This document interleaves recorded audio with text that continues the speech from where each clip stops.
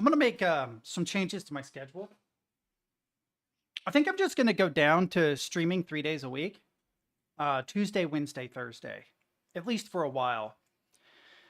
Um, Part of it is my health has not been great. I really like yesterday. I had every intention of streaming. I ended up in bed all day. Um, but part of it is also I've got some shit in the real life, in the real world that I need to figure out.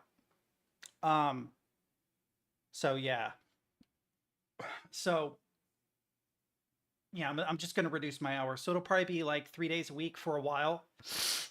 That way I don't have to feel so guilty about missing streams. You guys can just, like, okay, Tuesday, Wednesday, Thursday, probably from around 3 p.m. until 7 or 8 p.m. So 4 or 5 hour streams until I get some stuff figured out. And I am also going to segue into other forms of content. Maybe making YouTube videos and stuff. Because I spend a lot of my free time working on things that I either can't stream or don't really want to stream. And mostly you guys would probably be uninterested in anyway, but there might be someone out there who is. That's awesome, dude. You want to know something? So in my free time, I've been practicing sweep arpeggios because even when I played guitar regularly when I was younger, I never really could do sweeps, at least not well. If there was like an individual sweep in a song I really liked and I learned the song, I would learn it mostly. But yeah, it was like the one technique, that and gallops were like the two things I never really got very good at. Gallops, by the way, are like really short triplets, da da da da da da da da da da da da da da da da da. Anyway, like I even learned finger tapping and stuff. I probably, I swear to God, like when I figured out finger tapping, it was so easy, it blew my mind, and I would always use it to impress people because it sounds like. You start playing Eruption, people are like, holy shit, you're a god at guitar. And dude, it's so easy. So easy. But that's beside the point. Anyway, I never really like properly learned how to shred. I was never really a shred guitarist. I loved playing with weird time signatures. I loved writing riffs. So like I was a very riff-centric guitar player. I made cool sounding riffs. And that's because a lot of the music I listened to was riff based, like even Tool, as much as they have weird syncopation and weird time signatures and stuff, it's just really cool fucking guitar riffs, bro. As to be fair, System of a Down is exactly the same, right? He's not doing like crazy Van Halen type stuff. It's just really sick riffs. But I've been practicing sweep picking, and I am up to 640 notes per minute clean, which is insane. I'm playing at faster than 10 hertz. So like I actually was in my DAW before this and I was playing at around 600 and I was like, man, I can't believe I can play this. This actually sounds correct. The problem is when you get up that fast, the tempo becomes kind of hard to judge, because the notes are coming at you so fast, they kind of blur. So the da da da da da da da da da kind of disappears when you play that fast. So what I did was I drew out 11 notes because it was an 11 note arpeggio. I drew out 11 16 notes at it was, what was it? Hang on, I got to do the math. It was 160. So 16th notes at 160 BPM is 640 notes per minute. And then I played to it and actually watched the channel rack, the sequencer, to visually match up the notes as I played them to make sure I was doing it correctly. And as best as I could tell, I was. So I 100% was playing this 5-string arpeggio at 640 notes per minute, which is insane. I never thought in a million years I'd ever be able to do that. Even fucking come close. Dude, I knew that I was onto something when I maxed out FL Studio's metronome. I was playing and I got up around 500 notes per minute. And I was playing this major shape sweep arpeggio over and over and over. And I'm like, I think I can go a little bit faster. So I'm like, well, I was going in 25 increments. So I'd start at like literally like at 125, then 150, then 175, so on. So I go to punch in 525. It won't let you. It maxes out at 522. So there for a while, I was practicing this sweep arpeggio at 522 beats per minute because that was the max. And then I worked out like some napkin math, like, okay, well, this is kind of a cheesy way to do it because what I'm doing is I'm playing a note on every hit of the metronome at 522, but they're technically quarter notes. So if I treat this as 16th notes, I can divide the number by 4, right? So 400 notes per minute is just 100 BPM in 16 notes, 16th notes. And I'm like, oh, okay. So I reoriented it. And I actually have a special project literally just called sweep picking. And that's all I do. I go into the project and I just practice sweep picking. My minor arpeggios are not as good. I can only do those at about 400, and my diminished are the weakest. I can do about 300 diminished. But if you know anything about those 5-string arpeggios, the most popular voicings of each one, the major is 4 frets across. So you just move down. That's it. You just move down and back up. You're fine. The minor is 5 frets across. So your index has to do kind of a funky thing, which is why it's a little bit slower. Diminished is 6 across, which is why it's my slowest. So now what I got to do, now that I'm up to that speed, is I've got to start practicing my minor and diminished arpeggios and memorizing memorizing scales. So like I know I can play the C major scale all the way up and down the fretboard. But that's like the only key that I know all the notes for on the guitar. So I'm gonna have to like find others, right? Which to be fair, that's also A minor, so that's great. But no, that's amazing that you can play Chop Suey, especially as young as you are, because that is not an easy song. Chop Suey is actually kind of famous for how good its drums are. You really, really, really, really, if you enjoy it, like if you get satisfaction of it, keep up with it, because drums are probably the most technical instrument in rock. And what I mean by that is, I'm not trying to be hateful to bassists and stuff. Like there are like Jocko's fucking amazing, and Les Claypool is amazing, but some instruments have a lower perceived ceiling. Drums, there basically isn't a ceiling. I kind of feel the same way about guitar, but I think that drums are probably even more so than guitar, because with the guitar, I'm limited to my hands and my fingers, my arms, right? Mostly. A drummer can be playing 4 different things, one in each hand. And in fact, if you get real clever with drumsticks and stuff, you can double that for both your hands. So you're playing 2 rhythms per hand and then 1 rhythm per foot, which is 1, 2, 3, 4, 5, 6 rhythms at the same time. And if you start getting into weird time syncopation and stuff, you're going to be like that Esperanto guy. Here, let's check out American football really quick. Dude, I have had no issues with my sinuses until I got on stream. I swear to God. As soon as I jump on stream, it's like, oh, there's a booger like way up in my head. It's driving me. You know what? Hang on. Hang on. I got some nose candy that'll help. Hang on.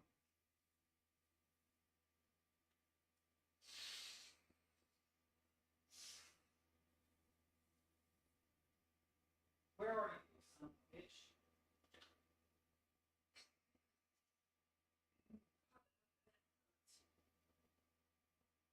Yes, go.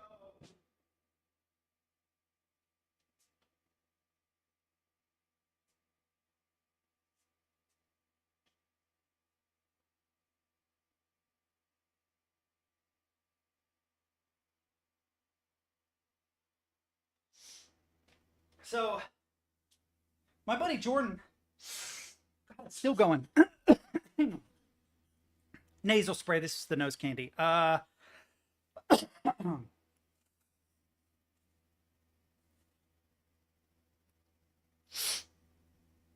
Never mind. It cleared itself. All right.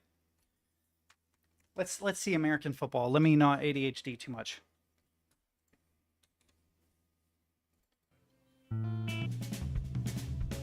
I've never heard of this band. Is it like that band that plays sports? Fuck, what is the name of that band? Biker Boys?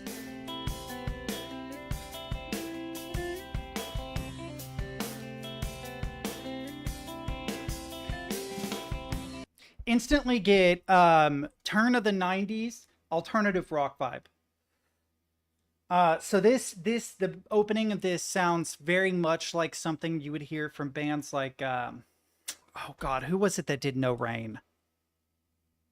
What the hell? Computer went weird. Blind Melon. It does. It sort of gives me Blind Melon vibes. If you listen to a lot of Blind Melon, you'll actually hear Blind Melon and Ethel Cain. I don't know who her guitarist is, but there is a song from Ethel Cain that uses like the same key and almost the exact same riff as Blind Melon's No Rain. Oh, is this? This is from 91? I've never heard of them, dude. 99. That makes a lot more sense, yeah. This sounds like a band who back in like between 91 and 94 were listening to like a lot of grunge and alternative. The problem is this was peak divorced dad rock. This was peak divorced dad rock era. That's the problem with the late 90s. That was like the Goo Goo Dolls and what was it? Third Eye Blind and like, you know, it wasn't until King of Leon or whatever that divorced dad rock got popular again.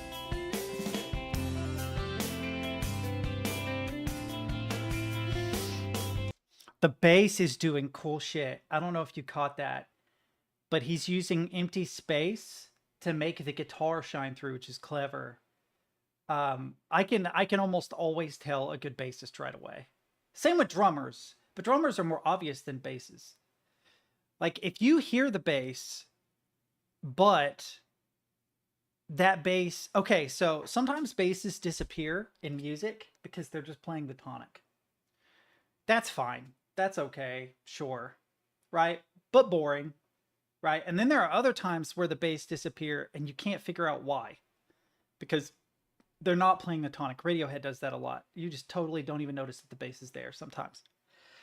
But in this particular case, he's playing it as a lead instrument and he's alternating between playing basically the tonic of the riff, which is the root note, and his own little riff, you know?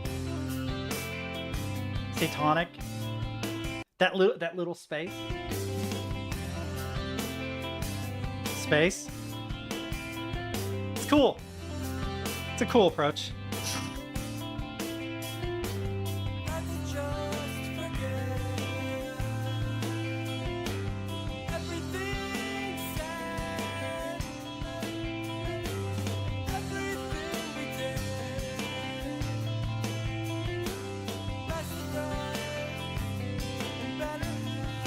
Dude, I don't know how I missed this band, but I did. But if this doesn't sound emo-y to me. My drink disappeared, shit.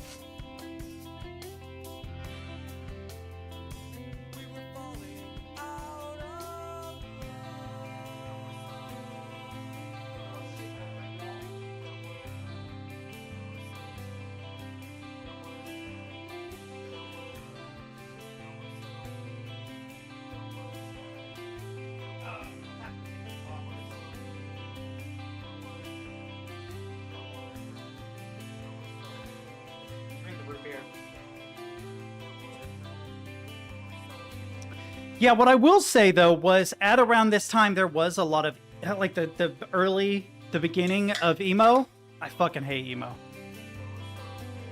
Like I have some fond memories about, I don't know, some Panic at the Disco and stuff, but it's associated with the people I knew, not associated with the songs themselves, because it's just not my vibe. There was this thing that happened where a lot of millennial music got whiny. So, like, legitimately, I have to get on to my generation for this. Why the fuck? Evanescence isn't even emo. Do you even know what emo is? What do you mean, Evanescence? That's not emo. That's just like symphonic rock. That's not emo. Emo has a lot more punk connotations to it. Yeah, Evanescence is not emo. You can tell because emo singers, I can't even do it. They always talk like this. I don't know why, but everything is enunciated real weird. And I cry at night. They all sound like that, to me anyway. But yeah, Evanescence is just like kind of symphonic rock, like sort of alt rock, I guess. They're probably closer to nu metal, honestly. But that's because they were forced to have that second vocalist on their one hit wonder, right? Which they had the rap guy in the background. Take me up. Save me. But no. He does have the voice thing though. And I'm not a fan of that style of vocal. So you're kind of right. It does sort of have an emo vibe to it. But calling this Midwest emo is weird because Midwest emo as a word wasn't created until like the last 5-10 years. So for a song from 1999 to be called Midwest emo, like it may be an accurate description now, but no one was calling it that then. This was just alt rock. I can't judge you for that though, because metal does that. Metal, like they like in retrospect, Motley Crue is a hair metal band, right? And then like Judas Priest would be like a power metal band. You see what I'm saying? And then like early Metallica was a thrash metal band. I like math rock. I can't do emo because it's too whiny. Like, I don't mean sad. I mean whiny. Sad music is fine. I fuck with sad music, bro. But whiny music, it's got like a teenage angst to it.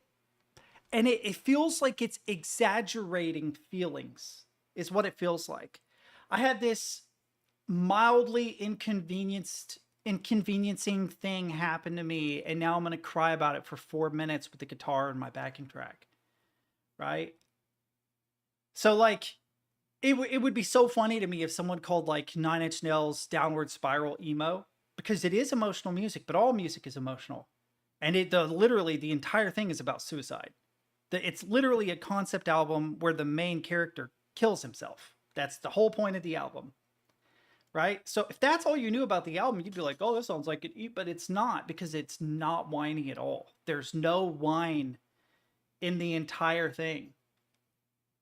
Instead, the feeling is more of a resignation of defeat, a realization of the futility of continuing to exist, and the hope of being freed by ending your own existence.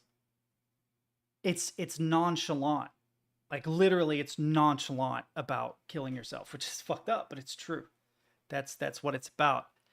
And so I think about that a lot because I've even when I was a teenager and there were a lot of these emo bands going on, I couldn't really pinpoint what it was that I didn't like about them, but I didn't. I was not a fan, really.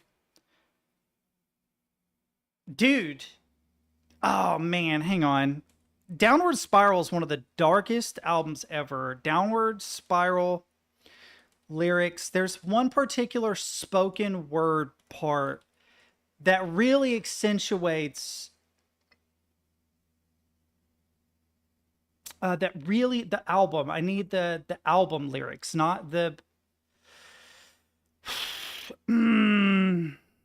God. Okay. 9-inch nails. So much blood for a tiny little hole. What was the song? What was the song? Yeah, so here it is. Everything's blue in this world. He couldn't believe how easy it was. He put the gun into his face. Bang. So much blood for such a tiny little hole. Problems do have solutions, you know. A lifetime of fucking things up in one determined flash. Everything's blue in this world, all fuzzy, spilling out of my head. The deepest shade, all spilling. He couldn't believe how easy it was, the deepest shade of mushroom blue. Everything's blue in this world, a lifetime of fucking things up, fixed, a lifetime. The deepest shade, all fuzzy, spilling. This is literally what's going through the person's mind after they've tried to, well, they've successfully killed themselves. They're in the process of dying. Yeah, the whole album is about this character. That's what the album's about. There is no whine here. At no point is he whining. It's incredibly dark material, right? It's incredibly sad. But there's no, like, my life's so hard, my mom wouldn't let me go to the dance. And so that's what I was listening to going into high school, and I'd have these friends that would listen to emo music, and it felt so much less. You know what I mean? It felt so much less. It felt like inauthentic or too teenage angsty. It didn't feel like there was any authentic despair. It felt contrived, I guess, like some contrived, inconvenience was what they were. And it worked, to be fair, because a lot of teenagers, they didn't have a lot of bad happen to them. Maybe they didn't get asked to the dance. Maybe, their mom said something untoward toward them. And that was the thing that they had to worry about. And so they really empathized with the emo music. But yeah, this is okay. What I'll say is, if this is 99, this is like the earliest of emo. And I think you're right. I think this is emo because he has the vocal, like the parlance, the dialect or whatever of emo music. But man, I really don't like that dialect. There's so much of that when I was a kid. Panic at the Disco was probably the most popular one when I was in school. Literally this fucking song. This and there was one other.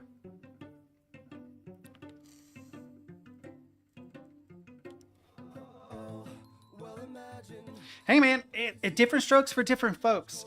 I was listening to that album when I was 13 or 14 years old. That and The Fragile, loved it.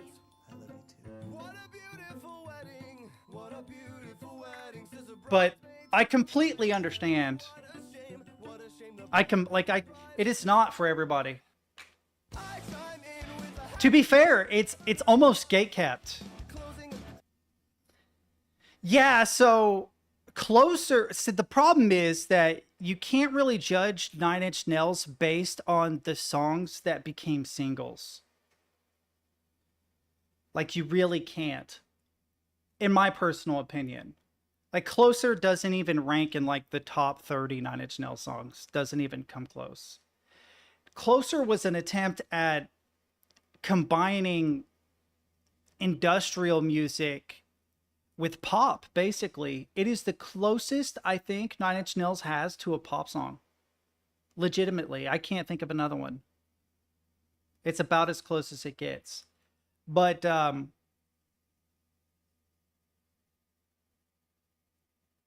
I don't remember what Closer was even really about. But yeah, no, it's definitely not for everyone, dude.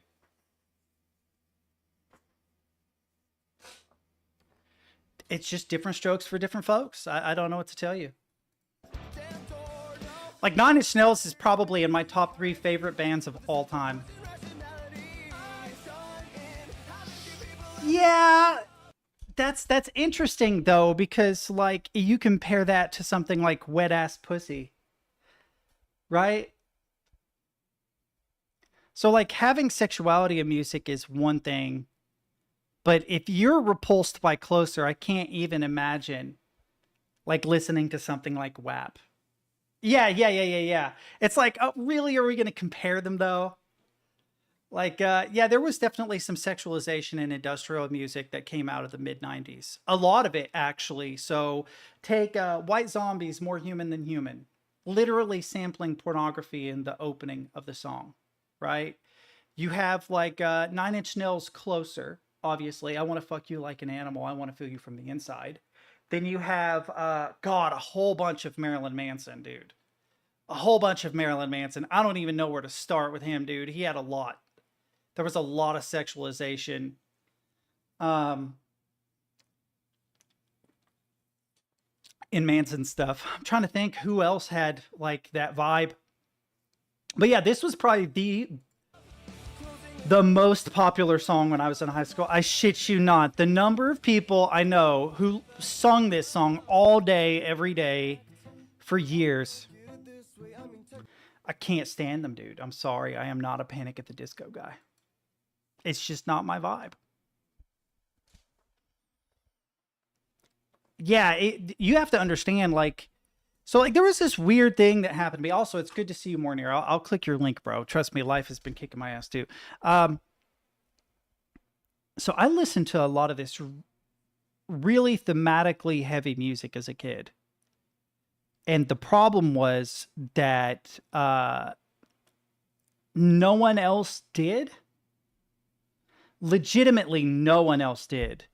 The closest I could get were some people that enjoyed Tool, but that was it.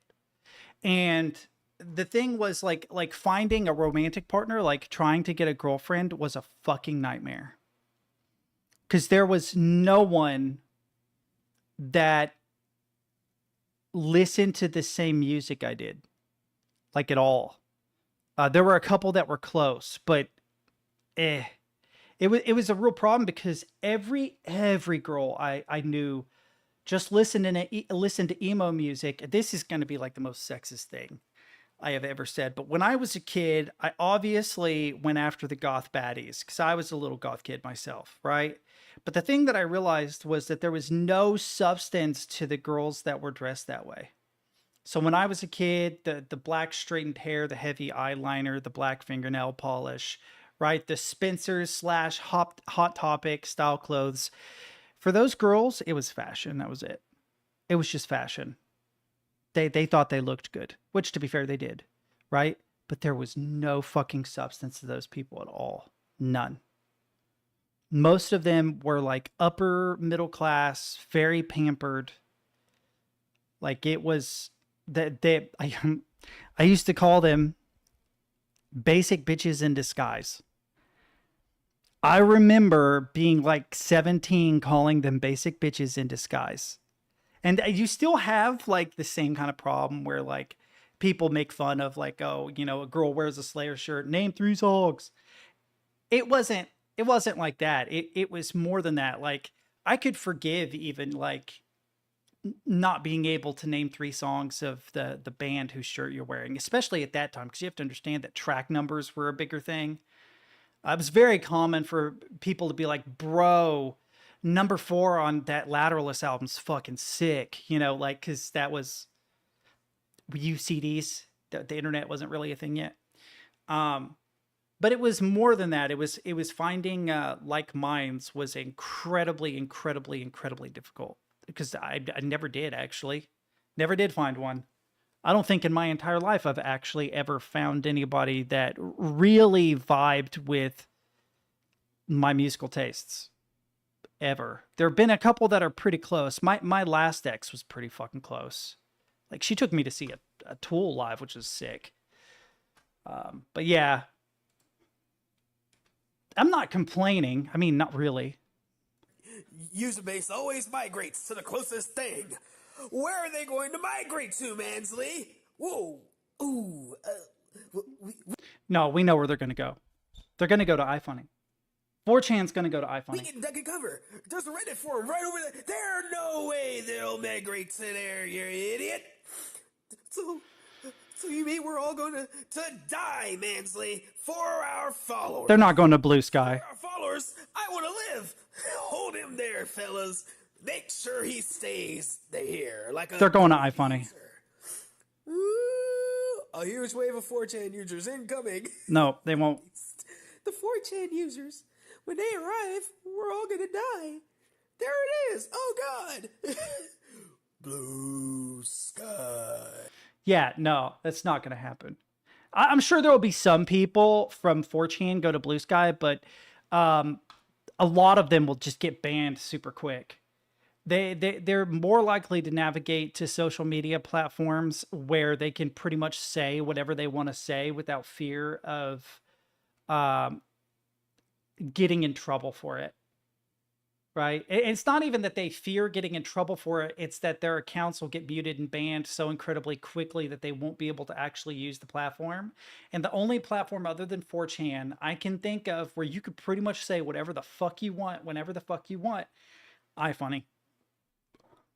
1,000,000%. I would be amazed if they didn't like all migrate there.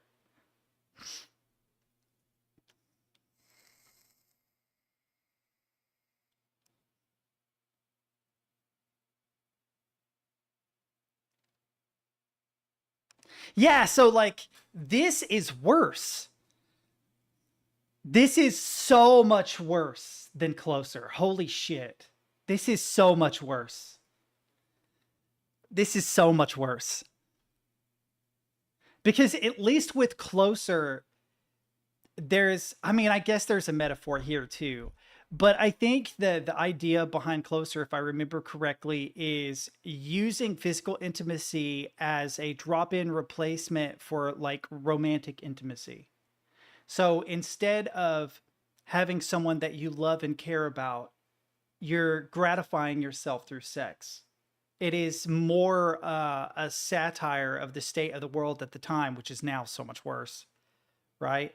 I don't know what the metaphor here is, but if I ever have to hear drip, dip, drip in a fucking song, I'm going to lose my mind. I don't think I've ever listened to this song, bro. This is way too much. I piss on your face like I'm piss, piss, piss, ka. Bro, so much worse. If you vibe with this song, but you can't handle Closer, ugh. Yikes, my guy. Damn. Come to the cabin on the back of my truck. And Bro, I have been really thinking about this. 7 hours of accounting, doing next to nothing progress, found one of the 17 missing bills in first 6. Meanwhile, tasks to be done, piled up, no pause. Dinner was my breakfast, also my first drink of the day. We'll head back tomorrow. Dude, kind of the assassin incel statement, kind of, yeah. I've thought about this, right? Like, so I dated a lot of girls in high school and in my early 20s. I pretty much didn't date in my later 20s, mostly because I couldn't actually connect with anybody. I had a really hard time connecting with people. And dating Alex was sort of a last ditch effort. It was like, well, here's this person that I have a lot of history with who has a somewhat similar taste in music, although not exactly, but who has a good head on their shoulders, right? But the problem is, and I could be wrong. I'm sure a lot of it was just I'm insufferable if you stay with me too long, which is absolutely fucking fair because I can be insufferable 100%. I'm aware of it. But the only way to not be insufferable is to not be honest. Do you know what I mean? Like, I have to sacrifice honesty and authenticity to avoid being insufferable sometimes because I'm not a very happy person. I'm just going to be honest. Um, but yeah, it didn't work. A big part of it was probably that she would maybe disagree, but that I couldn't signal future wealth because when we started dating, I had a well-respected position and my money went a lot further and we could afford to do things. And then I, at one point, was literally living out of my car and like hotel rooms and stuff. And I think that was the straw that broke the camel's back. Um, you know, I don't want to go too deep into that, but yeah, I have a real hard time connecting intimately with people, and I always have. I've always been kind of a loner. I'm not like sad about that really. It's just what it is. There's a person in my school that is as much of a music nerd as me, but they're a guy. Is that a sign from the gods? Maybe, bro. Boss sent some missing documents last year to a no profit as proof that funds have been used. The originals. Oh my God, that's insane. Why did he send the originals? Yeah, in my case, my rent has gone up. They fucked up my address on my updated W-2, so I'm gonna have to file any fucking way. And I know this sounds weird, but a part of my problem is a little bit envy. So my friend split up with his girlfriend, who's a narcissist anyway. But like, he was complaining to me about rent going up $25. And I'm like, dude, you made $10,000 more than I did last year. You've got like a brand new car that your boss bought you. You're making close to 50K a year, right? You've cut yourself free from the narcissist who is blaming everything on you and ruining your life. You have a cushy job where you make really good money. In fact, you got a raise. Dude, cry me a river, bro. I love you, but cry me a river. Come on, man. You're fine. It's a minor inconvenience. And I said, if I'm being honest, if I made 10K more a year, I wouldn't be living here. I'd live somewhere else. He's like, yeah, but it's cheap. I'm like, I get that. But yeah, I wouldn't stress. It's like $300 a year or something. But no, I've got some shit in real life I've got to figure out because streaming is getting hard. So I'm going to change my schedule for a while. I'm going to just be streaming 3 days a week, Tuesday, Wednesday, Thursday, for the foreseeable future. I might come back to it more often, but first off, I'm sick like every fucking Monday, but also I need a day off to just get shit done. I think I might, well, I need to get a different job. The problem is it's going to fuck up my schedule. And then on the flip side of that, schedule's kind of more important because it allows me to invest in other things. So like, let's say I do like the fucking van life thing and I get like a van, I drive around the country. Being off 5 days a week makes that a possibility. If I work 5 days a week, I can't do that. You see what I'm saying? And it's like, yeah, but is that really going to work out? I feel like I'm going to end up sinking like $10,000, $15,000 into a van, which is going to take a long time to accrue. Doing it and for nothing. I mean, I'll get to see a lot of cool stuff, but as far as like streaming and making videos of it, no one's going to give a shit. No one's going to care. There's not going to be any like long-term benefit from that outside of the experiences I accrue. So yeah, give me a minute. I've got a lot of links. I'm way behind in chat. I think the fact that MC Ride is screaming in my ears so it's unintelligible.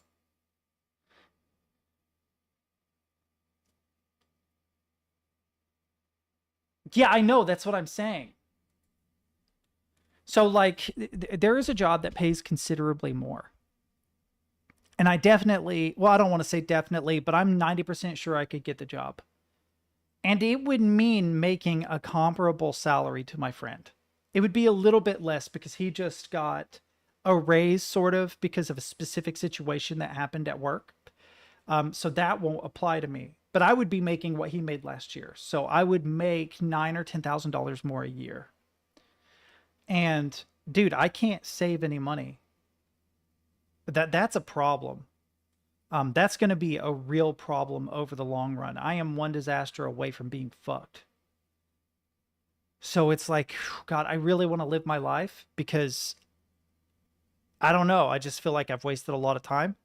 But at the same time, I'm not like I can't afford to live. It's fucked up. It's just the whole thing is kind of sad because I'm trying to figure out how to actually do things that I enjoy and survive. And it's really hard because the choices are either or, not both. So do I want to survive and save money so that I'm not a disaster away, right? From being homeless or whatever? Well, that means I have to sacrifice everything and take a job where I'll be working 5-6 days a week, blah, blah, blah. Yeah, so I don't know. Well, I'll figure it out, but the only way I'm going to figure it out is if I spend more time with myself trying to figure it out. I'm not going to figure it out on the internet. McHenry was bitten by a rabid fox while running through Capitol Hill in 2022. He did not publicly mention the incident until months later, commenting, "I didn't want my Wikipedia page to say, and he got bitten by a rabid fox." If he was bitten by a rabid fox, did he die? Because he had to have immediately gotten a rabies vaccine. If he didn't, it will kill him if it hasn't already. Motherfucker, you think I'm a cartoon villain? Use tricky plans and schemes to get my way? Dude, they need to ask this on every resume, though, to be fair, because there's always one. Wait, no, I want to see this Instagram post. Today's video topic is going to be about the most important piece of equipment in this entire build for making living out. I wish I could go full screen in Instagram, but they won't let you do that, dude. It's the most annoying shit. Because this is what Instagram looks like at 100%. What do you mean I can't go full screen, dude? What do you mean I can't go full screen? What? That's so crazy. I have to go to 200% to watch it. Like this, not only beautiful, but comfortable. I miss the desert. That is the air conditioning system, guys. So this right here, nice cool air on demand, is my 5,000 BTU AC unit, guys. And this is hooked up exclusively to a solar-powered electrical system, meaning that all of the power required to operate this comes from the solar panels on the roof. So I actually... Heating and cooling... Wait, will it pause? Yeah.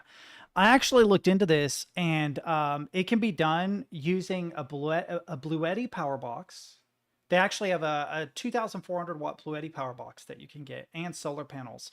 That means that you don't have to do really any of your own electrical wiring. It's literally, you plug the solar panels into the input. It has a series of outputs that you can plug your devices into. It can operate microwaves and air conditioners, which is insane, because those draw a lot of power. So I actually looked into this. There is I'm probably not going to get it, but there's a church van with like 67,000 miles for 3,500. I thought it was 5K. It's 3,500.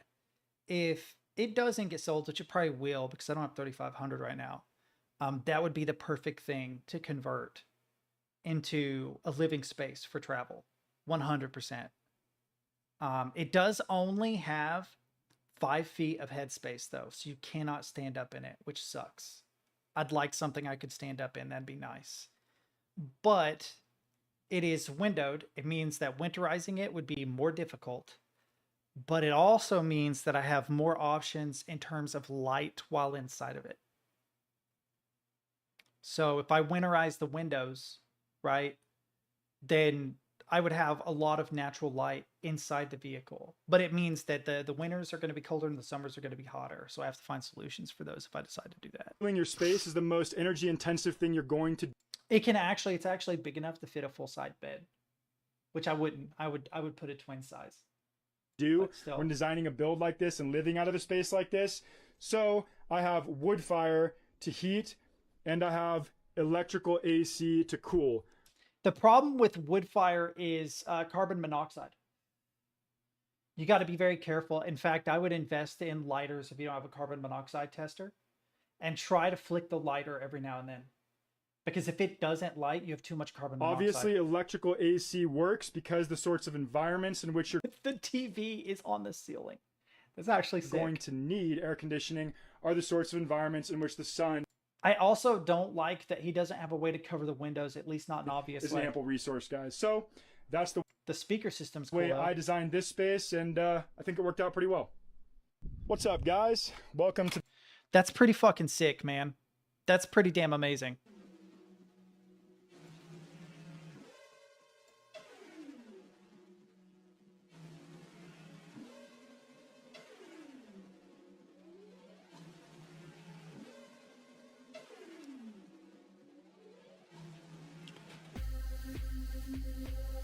Can't know what I'm about to do.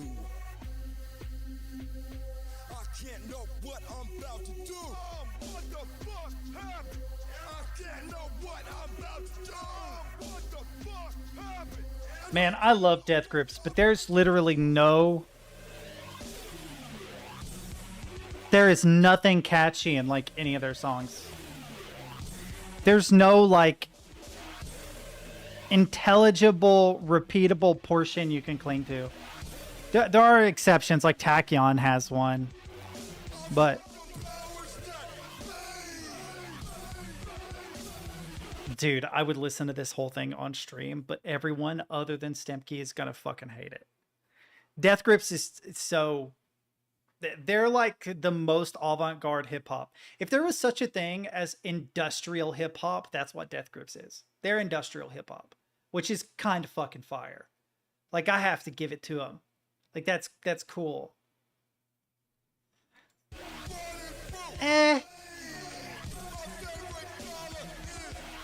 The drums are very punchy.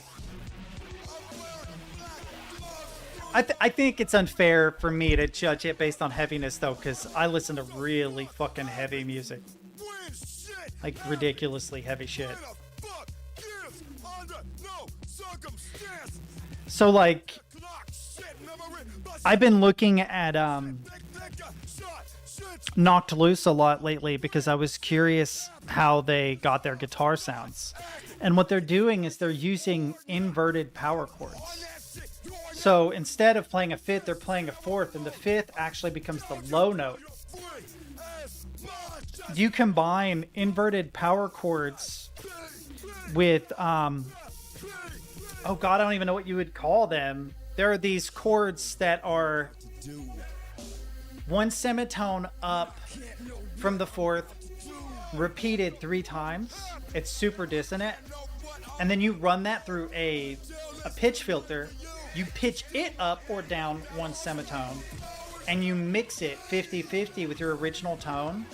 It is the most absurd sounding guitar thing I've ever heard. But I absolutely vibe with it because I like heavy music. I wonder if I can actually find that Rob Scallion Knocked Loose video so I can show you what I'm talking about. Rob Scallion Knocked Loose.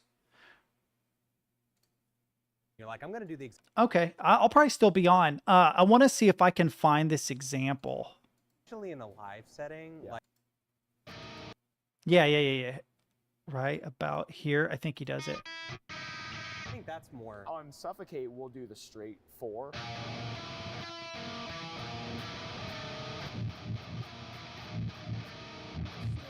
wrapping my head around that. That's so disgusting. That is so unnecessarily disgusting. It's like anti-music theory. Legitimately anti-music theory. I don't know how to explain it. It's worse than tritones, which it breaks my head. This is, of course, being recorded in a live setting. If you actually hear it on the record, it's like, what the actual fuck? What the actual fuck? They also do these cool, like, octave riffs, which is something I've always done. Like, I've legitimately always done this one particular thing, which is where you play a power chord, but you remove the fifth. So you're just playing 2 octaves of the same thing. But they do it on a low A string, and it sounds fucking disgusting. It sounds so disgusting. So it's just fucking inverted power chords, tritones, these weird straight 4s like he was just talking about, with this weird pitch filter on top of it. I wish I could demonstrate how disgusting it is, because you don't hear the pitch filter there. I did it earlier today just to see. I was like, what the fuck is he talking about? So I played a straight 4, and I ran a splitter. So I had 1 clean tone and 1 tone that was pitched up 1 semitone. And then I played those straight 4s, and it is the most disgusting sound I have just about ever heard in my life. In fact, the way that he treats guitar is like it's a percussion instrument. And I respect that.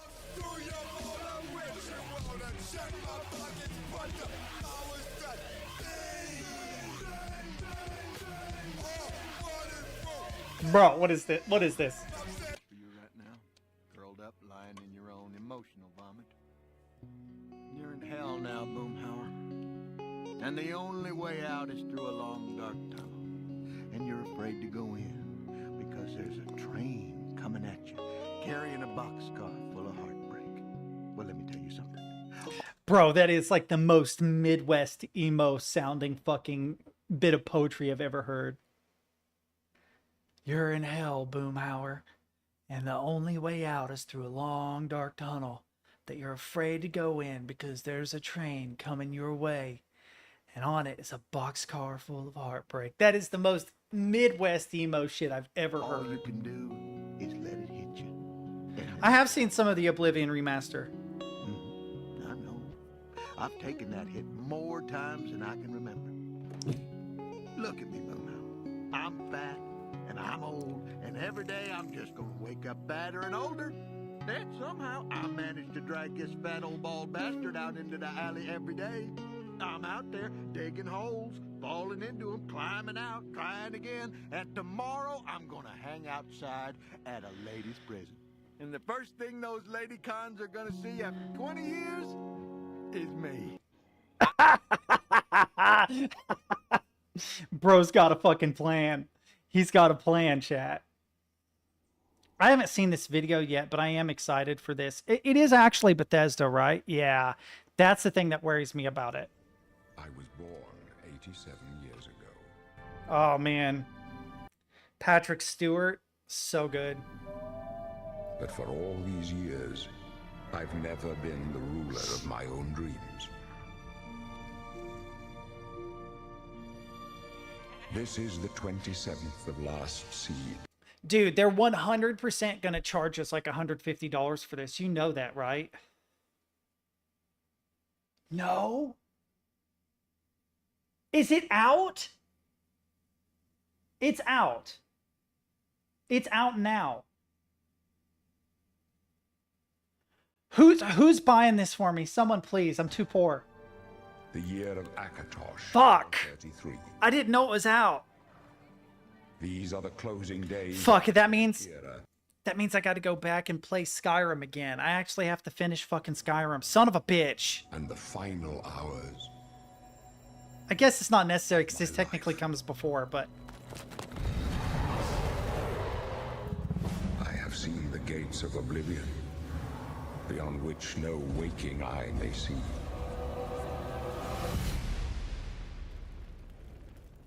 This is only the beginning. Worse is yet to come. how's it rated? Very positive. Fuck! Looks clear. You guys think I should play this on stream? Do you think I should stream this? I would stream this. Because we could concoct builds together. Who now will save us from the coming darkness?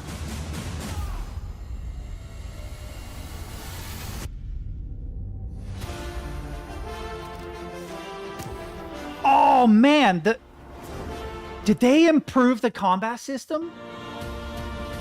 Dude, here's the thing. Here's the thing. Game's going for like $110 right now. Right? So when I saw 60, I'm like, fuck, this is a sale. I'm not even kidding. Like, that was my first thought, was like, wait, this is actually like on sale. That's insane. That makes no sense. Why is this so cheap? I get that $60 is a lot of money. Trust me, I do. I can't afford it either. But God, man, games are so expensive now that $60 being a deal, that's so sad. Here you must find your own path. Remember the Emperor!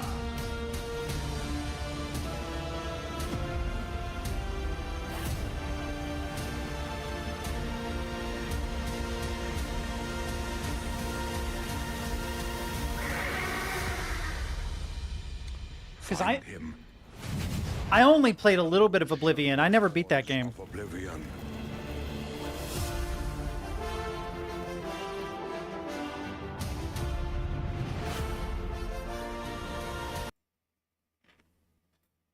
Fuck! Hang on. I need to work on stuff in real life, bro.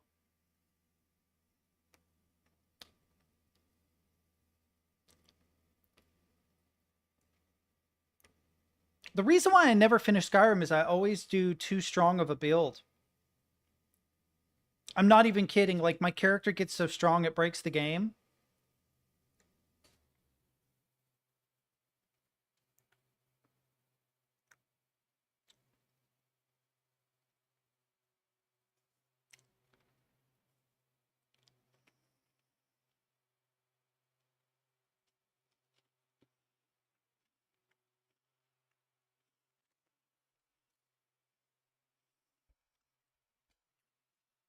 So I'm tempted to get this, stream it, and then play and stream Skyrim with the help of chat. I might actually do it. I might actually do that. That sounds like a lot of fun. The problem is I'm doing things in real life and I know this is going to be a time sink. I'm going to be existing in the Elder Scrolls realm for fucking like a year or something, which worries me a little bit.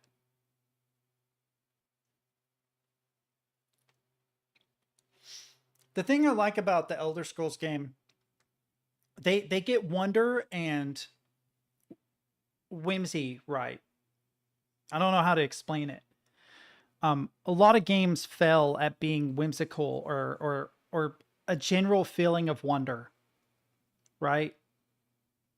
Like Black Shard worked because it had a feeling of wonder to it. So did a lot of the Myst games. There was a feeling of wonder, not necessarily whimsy, but wonder.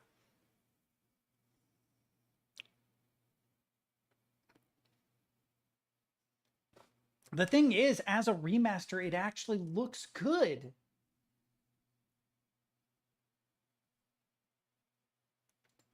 Like it actually looks good. If these are not just in-game cinematics, but the gameplay actually looks like this. If the gameplay actually looks like this, like, dude, it looks good. Fuck. I hate you, actress. There is a deep-seated personal hatred between the two of us now. You're welcome. Man.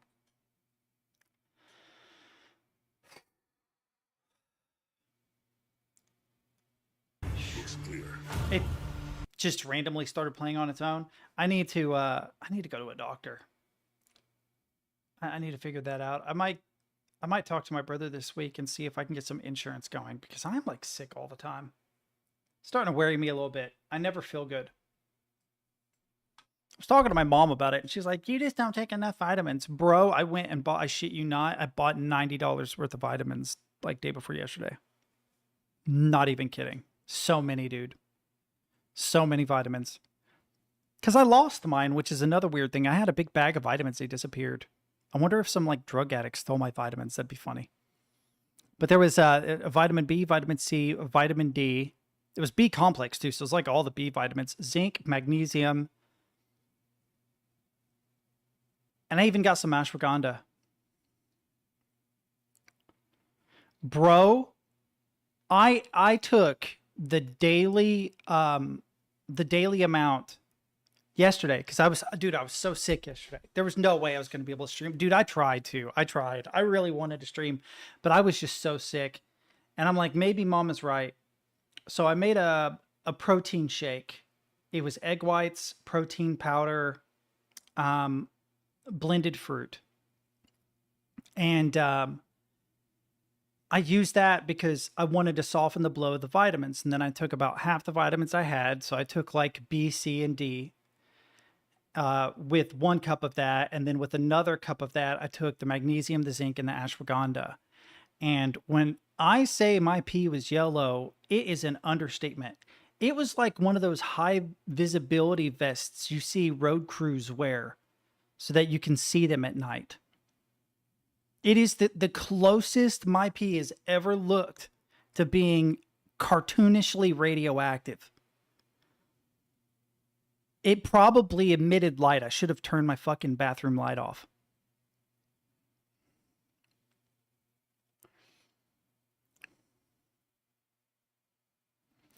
Yeah. No, I was looking at the daily percentage on the bottles. And if there was an instance where it only supplied me with like 100% my daily value, I would take 2. So I took at least 200% of everything I was supposed to take. Because to be fair, you only get like 10% or something. Realistically, I would need to eat like 10 at a time in a lot of cases in order to get the right amount. But I can't do that with B. There's something in the B vitamins that really upsets my stomach. I have to be careful. That's why I made the protein shakes.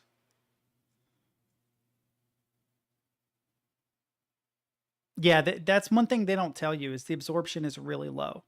So, you know, if you've got like 2 bottles of vitamin C and one says 100% your daily value and another says like 455%, get the 455%.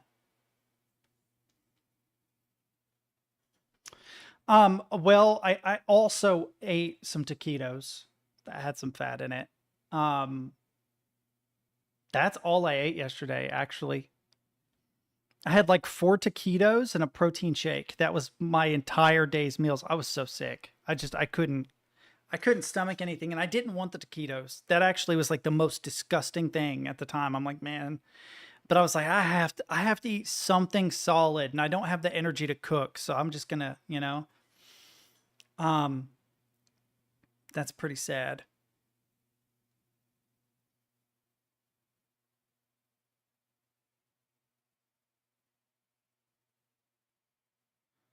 So short question, my dessert might have been slightly off, and what could the symptoms? Okay, so it really depends on what the problem is. If the dessert had lactose in it and you have lactose sensitivity, you're going to have diarrhea, right? Generally, if it's really, really, really bad food poisoning, you can usually correlate how bad the food poisoning is to how quickly and severely you get sick. So if you eat something and within 15 minutes you're puking, you've got a really bad case of food poisoning. Like straight up, your body says, no, dude, we're evacuating this now. Most cases of food poisoning are the butt because it takes a while for the offness to make you sick. So your body tries to evacuate it after it's already started to digest it, and then you get diarrhea, which is lovely. But it really depends because there are things like, so like, yeah, what is your reaction? Right? Is it a stomach-based reaction, or are you like getting hives? If you're getting hives or weird swelling or something like that, that's an allergy. It's also possible you've developed an allergy to something in your dessert, like nuts. Irritated tongue? Weird. What the fuck was the dessert? What was the dessert? Was it a cold dessert? Was it like an icy thing? Because do you have an irritated tongue from a cupcake?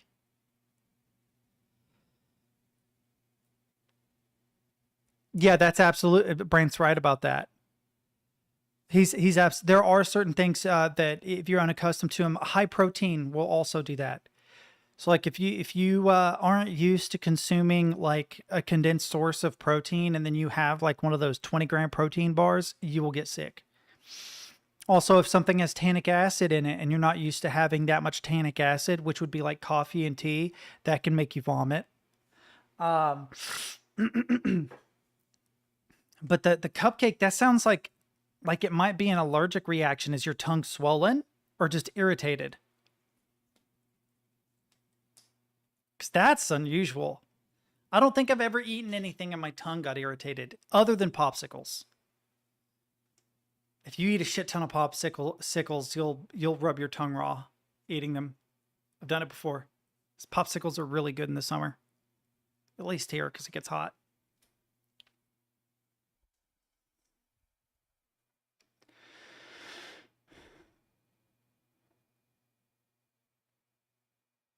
Oh, that might not be anything. That can just be like a swollen taste bud. Sometimes that happens. Like get little sore spots on your tongue. Is it like bumps on your tongue? They feel weird, right? Because your tongue is super, super fucking sensitive. So if you have anything that's even a little irritated or inflamed or any, like it feels super noticeable, because believe it or not, your tongue is hella sensitive for obvious reasons, right? Like it needs to be.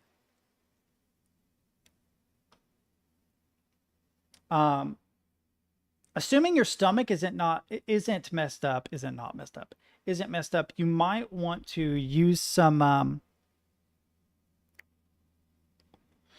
I mean, honestly, if the irritation remains for an unusual amount of time, say like a couple of days, and it's really bothering you, you could talk to a doctor.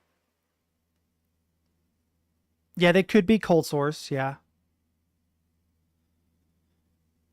They also can be canker sores if you're not brushing your teeth well enough. It could also be, I have honestly had like swollen, inflamed taste buds for no reason.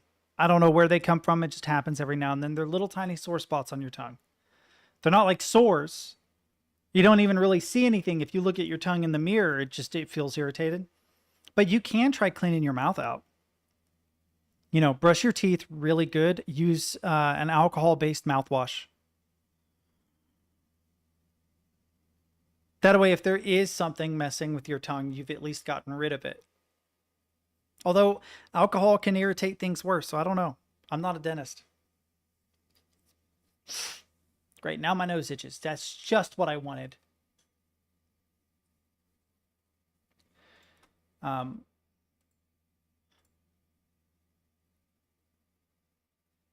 Yeah, I only use alcohol-based mouthwash. My ex said the same thing that you just said. She hated it. I couldn't stand her mouthwash. I could not stand it. Every time I ever had like a sore something on my tongue, I would brush my teeth really good, and then a small cap of alcohol-based mouthwash, Listerine. I actually like the brown Listerine, the hardcore stuff. And I would rinse my mouth out really good with that, and then I would rinse my mouth out a second time with just water. But if you really don't want alcohol-based, another thing you can do is you can get hydrogen peroxide. And the little cap that comes on the hydrogen peroxide, fill it up with a little bit of hydrogen peroxide, toss it in your mouth, and then grab like a handful of water, suck on it, rinse your mouth out with the hydrogen peroxide and water, spit it out, and continue to rinse it out until you don't taste the hydrogen peroxide anymore. And you'll know that you've got something going on if it gets real foamy. I've rinsed my mouth out with hydrogen peroxide before. I've also cleaned my ears with hydrogen peroxide, which is something not a lot of people do, but you can. You can put a cap full of hydrogen peroxide in your ear, and then you just you count to like 10, and then you over the sink, let it drain out, and then you use a Q-tip to dry it out real good. My dad taught me that because he used to be a swimmer. He used to do it to prevent swimmer's ear. And boy, if you want to clean your ear, it'll fucking do it. It's crazy. You'll have the cleanest fucking ears ever. Man, it's really weird. I visit, the Vatican one time and shit goes to pieces. I just saw a video on here that looked cool. Oh, yeah. I've been watching Lucy Darling lately. She has got to be one of the funniest fucking women.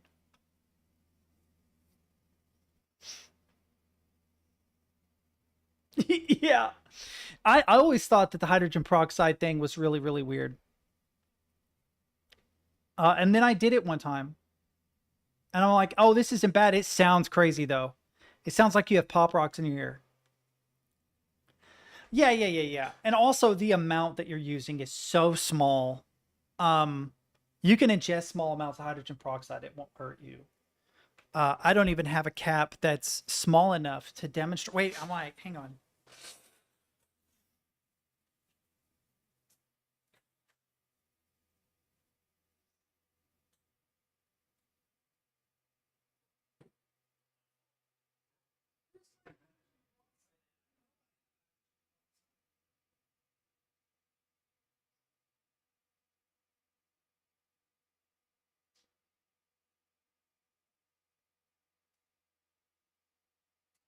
The closest I have to the size of what I'm talking about is like a contact case. It would actually be less than this, but this is shallower.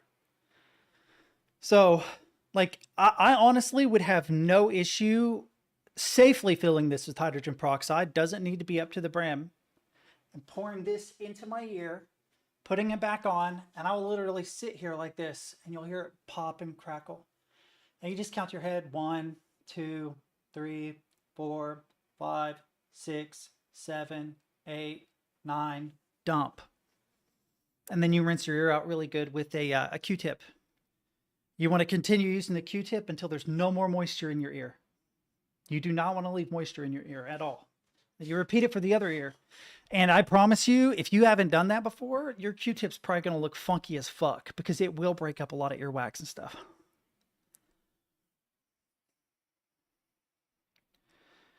I am actually allergic to bleach. So I can't do that. I can't touch bleach. I can't have anything to do with it. Unfortunately, the reason why I started developing hives is because it was an irritant before, but I mixed a little bit of bleach and water in my sink to sanitize dishes. And then I washed those dishes, broke out in hives that weekend, and I've had hives ever since if I come into contact with any strong cleaner, but especially bleach. My hands will swell up and become unusable. I cannot touch bleach, not even in small amounts. I don't use it for my clothes. I don't use it for, I am like, it would have to be an incredibly, incredibly small amount. Like a cap in a fucking 100-gallon drum would maybe be okay. But I am very sensitive to bleach. It's crazy how sensitive to bleach I am. It sucks that that happened too, because I exacerbated it and now it's terrible. I cannot handle it even a little bit. It will fuck me up. I have a hardcore allergy to it. And it is so painful. Because you break out in hives, but the hives aren't visible at first. You just have pain in your hands. You're like, what the hell's going on? And then your hands swell up and you're like, fuck. Okay. But no, I actually thought of you, Brant. Do you know who Lucy Darling is? I don't know why, but when I started watching Lucy Darling, I'm like, I have a feeling that this is the kind of show Brant would go see. It's a comedy show. But she honestly is funny as fuck, dude. At least to me. I find her shit absolutely hilarious. Mel, darling, what do you do? Oh, I have no audio. Jury consultant on capital murder cases and a professor.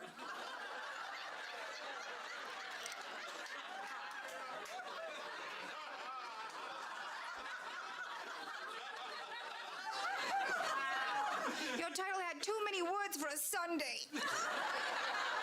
Okay, Mel, you have to help me. We're gonna start from the beginning. Okay, so you are a little bit at a time. Help. Jury consultant Jury consultant. So you consult for juries on capital murder. capital. What's a capital murder? You just murder with the big letters?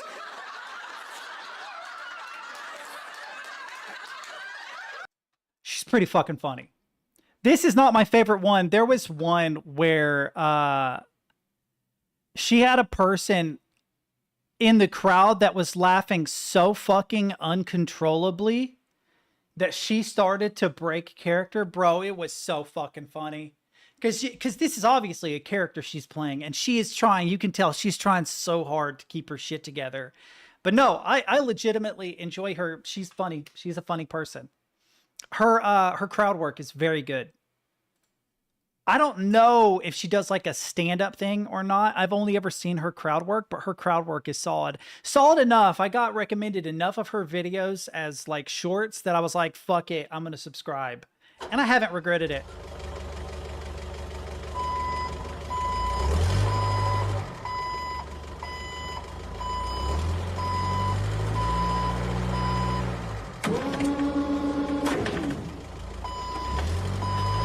Dude.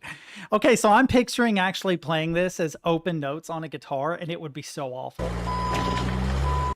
Like just these two is fine. It's when you have to play in the middle that it gets weird.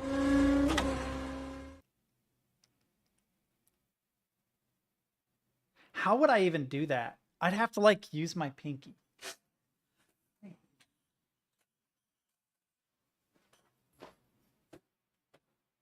Okay, so this is in drop A, right? So this is a B string, which is problematic because it means I can't play the open. I'd have to do like this so that they're, yeah, so that they're both B. So hang on. So he would be, you'd have to tremolo pick the low E, but then the high E is not in any kind of like time subdivision that's normal. So it's not like 4 and then 1.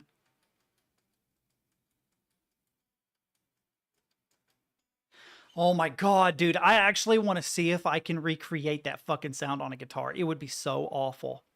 It would be so awful. It would be so awful. Because it doesn't, there's not a time signature there, you know? So like usually you subdivide shit by 4. Right? So if you play one string fast and one string slow, you might play, you know, the fast string 4 times for every one string slow. But no, it'd be like some weird subdivision, like you have to play the low string 11 times and the high string, you know, 2 or something. Mira, padre, es una vergüenza, hijos de su perra madre. Mira, mira, hijos de su puta madre. Mira, padre, en su puta madre, perros. Bro, all he's doing is cussing. All he's doing is cussing. I know mostly what he's saying. Pute madre, you know, motherfucker. Ayura. I don't know what he's saying there. Perra madre. Perra madre. Perra madre. I can't do the roll correctly. But it sounds like bitch mother. Perra is bitch. It's female dog. Madre is mother. Mira, look. That part I kind of understand. He said, look at this motherfucker, is basically what he's saying. There's motherfucker again, puta madre. Perros. Wait, what?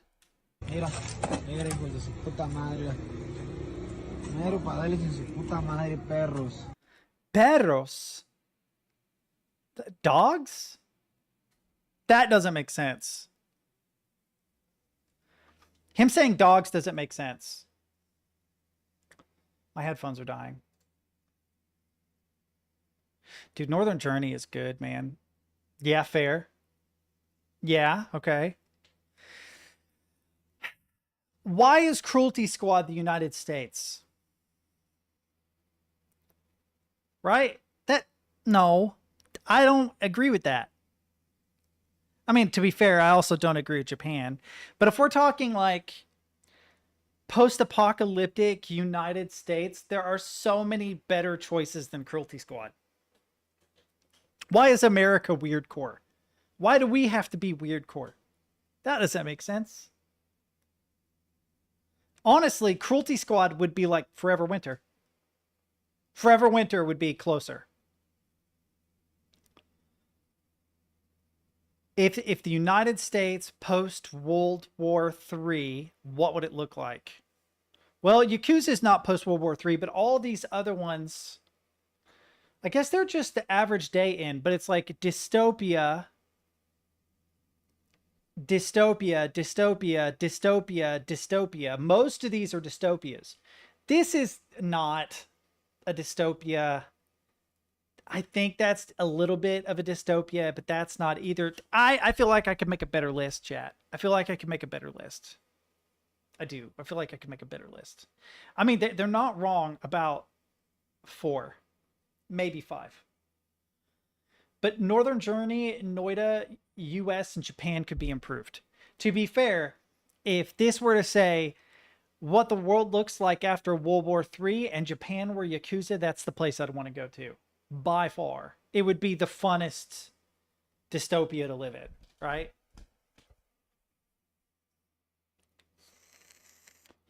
Yeah, like, if you have to pick one of these worlds to exist in, you have to live for a day in one of these worlds.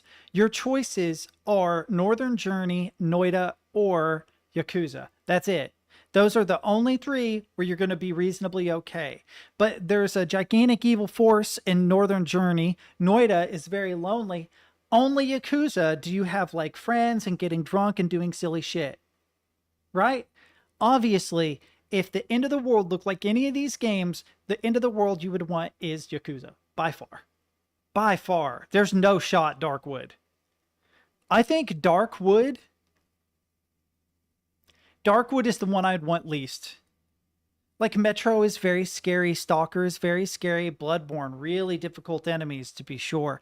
But you're just an average person in this world, right? Assuming you're not the protagonist, right? If you're the average person, if you are the average person in these worlds, you've died of hunger, you've been torn to pieces by monsters, you've died due to radiation, torn a piece by monsters, maybe, because there are actually there is civilization in this game, so you might be okay here.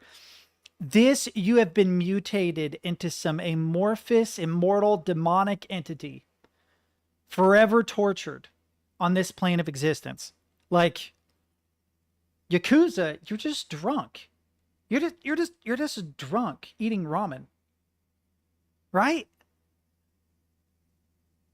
This is the best of them. Well, also, what's up, Nats? I've been thinking about you, man. You doing good?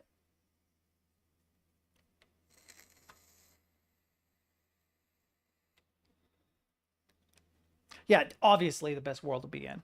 But dude, you shouldn't have bought. You should Aptris, you shouldn't have bought it, dude, because now like I'm like, fuck, maybe I should buy it, right? Maybe I should get the Oblivion remaster. Hey, dude, my life sucks right now, so maybe that's why I'm thinking of you. That's kind of fucked.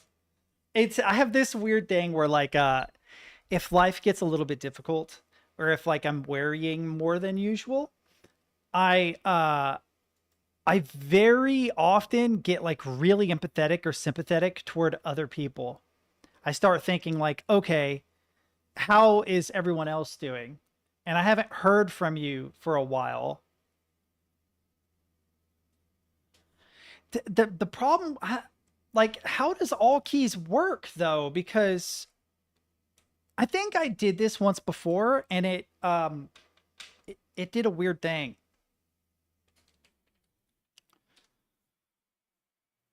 All key shop. Okay. Oblivion for 41. Is this the deluxe version? Oblivion remastered CD key. Hang on. Everything's being weird on my computer today. Nah, this is the base version. Yeah, okay.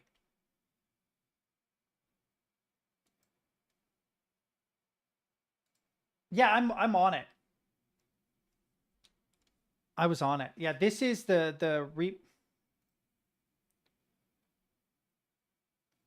I'm not permitted to view this at this time. Well, anyway, I was here.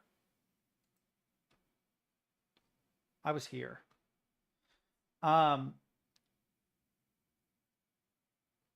It's just a shame they don't have the deluxe because it is a game that I would definitely get the deluxe version. But honestly, for 41 bucks is not bad. What's up, Crimson? Hmm.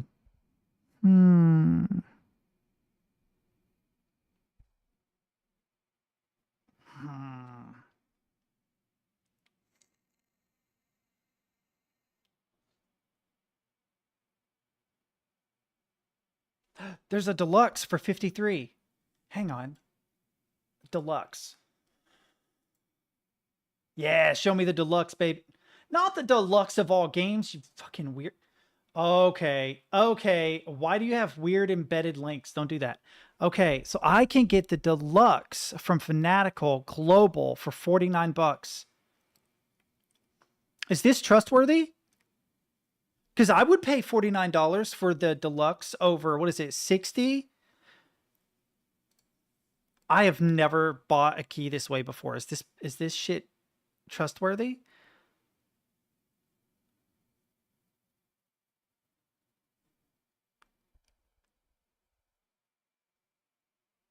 Wait, what is this? Dude, I don't know why your links break, but they do. Your links break. They don't work for me. It's so weird. It's so weird that that happens. So what I do is I buy the key. So I buy the key from here, and then I enter the key into Steam. Is that how it works? Is this trustworthy?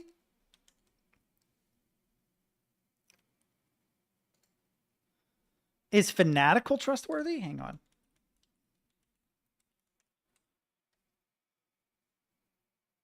Yes, they are. I spent over $100 there over the course of 3 days on so okay. Nice. Yeah, so according to Reddit, they're pretty solid.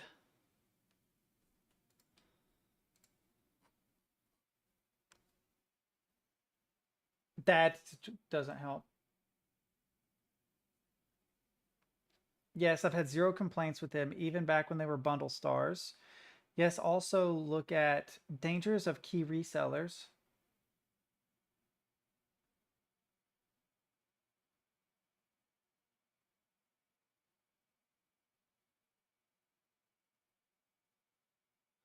Ah, there's no way of verifying. So the most dangerous possibility is that the key doesn't work.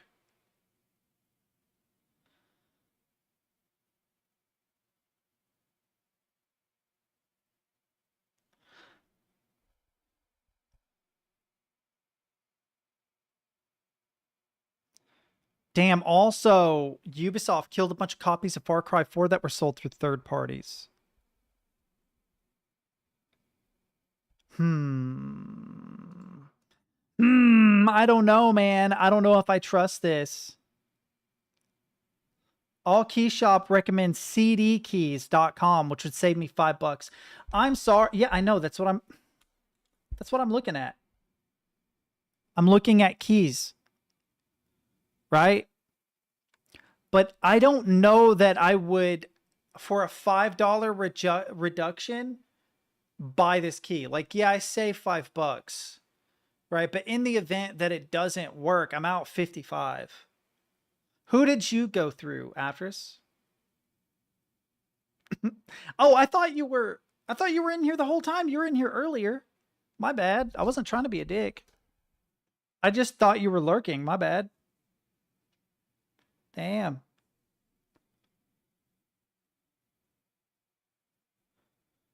Game Planet US is where you went through? And it worked?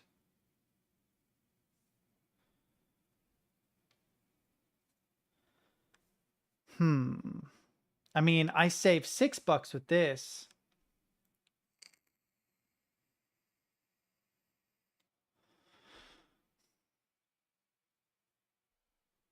Yeah. Yeah, I understand where you're coming from, but the remake does actually look really good. And honestly, I enjoyed Schedule 1, but it does get repetitive after a while. But it's like, if you guys understood how many times I bought games to stream them for you guys, and they were games I had no interest in, $60 for a game I actually have interest in doesn't seem so bad. Not like trying to be a Debbie Downer or anything, but it's true. I've definitely spent more than $60 on games that I don't personally have any interest in. You know what I mean? My biggest issue, might just wait for it to go on sale. My biggest issue is that it's going to be a gigantic time sink. If I get the Oblivion remaster, because I never finished Oblivion the first time, it's going to be my life for like 3 weeks. I already know that for like the next 3 weeks, you're not going to be able to peel me away from the computer, which is unhealthy. And I don't think saving $5 or $6 is worth going the key route. If it were considerably cheaper, maybe. But I think I will just sit on it and wait to see if there's any kind of sale for it. The problem is that if I were to stream Oblivion right now, it might catch a little bit of traction because it's new. But then again, I bet you that particular category on Twitch is full at the moment. There's probably a bajillion people playing it.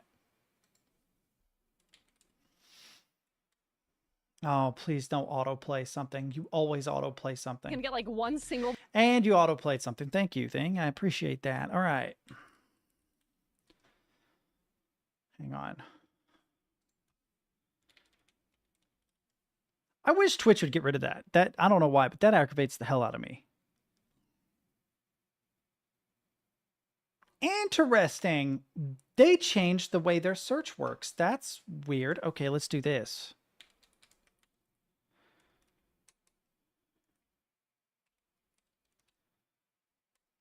According to Twitch, there is no Oblivion category. Fucking what? Wait, let's do Elder. No. What? Check this out. What? What do you mean?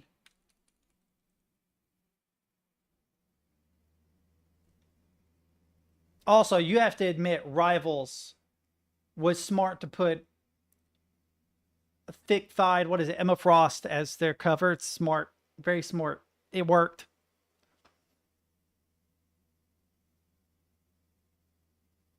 I'm looking for it. There's Elden Ring. And Path of Exile. I expect it to be near the top. No.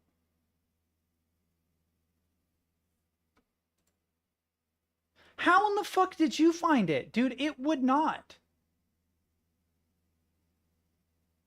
300. Okay, yeah, no, it's not. Well, why does it? Oh, it's 391K. I thought it was 391 total. Yeah. Yeah, there's no shot. There would be no point in getting it today. Because I wouldn't break the first page. So there wouldn't be a point.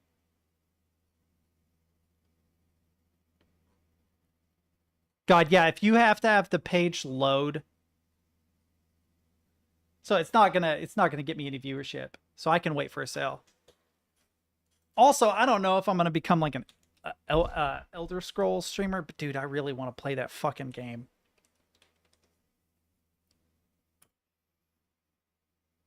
God, it would be so much fun. The water looks good in it too. I don't remember much about the system. Like what if they've just reskinned it, it might not be worth it.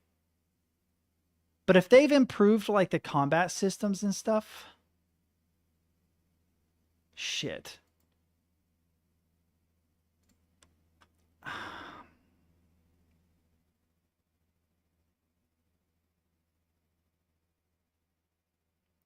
This is me this is me being indecisive, Chad. I'm sorry. Scratch my neck. I'm super indecisive about it.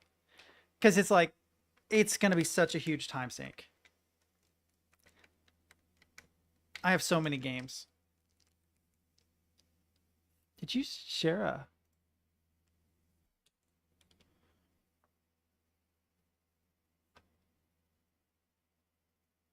That's... Well, I mean, technically, if they lost the drag race, there's no reason. Oh, hey, good shit. Okay, what do we got?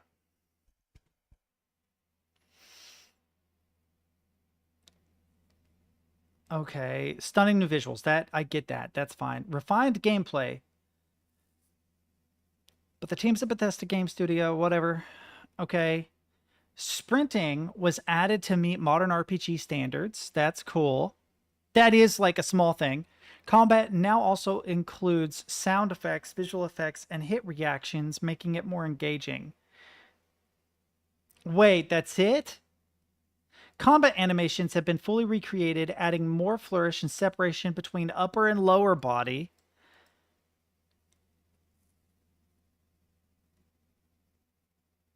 Third-person perspective has been overhauled, and it includes a crosshair.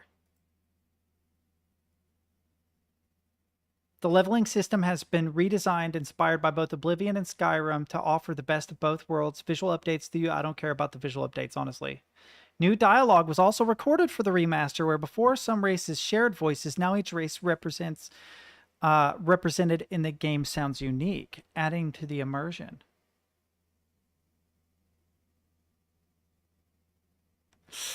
Man, I don't know if that's enough. I'll just have to think about it. So what have you been up to, Crimson? I thought you were streaming.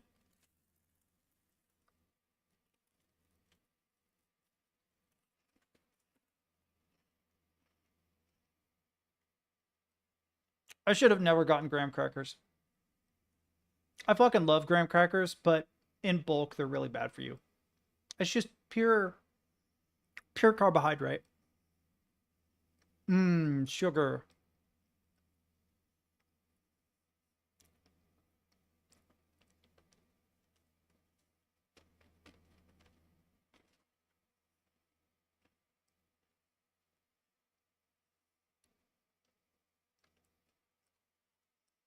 All right, nobody talk to me. I see how it is. I understand. I suck.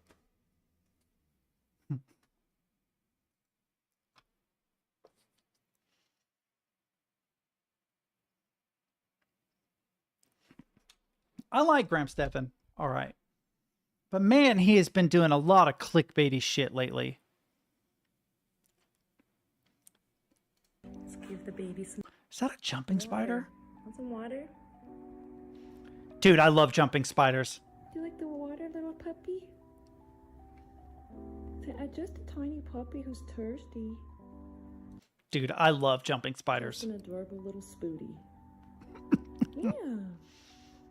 That was good, huh? That's a happy boy. I want a jumping spider. Too bad they don't live very long. Get a jumping spider as a pet, and then you get, you know, like maybe, what, 2 months worth of life out of it?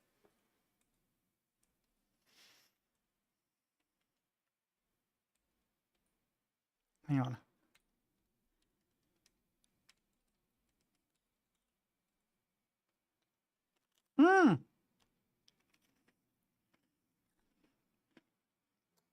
Jumping spiders live longer than possums do. What the fuck? Am I disconnected? What's happened? Where is everybody? You cannot possibly be entertained right now. Oh shit, my shit was disconnecting. Maybe people are messaging and I just can't see.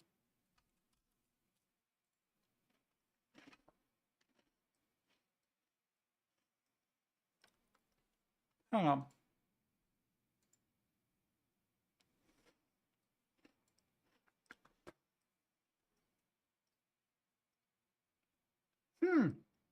It didn't update my stream title. Wait, what? It didn't update my stream title. Oh, you're fine. Today's title was computer-aided degeneracy, and it didn't update it.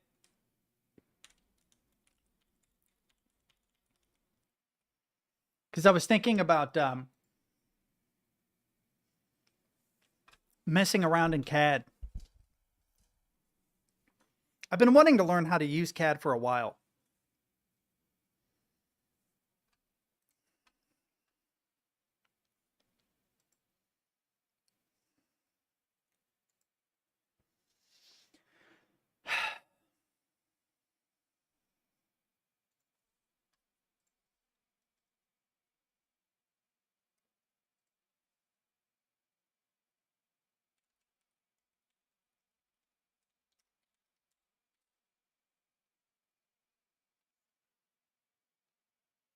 I'm gonna watch this, see if it's worth getting. Dreamcast guy here, and this is Does It Suck, the show where we take a deep dive look at a new game. And my keyboard is being weird. Good or bad about it. Now, I just spent the last couple hours playing the Oblivion remake, and it is insane. I have to just ramble about it because I'm a big old school fan of Oblivion. All the Elder Scrolls, in fact. Everything from Morrowind to Daggerfall to Arena. And of course, I bought like 25 versions of Skyrim, but that's part of why I have been incredibly curious about, well, the Oblivion remake ever since it initially got leaked, ever since we even knew it existed, because this is a project. It's weird how they animated the face, but they didn't animate the head movement. Because when you talk, you don't keep your face perfectly still the entire time that you speak. It is really, really weird that your head doesn't do anything. What the fuck? That I feel like could have gone terribly wrong. When this originally came out back in 2006, it was mind-blowing. It was actually just insane. So bringing it back, updating the visuals, changing the combat, improving the lighting and the audio, they're technically calling it Oblivion Remastered. I consider this to be an entirely new game. And what's wild is this is on Game Pass. You can play it on PC. You can play it on... It's on Game Pass? Oh, see, here's my problem with Game Pass. So I have Game Pass. But if they take it away, I lose my game. Xbox, it's also on PlayStation 5. I decided to play it on PC simply because I wanted to use my original Xbox 360 controller. But let me break down what's new, what's different, and what is, in my opinion, slightly worse. But let's talk. Hi, hope you're having a great day. I had that happen with a couple of games on Game Pass. I'm going to be getting rid of it. It's good for short one-offs. So if it's a game that's like a 4-hour game, like I played Still Wakes on it, right? Didn't pay anything. The problem is that I've gotten games that like Grounded. I got really far in Grounded and I was thinking about coming back to it to continue the game. It was removed from my library. So when you're renting games like that, you don't own those games, which sucks. You could play. The way I feel about it is that a game should remain in your library and be playable until you uninstall it. But it's their service. Please so give this video a like and subscribe. if you haven't already. Now, first and foremost, I'm going to be honest, I'm not a big fan of this guy's like his speaking style. I'm not trying to be an ass, but there's like this exasperated, he's sort of out of breath the entire time that he talks. And it's like, man, bring it together, my guy. You're good. It's okay. Let's talk about the elephant in the room, which is obviously the completely redone visuals. Now, this is reconstructed brick by brick. It looks pixel good. by pixel, polygon by polygon. Dude, it looks really good. Unreal Engine 5 engine, but on top of the original Oblivion engine, meaning that in a lot of ways, it still feels like... How the fuck do they merge Unreal 5 and another engine? How did they do that? Because that's cool. I didn't know you could do that. The original game, which is part of my concern, is that sometimes a remake or even a really fancy remaster, you kind of change the speed, the tone, the impact of it. Halo Master Chief Collection. It did a pretty good job, but there is a glaring flaw with the Master Chief Collection, especially in Halo 1, which is that the original, the new is there a Skyrim remake that was Unreal 5? Because I never played an Unreal 5 Skyrim at all. Any Unreal Skyrim that I know of. Was there another remaster that I just never got? It's totally possible. Because I think I have like the OG Skyrim, so that might be why. Which I technically probably don't have it anymore because I updated the PC, but that's beside the point.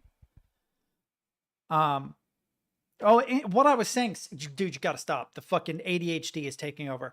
So the assets that were used in the original Halo game, the shapes of those objects were constrained by what consoles and PCs could push at the time. So you have these like real low polygon count objects like trees, right? When they updated the visuals for the Master Chief Collection, they updated all the textures and stuff, but they didn't update the collisions. So say you've got like a tree, right?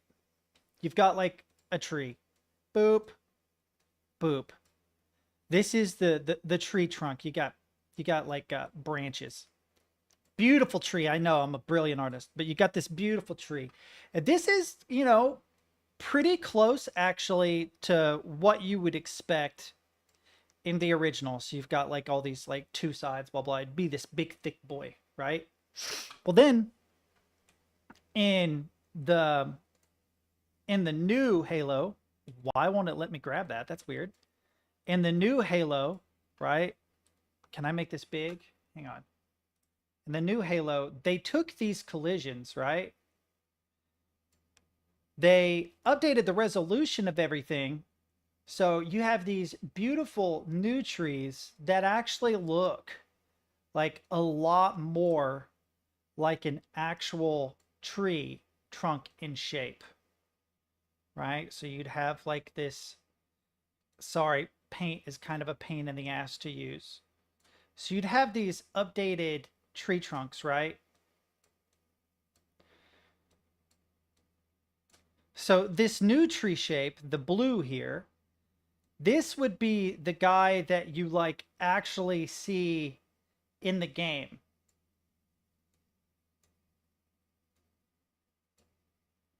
We'll do this. The problem is if you decide that you want to shoot at an enemy, like let's say we got, we use a circle as an enemy. Oh no. Damn it, you fucking thing. I hate the way paint does stuff. It doesn't let go until you click away, and then it creates a new object, which is annoying. But anyway, you've got an enemy. In the remaster, you could see this enemy, right? What you don't know is that the collision is in front of the enemy. So if you decide that you're going to like shoot this enemy, right? You're shooting at this enemy. It hits the collision of the original tree. They didn't update the collisions. And the number of times when you're playing like legendary that you're like, you know, jiggle peeking a tree or whatever is really high because you're trying not to die. So you're jiggle peeking this tree and none of your shots are making. That's because the OG low resolution collision shape is still there. They didn't update that. I hope that that's not a thing in this game. That would be very obnoxious. You're like shooting an arrow and it gets caught by an invisible wall. It looks insane. They redid the animations of every face, every line of dialogue. It looks nuts. The developers are even bragging about the fact that one of the things that looked notice that his head actually moved a little bit funky in the original version of the game at times was the lighting engine, because this was an Xbox 360 launch game. It pretty much came out right after the Xbox 360. And when it came out, that was still when the developers were kind of trying to figure out how to make shadows fall, how to make certain people's faces work when they're walking from one environment to another and stuff like that. So they've managed to completely rebuild. Even the lighting engine looks a million times better. But let me talk about my biggest fear. When we first heard about the Oblivion remake, my biggest fear was that they were going to re-record the original goofy dialogue. The voice acting in the original version of Oblivion was so ridiculous. Bro, you better not be talking shit about Patrick Stewart. I will reach through this fucking screen and strangle you, dude. But that's part of the fun of it. I feel like part of the reason people very much obsess about the older... Dude, bro killed me. I haven't even played and I'm already dead. People very much obsessed about the older Elder Scrolls games. A lot of people have been mad about the fact that, you know, Bethesda keeps going, Skyrim, Skyrim, Skyrim. Here's a new update. Here's yeah, paid mods and stuff like that. But a lot of people have been missing the fact that each of the different Elder Scrolls games has such a different tone. The dustiness of Morrowind, the... That might be a cheap way to make it visible. So, like, I can literally give you the perfect example right now. The visibility of chat right now is awful. Like, look down there, right? The visibility is really not good. That's why I don't show it a lot, right? But I can go into my settings. Hang on. I don't remember which one it is. Is it embed in stream? Yeah, so we got chat background opacity. If I crank this up and then I refresh this source, the problem is as soon as I refresh this source, there won't be any. All right, see, but now visibility is perfect. Now, the background color obviously is blue in this particular case, but it's just a cheap, easy way to get the color. Ooh, we got some themes, chat. We could go with 8-bit, WoW, Minecraft, Black Ops 4, Overwatch. I never even noticed this. We could go with something like really gross. League of Legends, that's pretty gross.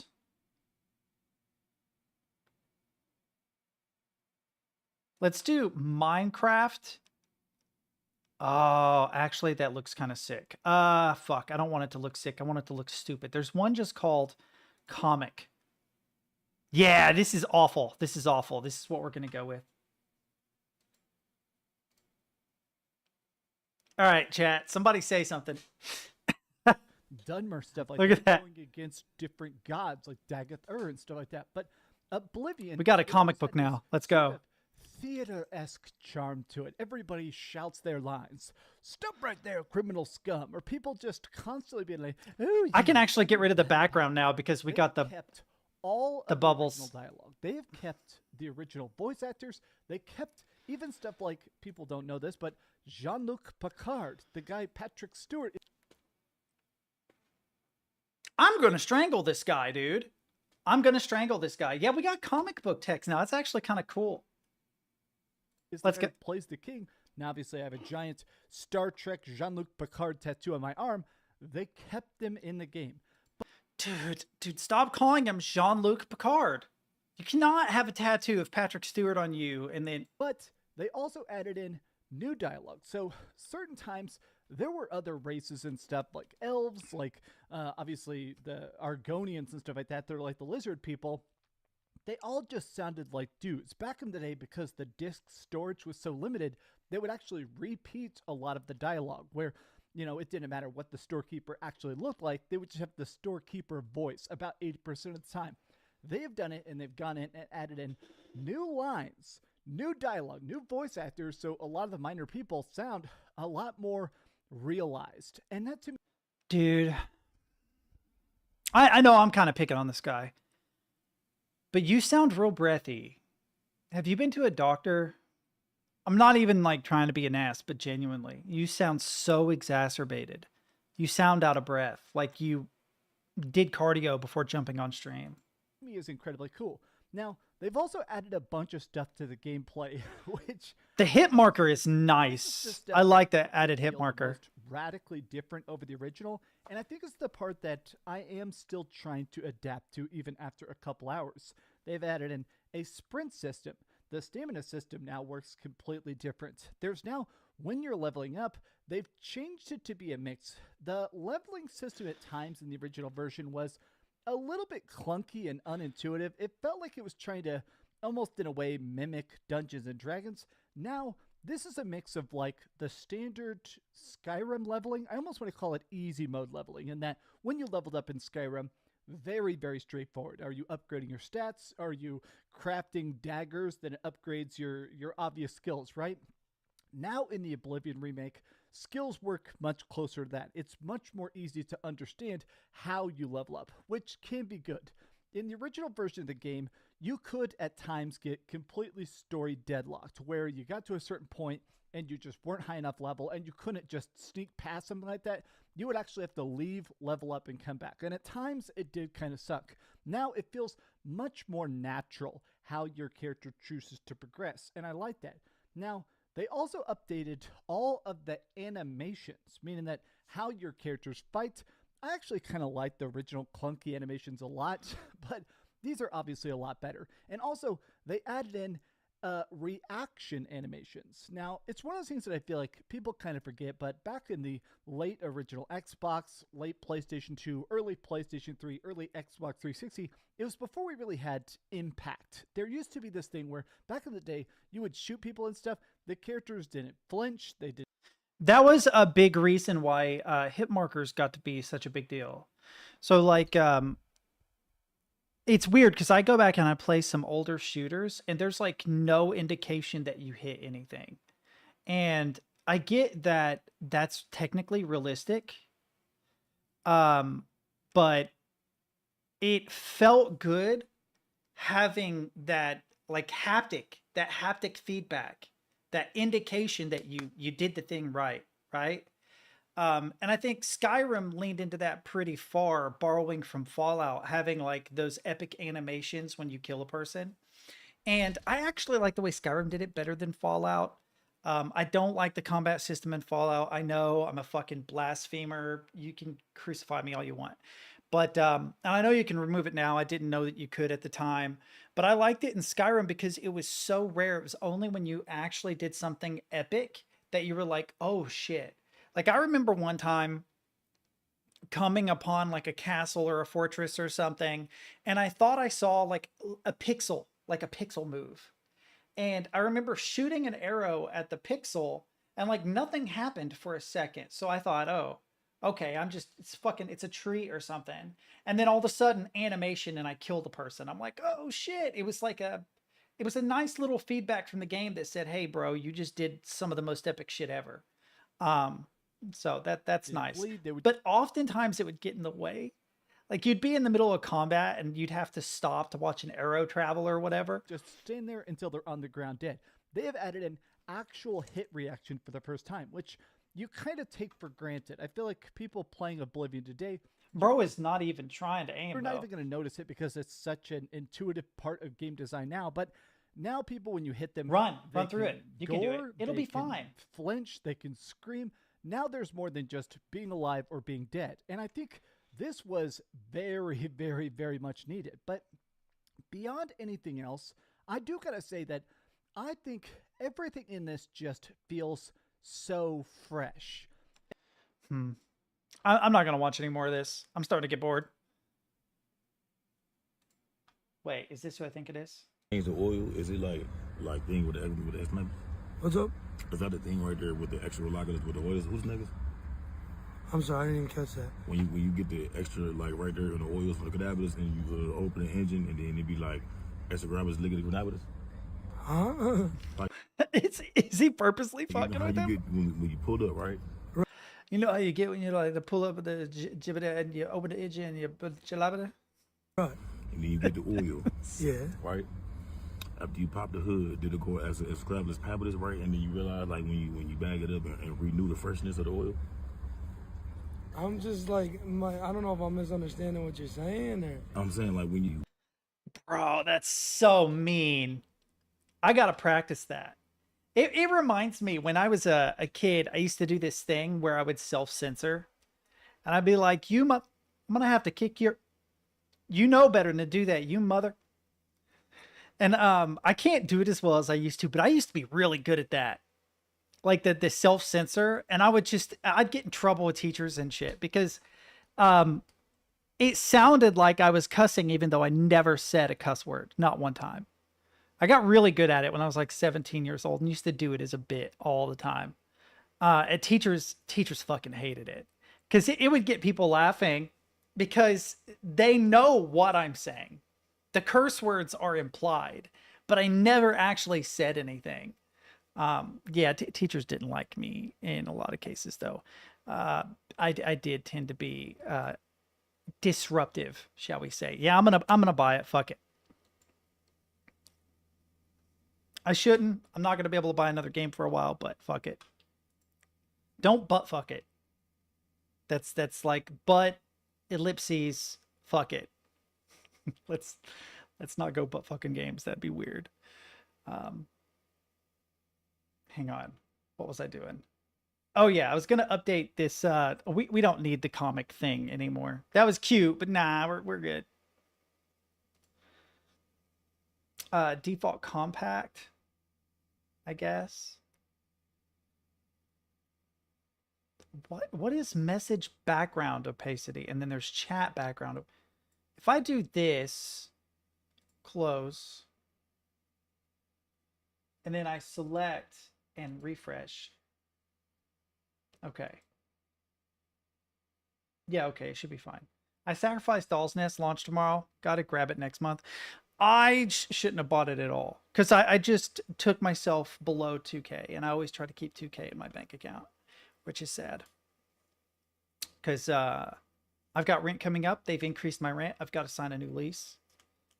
And yeah, I'm also probably going to get a GOC guitar, which Krusty Alfred will get on to me for because it's an American designed Chinese manufactured guitar. But I spoke to a guy about it and I was like, are these actually decent guitars? And I've saw some complaints about some like QC issues. Supposedly they leave the factory in China, they go to the American distributor does a quality check on them and then they ship them again to the customer. But a lot of people on Reddit are like, yeah, no, mine came straight from the fucking factory. Nobody QC checked this thing, which worries me because they are expensive. They're about $1,000. But they are such an incredibly cheap alternative for what they are compared to the brands that they're mimicking. So I know you guys don't give a shit, but if I were to go to Reverb and I were to look up like the Strandberg Bowden metal, say, Strandberg Bowden metal. And the reason why metal is because it's got the Fishman Fluence pickups, right? Oh, we got to put 8 because I am going for like a 7 or an 8 string. You can see these prices here used. So $1,600 used. This is probably new. So $2,295. Fucking ridiculous. But if you go to GOC Guitars, you go to their store, These are the only ones they have left. They're restocking a 7-string currently. But the prices on their guitars are like, they're literally like half. They're literally like half price. They're very nice. They're very nice guitars. It's interesting. They pulled the 7-string off, which they said that they were currently restocking.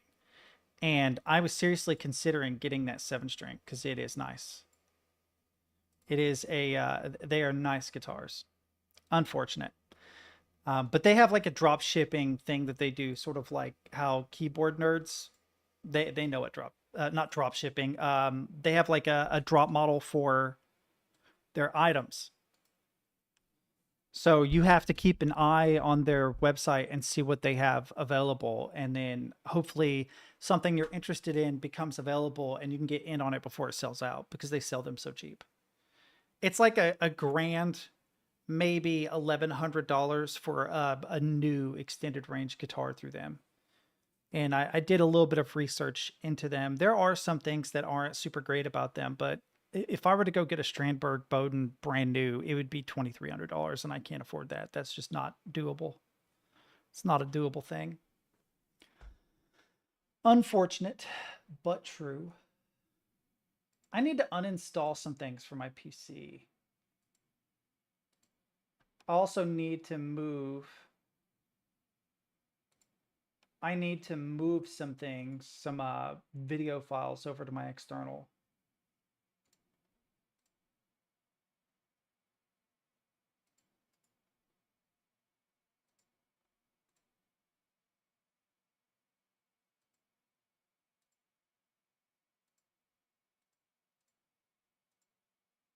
Okay.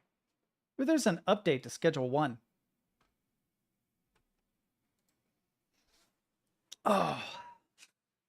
Oh, I don't know what to do, chat. I'm sorry. I know I'm boring these days. Well, shit. I mean, I don't know that I'm going to play Oblivion on stream. I might when it's installed. We'll see. Might be cool just to jump in and see. That's games, isn't it? No? Oh, yeah, it is. It is View.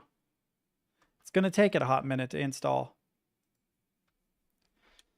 But yeah. Yeah, I just don't want to spend too much money because there are bigger, better things that I actually want to get my hands on. For instance, if I come across a cheap deal on a van, I probably will give up on the guitar idea and get literally buy a van to retrofit because fuck it, why not? That would be fun. Go places and do cool shit. That would be amazing. The thing that worries me about that is getting robbed.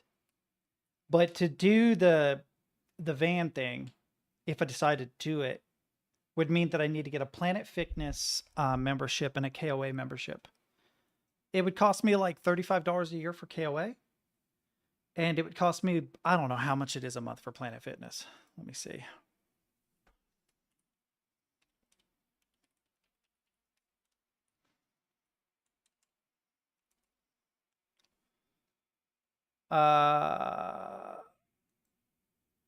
Classic membership starting at 10 and the PF Black Card membership at 25. I'm curious if $10 to $15 a month would give me access to showers. KOA is like a campground in the US. So if you get a KOA membership, you can use KOA campgrounds for like 30 days at a time without paying anything extra. And then if you have the Planet Fitness, you'll have access to showers, clean showers and clean bathrooms wherever you go in the country. So you combine those two things and now you have a place to stay and the ability to get cleaned up if you want to, which is sick. It would mean staying with the job that I currently have because I would need the 5 days a week to go explore, but I think it would be pretty cool. We can see how it works. What's Doll's Nest? What's that? Is that another game I'm going to have to look up?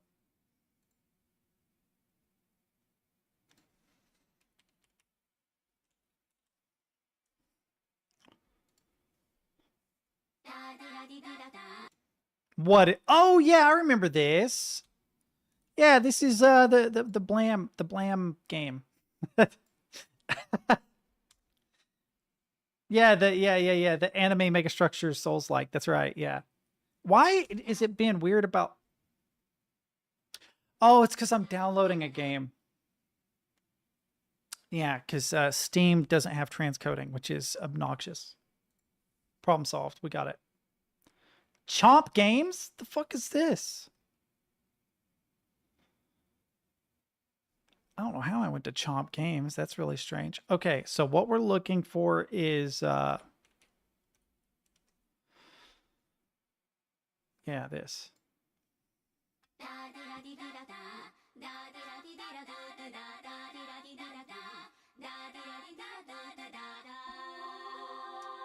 Da.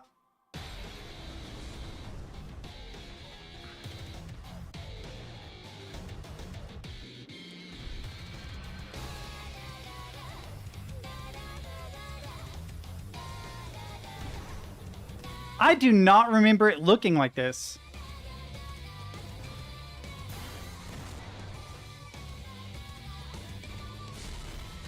It would be very hard to learn those lyrics, chat. Very difficult. Pretty sure they say da at some point. I hate my YouTube feed here lately. It's just so broken. It's gotten to a point where my YouTube feed recommends 99% of the shit it recommends I have no interest in.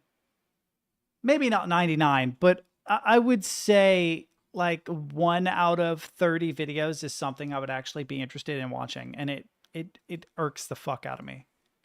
I don't know what I did. I did something.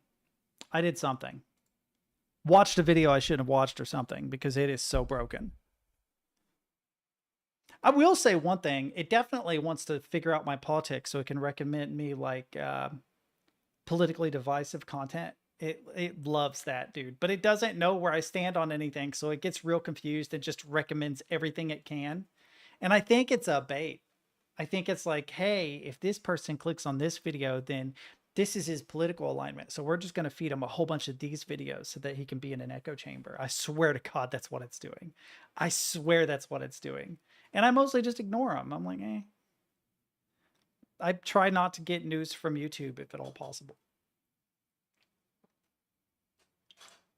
If I were to get a sponsorship, I think I would actually do Ground News. I actually use Ground News. Isn't that crazy? One of those things you see streamers talk about all the time. That's legit what I use. I have this app on my phone. I haven't been reading it a lot lately because it's all depressing. And most of the news here recently has been the Pope. But yeah, Ground News. Actually solid. Because you can get the political leaning of whatever the thing is. Of the not of the source, but of the individual publication, I'm pretty sure. It's like if we were to go into Pope Francis and look. That's interesting. 46% of articles about the Pope are right-leaning biased. That's interesting. I guess that makes sense. The right does tend to be more religious, right? China conveys condolences after the death of Pope Francis, seeks closer Vatican ties. Interesting. Prince of Wales and Prime Minister to attend Pope Francis's funeral. Keep the doors open. Ministers call on the next Pope to do more for LGBTQ people. Pope Francis's Easter address in the text. He wanted to leave 3 central messages. Nonviolence, hope, and peace.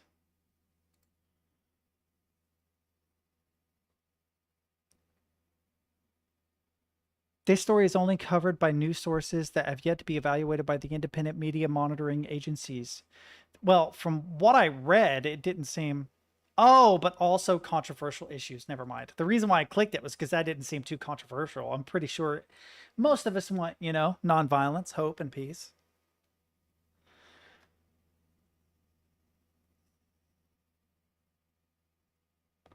They were threatening you to apply for a job?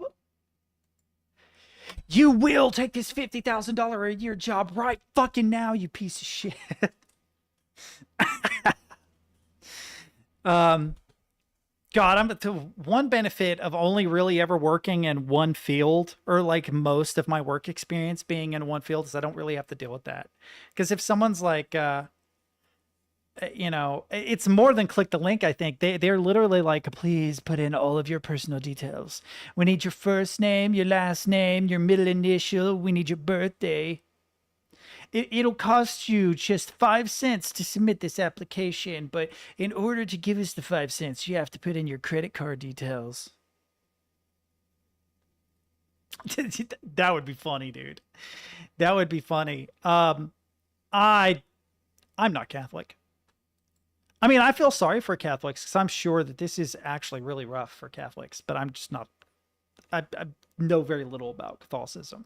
I wouldn't say very little, but for instance, I've known one diet Catholic and one full Catholic person in my entire life, like personally. Episcopalian? No, it wasn't Episcopalian. Methodist? There's two brands of diet Catholic. There's diet Catholic and then there's Catholic Light. And I always get them confused. I always get them confused. That's accurate.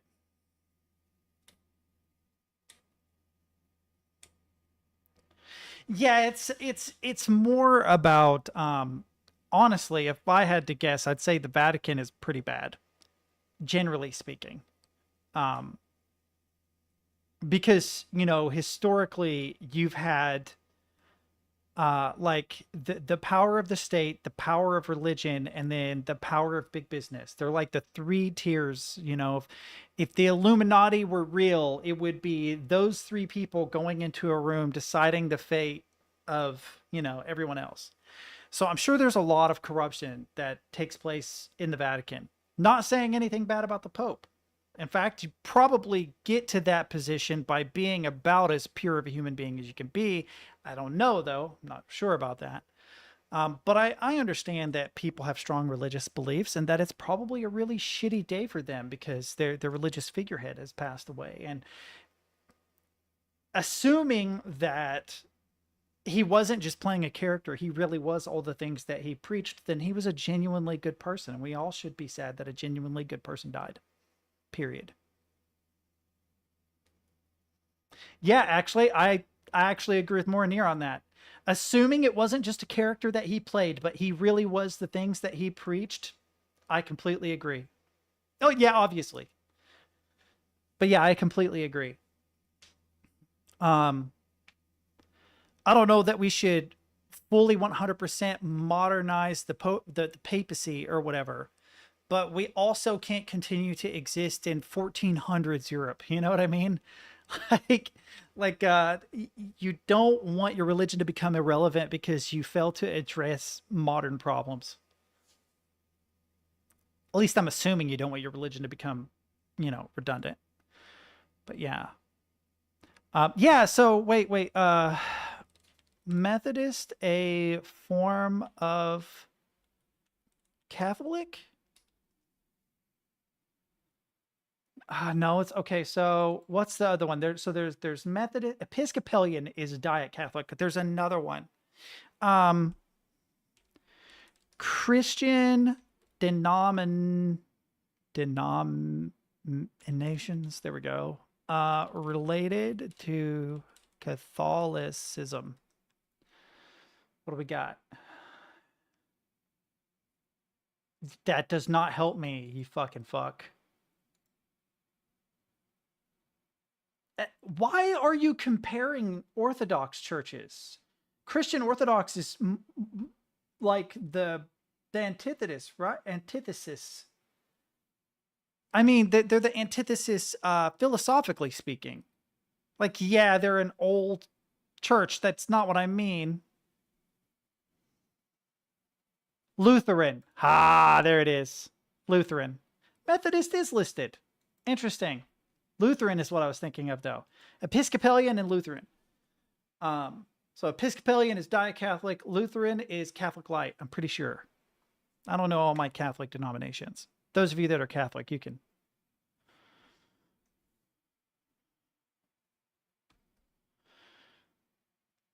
Yeah, I feel that's weird. We shouldn't politicize the death of a pope. I suppose there's no getting around it, though. I feel like that's something he wouldn't want, though. But yeah. Yeah, I'm pretty sure my ex was Lutheran. Pretty sure. God, I would have sworn she was Methodist. I always forget. Oh, I didn't even think about that. You're right, it was. It was the day after Easter. Yo, that is a little weird. That is just a little weird. Meeting with world leader, Easter Sunday, dies. Okay, that's kind of weird. That's kind of fucking weird. That's a little odd. There's two guys up, I think, for... It's called the papacy, right? There's two people up for the position of the Pope. One gentleman of African descent and another of Asian descent, if I remember correctly. Which that'll be cool. I wonder if that would end up being like the first time a person of African descent became the Pope. That'd be kind of sick, actually. Who is most likely to become the next Pope?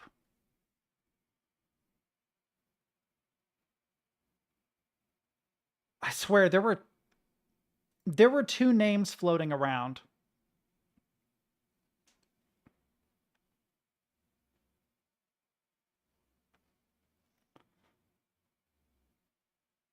God, where I'm downloading a game. Interesting. No one is talking. Ah, there he is. Yeah, that was one of the guys. Yeah. Cardinal Robert Serra, prefect of the Congregation of Divine Worship and the Discipline of the Sacraments, arrives for the presentation of Cardinal Raymond Leo Burke's book, Divine Love Made Flesh. This was one of the guys who was up for it. And this guy, yeah, it does. Yeah, there we go. President of Caritas and International. Oh, no. So, no, this guy is Hispanic. My bad. He's Hispanic in descent. I'm sorry. I should not have judged a book by its cover. He looks like he's got some Asian ancestry. Oh, it does say Asian. Wow, his name is so like Spanish less Portuguese, though. Where is he from? Oh, Philippines. Fucking of course. I should have known that. So we would either have a Filipino or a African Pope. Bro, either one would be fire.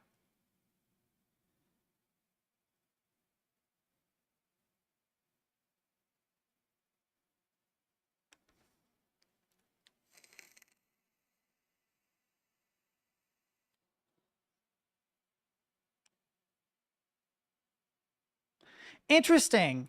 So this guy argued that priests should be celibate and that we shouldn't eliminate celibacy as a prerequisite for the priesthood just to get more priests in the Amazon. The implication was that Sarah had manipulated Benedict into lending his name and moral authority to a book that had all the appearances of being a counterweight to Francis's own teaching. Francis dismissed Benedict's secretary and several months later retired Sarah after he turned 75. Even Sarah's supporters lamented the episode hurt his papal chances, so he's probably not going to become the Pope. Damn. Although I understand what he means. I don't personally care. But it kind of makes sense. Like having married priests in the Amazon feels pretty disconnected from the fundamentals of your religious belief. So I kind of understand where he's coming from.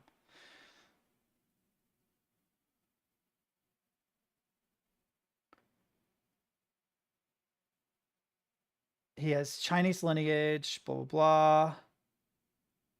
He headed the Vatican's Caritas Internationalis, Federation of Charity Groups, before coming to Rome permanently.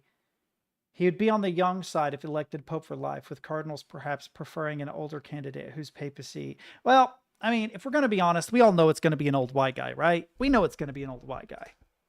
They're not going to pick the Asian guy or the black guy. That's just not going to happen. which is kind of sad. I am not going to lie. Like, I have no dog in this fight. I'm not Catholic. I think it would be cool as shit to have a Pope of color. And like, that's not like some weird, like, going woke thing. I legit think it would just be cool as fuck. Personally, I'd be like, hell yeah, that would be amazing. Are you kidding? That would be cool as fuck. I would probably pay more attention to what they have to say, which maybe that's like weirdly biased of me or somehow prejudiced. I don't fucking know. Dude, I think it would be great. Personally, okay, like I understand that there's some evidence of conservativeness there with the Robert Serra, but I just think it would be so sick to have an African Pope. That would be so cool. This guy as the face of the Catholic religion in the 21st century? Are you fucking kidding? That would be sick. That'd be cool as fuck. No hate to our Asian brother here. No hate to him. But it's sort of like picking, oh my God, I'm gonna get canceled for this. I know that if they decide to choose a person of color, that they're still probably going to be biased against people of darker skin. So they're going to go with the lightest skinned person of color. And I'm not personally biased, but I know that other people are. Do you know what I mean? Like, if they're going to pick someone who isn't white, they're going to pick someone they think is the next closest thing to white, which is fucked up, but that's probably the truth.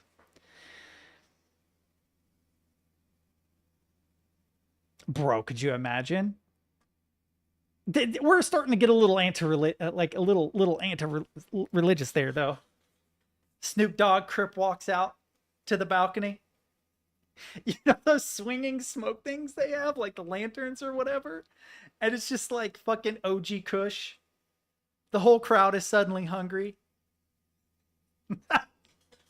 That's actually such a cool thought. That's so fucked up, but at the same time, it's so beautiful. I love it. That would be hilarious, man. Did you see where they remade Cheech and Chong's fucking vehicle? Let me check my download here. Oh, fuck. We're not playing this today. It's going to take too long.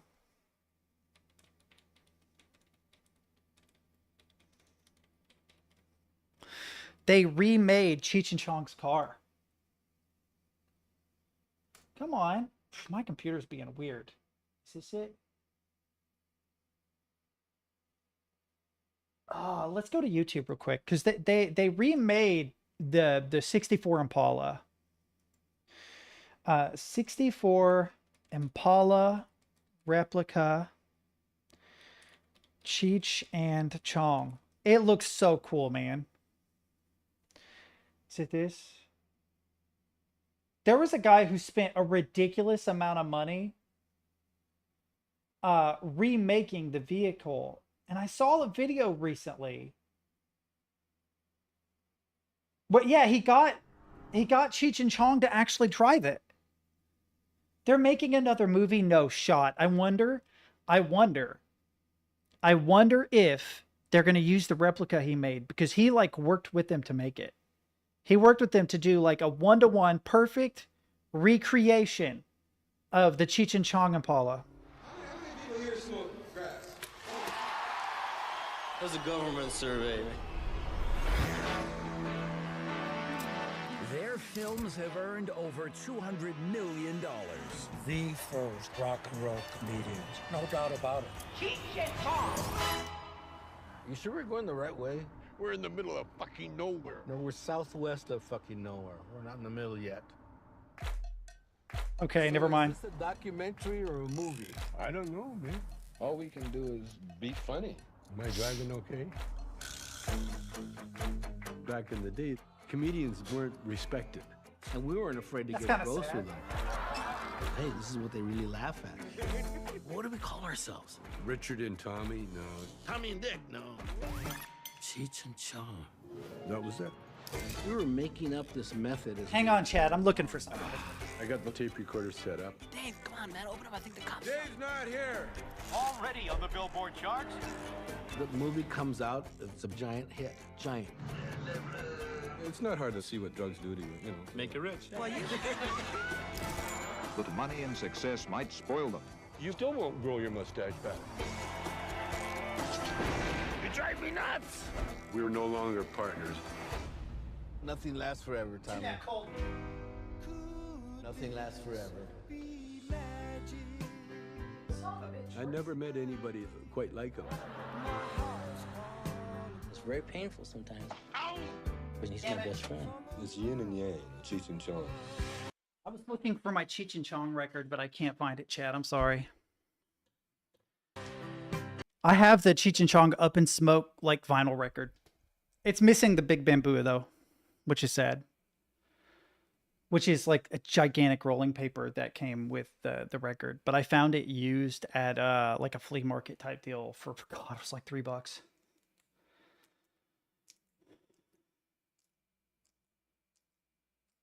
Do you want me to do that in front of everybody, or do you just want me to watch it in my free time? It's up to you.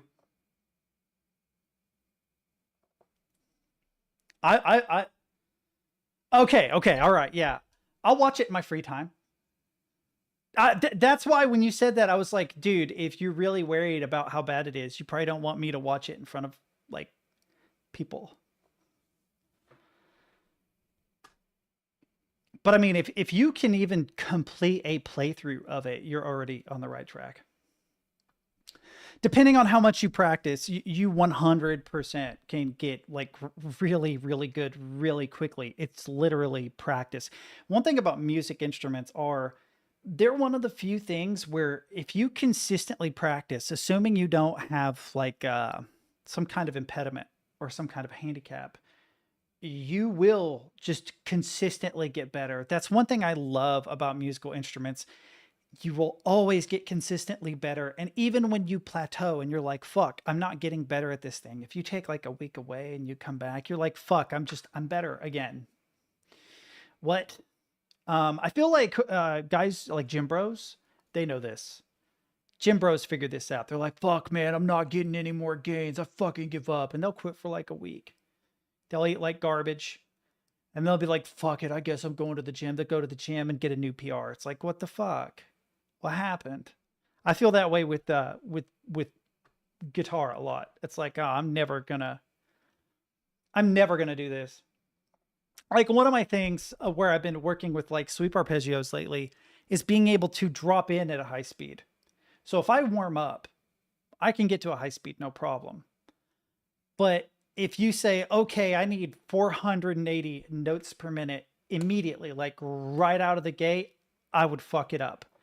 And that really worried me. I'm like, fuck, man, I'm not always going to have the opportunity to sit down and warm into sweep picks like that. I'm going to have to be able to immediately jump in at that tempo. And then today, I immediately jumped in at 600 notes per minute, and it was fine. And I'm like, oh, shit, okay, never mind. All right, well, fucking just needed to take a couple days off, I guess, because I hadn't done it since, like, last Thursday. How many days is that? Thursday, Friday, Saturday, Sunday, Monday. So 5 days. Took 5 days off, come back and immediately jump in, no issues. It's like, well, fuck. Okay, well, it made me feel better. It was a relief because I thought I had plateaued. I was like, ah, son of a bitch. And then I took a little bit off, and then it's weird. It's weird how that happens. It is. It's just a strange thing. I really wish I could play Oblivion today, but it looks like it's going to take too fucking long. So maybe I'm going to subject you guys to me learning CAD. Nah, so this is stupid. I haven't wanted to talk about it. And I don't know that I'm going to do it.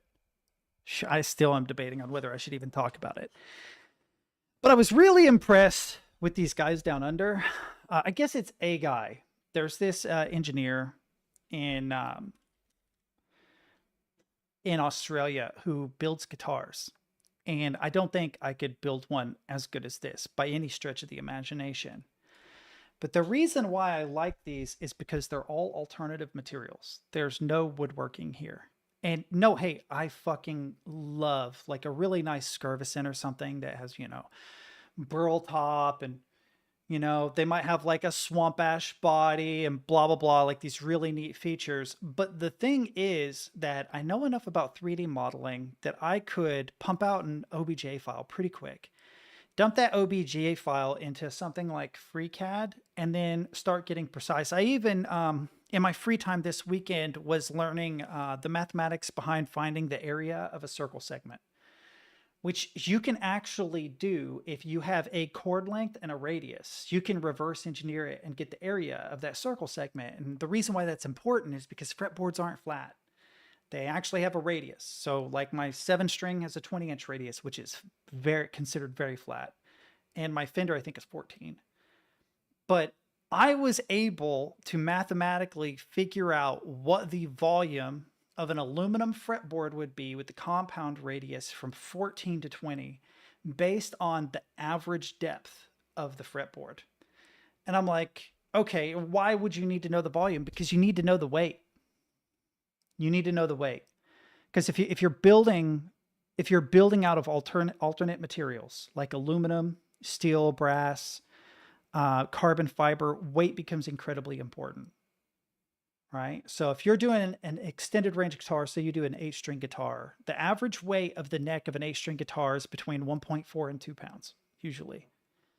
And when I did my original calculations, I had a 1.4 pound fretboard, which is like 1/3 of the neck. I'm like, that's way too fucking heavy. So I had to work out the math to remove excess material to get the weight down, and I was able to get to a 1/8 inch thick piece of aluminum compound radius fretboard down to 0.9 pounds. I don't know what that is in grams. You could figure it out.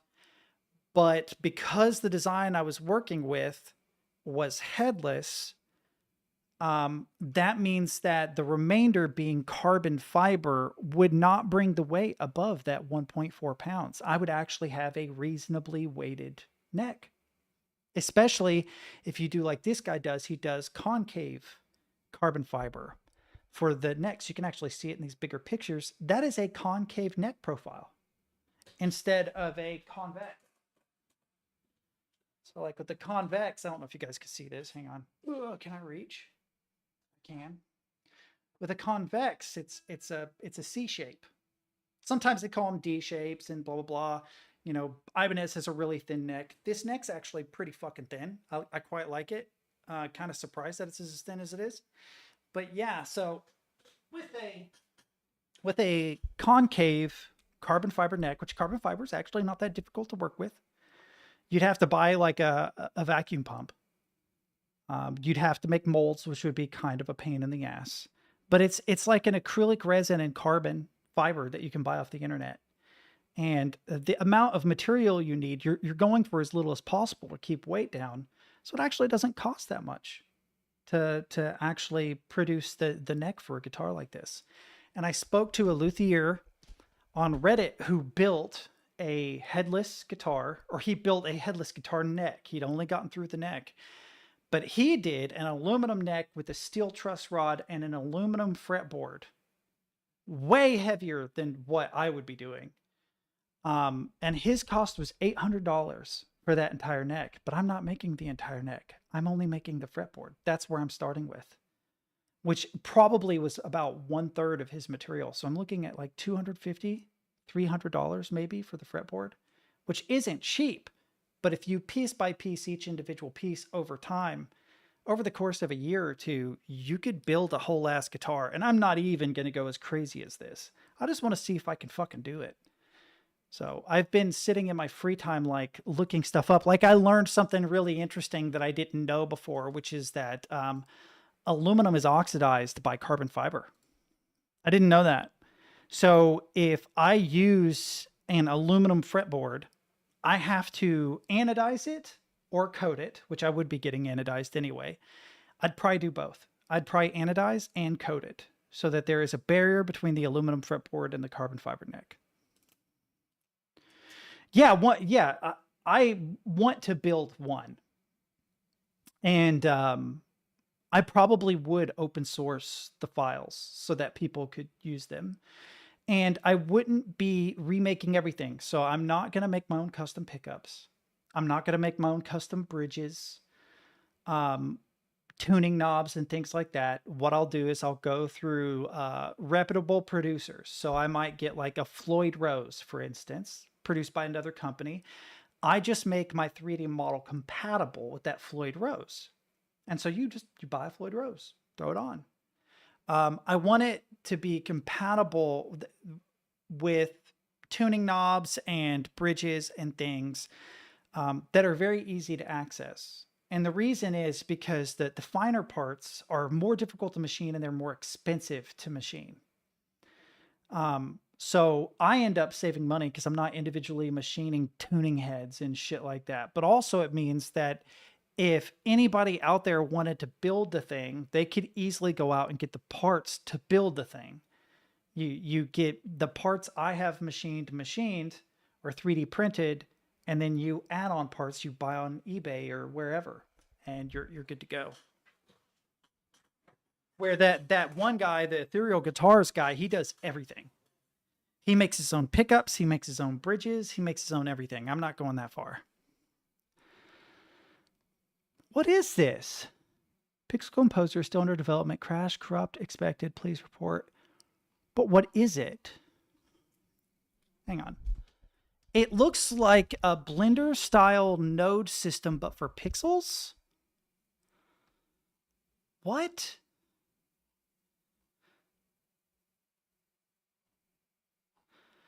Man, it would be real nice if you would just explain precisely what this is, because this looks like it's worth $10. Oh, here's the website. I had to do that. Ah, here we go.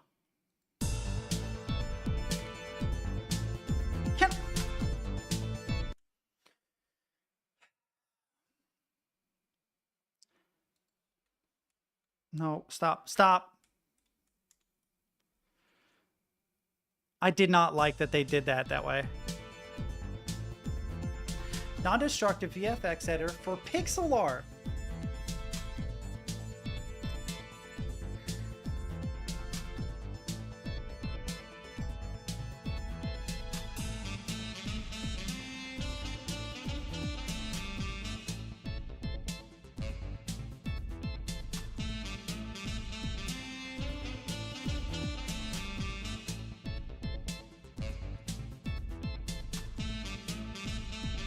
Wait, can you? Wait, can you middle click any link?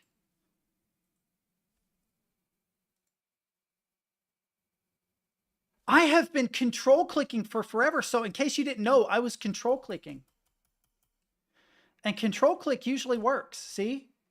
It usually works. It popped up here. I didn't know you could just middle click.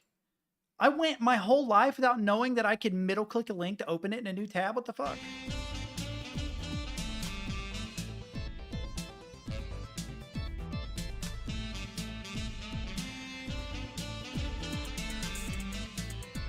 Dude, this is so good. I really didn't know that. I really did not know that. That is amazing. And I've even written macros for the mouse before, like complex ones. I used to have mouse macros that would grab assets from web pages instantly. And they were really, really, really, really complicated. I don't use them anymore, but I did once upon a time. Especially like let's say that somebody's got a pixel art pack for a game. We're talking about pixel art, right? But they have each of their assets individual, right? And the way that you retrieve the assets wasn't as simple as a download button. You had to like right click, save image as, give it a name, enter, navigate to the next image, etc. You could do that. You could do it to literally any link at all. So it could grab HTML files, it could grab image files, it could grab video. It doesn't matter what the file type is, it will grab them. And a lot of them, in order to keep from breaking the main page, would have to open a new page, then grab it from that page, then close that page. So there was a lot of like control click, right? Right click, letter shortcut for save as, control W to close that page. And it's amazing to me that I was doing that and didn't know I could fucking middle click. I use a lot of keyboard shortcuts, you know, so Control D, Control T, Control W. You want to know something really cool? Let's say we open a new window. See, this is a blank window, right? If I close that, if I close all of them, what I can do, if you hit Control Shift T, yeah, Control click opens in a new page. Oh fuck, my head's in the way. Hang on, let me get rid of chat and stuff really quick. I'll hide me. So if you Control click anywhere, it will open in a new page. Control Shift T will open the last window and all of its tabs. Control W will close a tab. I think so Control Scroll is zoom. There's something else that I'm forgetting. There's a whole bunch. Yeah, I'm actually thinking about the Control Shift Tab one is one that is easy to find, but that I didn't know about until recently, and it saved me a lot of trouble because I like to save my browser tabs. I don't want to leave this open forever. I want to be able to open it and go back to them.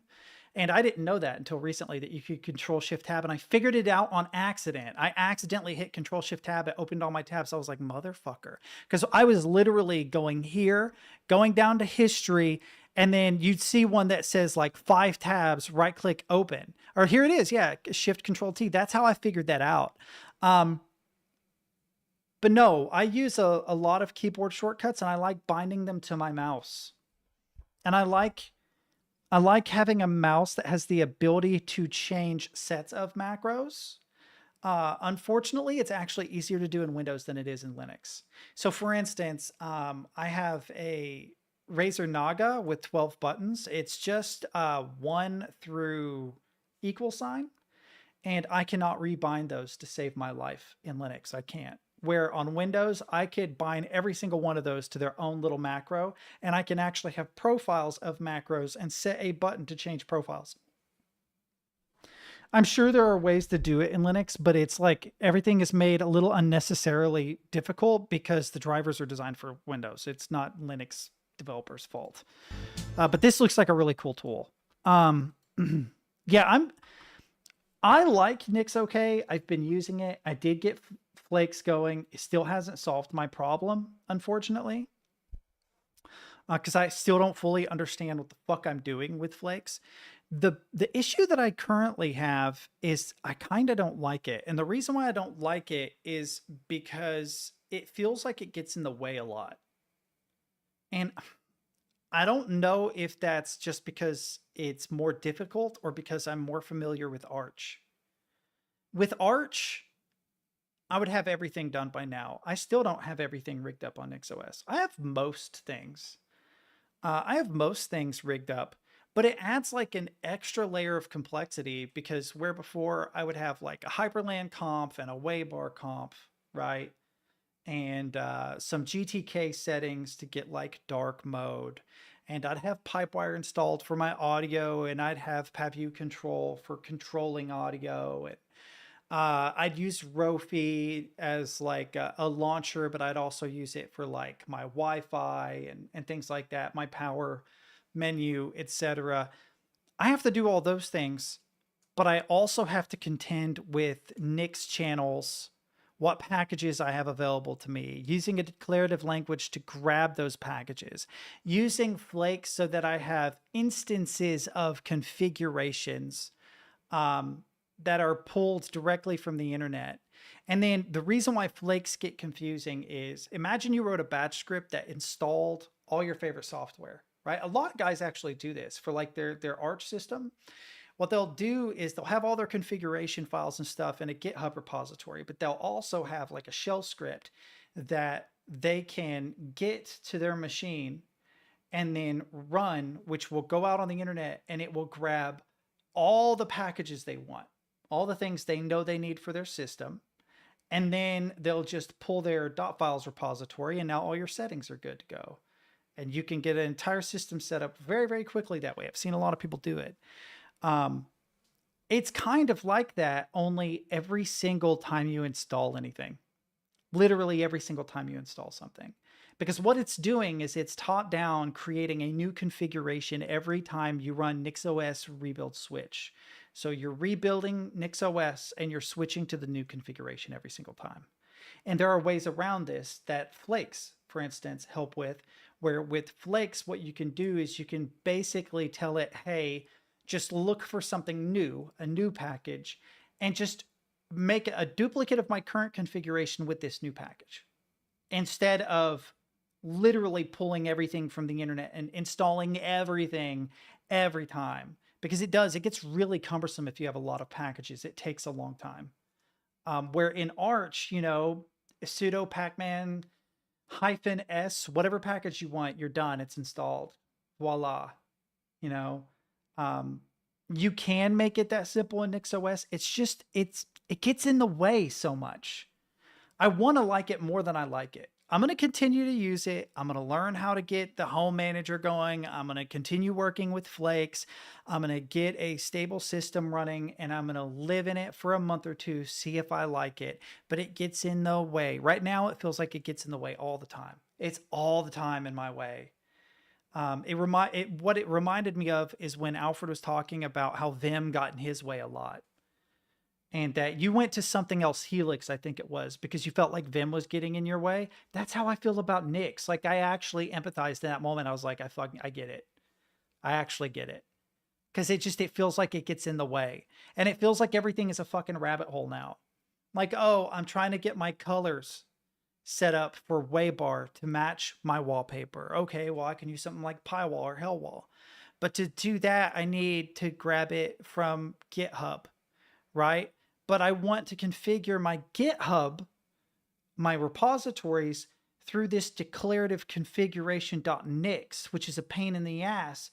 So what you want to do instead is use Flakes that grab Git repositories. So I just wanted to change the color of fucking Waybar, right? But now I'm not even getting Hellwall. Now what I'm doing is learning how to use Flakes and create a custom flake that grabs GitHub repositories so I can grab Hellwall so that I can change the colors of my system. Everything becomes a rabbit hole, it feels like, and it's fucking annoying. It is so annoying. I can't just install the nerd fonts package. Instead, I've got to go out on the internet. I got to figure out how fucking flakes work. And then I got to create a flake that grabs the stable version of the package nerd fonts, but also has the ability to grab unstable packages, like the rolling distribution packages from NixOS /unstable instead of 24.11 or whatever it is, right? It's so, it's cumbersome, man. It drives me crazy. I feel like, though, what it is it's front heavy. I feel like what it is front heavy. And what I mean by that is, once you figure it out,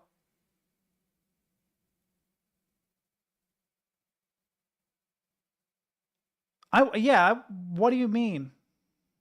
Yeah, I use Qt Browser a lot. Well, I actually don't have it on that system, but I used to love it. The problem I have with Qt Browser is it looks ugly. I feel like if someone did a UI overhaul of Qt Browser to make it more aesthetically pleasing, it would be like the best thing ever. Another thing is, I wish that it was easier to get extensions and things to work with it, because it does have like built-in ad block, but it doesn't always work.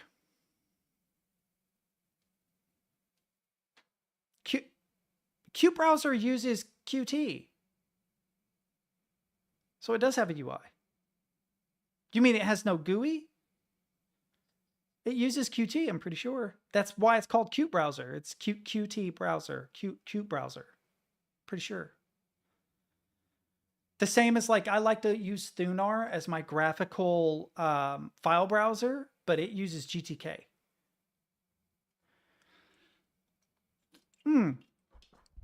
Yeah, I know that. But that doesn't change what I have to say about the fact. I feel like if you could improve the aesthetics of Qt Browser,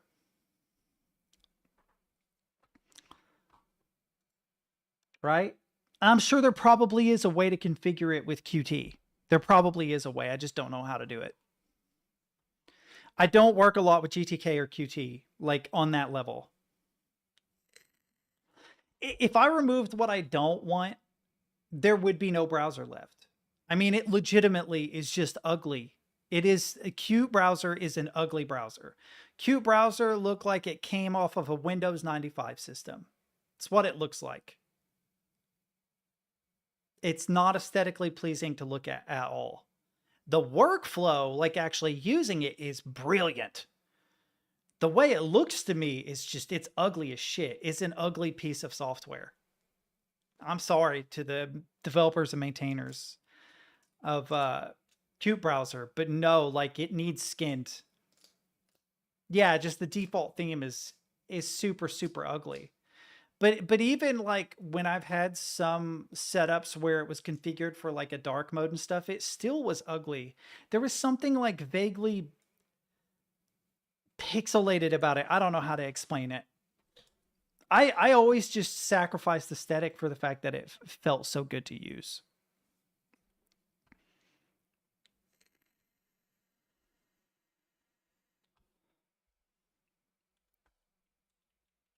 I'm going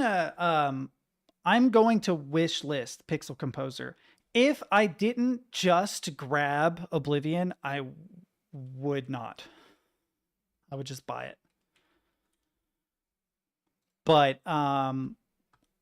if I ever actually do, I'll even add the demo to my library.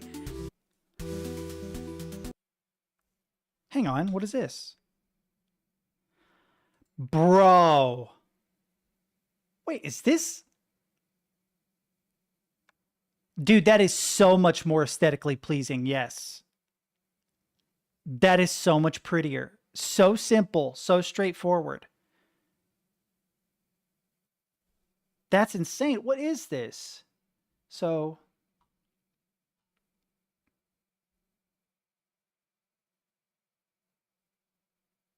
it's using the Mocha theme. I have never once really themed Qt Browser. Not really. How is it theming it though? Is it just a Qt theme?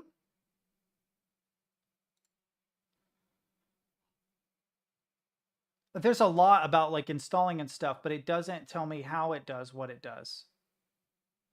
So it's grabbing this Python file off of the internet and running it as HTML.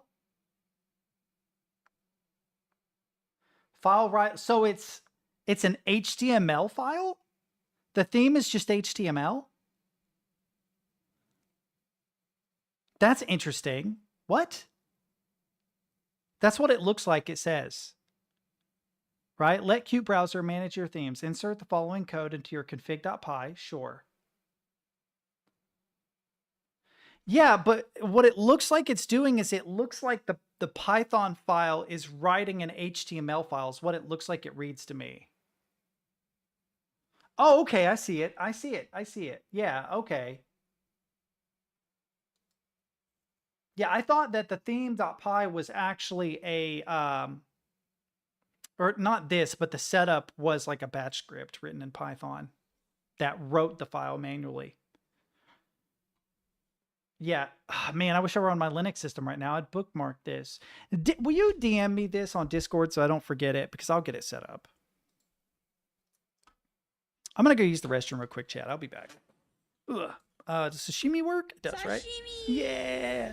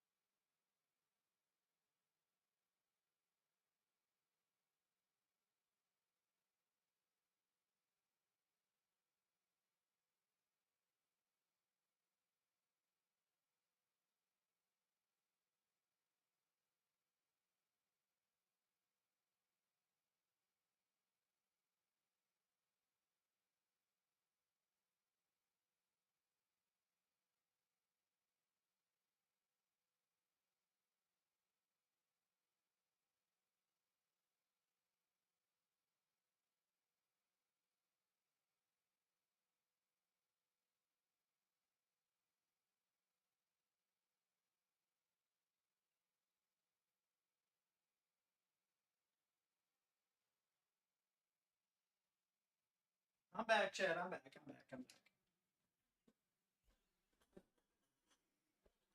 No, that's actually pretty brilliant. But yeah, working in Nix makes me miss Arch. And it's weird because when I first learned Arch, I was like, damn, this is kind of convoluted. This is actually a little bit difficult. And then I, installed it a couple times and got used to it. And it's so easy. It really confused, like now, like modern me looks at people that have difficulty with Arch. And I just think, fucking how? It's like the install can be annoying if you don't know what you're doing. But after install, I mean, shit, if you really don't know your way around a Linux system, you just install GNOME and all the GNOME shit. You've got a working system so quickly and so easily. It's really not that fucking complicated. And then I started using Nix and I'm like, fuck. Nix is way more convoluted. It has a lot of benefits, but it is so much more convoluted. It takes a lot. It's way more complicated than Arch is, in my opinion. Once you get used to it, I mean, like getting a workable system is not hard. It's configuring all the extra shit, getting Home Manager to work, getting Flakes to work, understanding how Flakes fucking work in the fucking first place. And there are instances where you would have like Home Manager handling some shit and Flakes handling some other shit and the configuration.nix handling some other shit. And yeah, it's weird. One thing I do like though is the -p.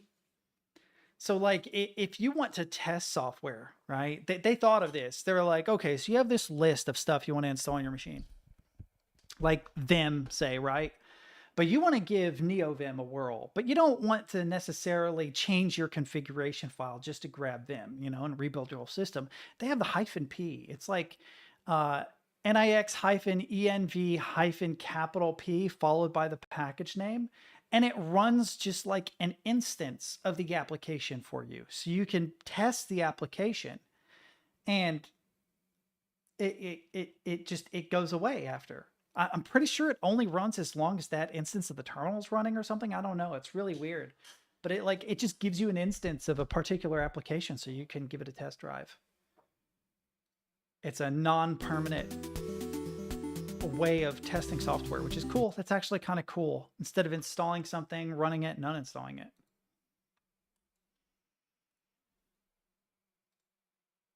But yeah, I've been interested in CAD a lot lately, and it makes me want to go back into Blender a little bit.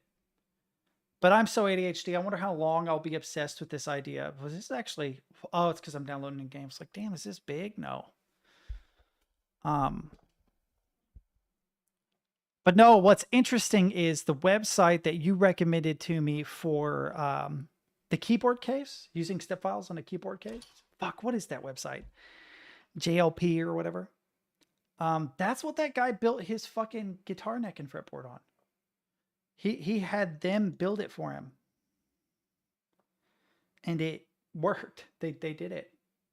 It was obscenely expensive, but I think it was because of the neck, if I'm going to be honest, because neck is like twice the size of a fretboard.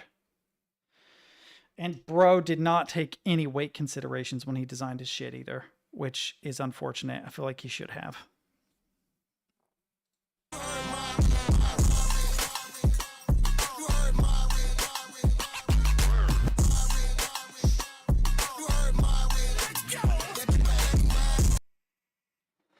I thought about getting a cheap green screen. Just, it would take up less real estate. Because I've got about another week before Restream stops working. And I was like, well, if Restream's not going to work anymore, then I might go ahead, find an alternative to Restream, which there was one, and change my streaming setup a little bit. We shall see. This whole time I have been waiting on Oblivion to install, and it's still going. At like full speed too. It's taken a long ass time. It's big. It's 115 gigs for a game. Jesus Christ. Oh, there's audio in this. I didn't even hear the audio. And it froze. Fucking of course it did. Hang on. View. Come on. Downloads? I don't know why it did that.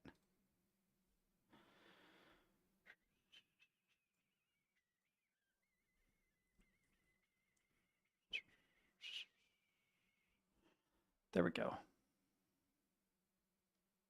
That will slow it down, but we're probably not going to play that today anyway. It just means that I can actually watch this fucking video.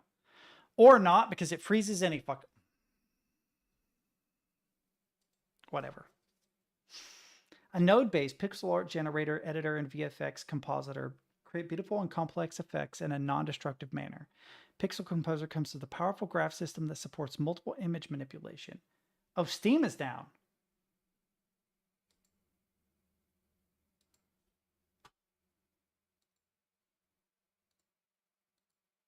Interesting, I can still download from it. I'm tempted to go ahead and spend $10 on Pixel Composer. I'm not even kidding. I might. I just don't know how the interactions will be between it and Godot. Because I want to work on... I want to figure out the tiling system problem that I have in Godot. I'm not sure how to manipulate tile maps and tile sets so that I can get the effect that I want, right? So like, should I use, I'll use Photoshop. Yeah. It takes longer to load, but then I actually know how to use Photoshop. Paint is a little bit annoying. I thought, oh, it's Tuesday. Yeah, it is maintenance day. So we'll just do a new file. We'll do 19 by 1080 just for the sake of argument. Okay, so we got this new file. View. Here, I'll do you guys a solid first. Fill with black, so you guys aren't fucking flashbanged. View, show, grid. Okay, then what we'll do is we'll go to preferences, guides, grids, and slices. Where are you? Yep, guides, grids, and slices. We'll go in here and we'll set this to a certain number of pixels. Let's say 64 maybe? Oh, 64 almost works. I bet you 32 does. Yeah, 32 unfortunately does. All right, so if that's going to be a problem, we'll go ahead and go with 128. Nope. 256. Yeah, we'll go with 256. That's about right. And we'll just use the rectangle select tool. So like if you got some tiles, is it snapping? It is not snapping.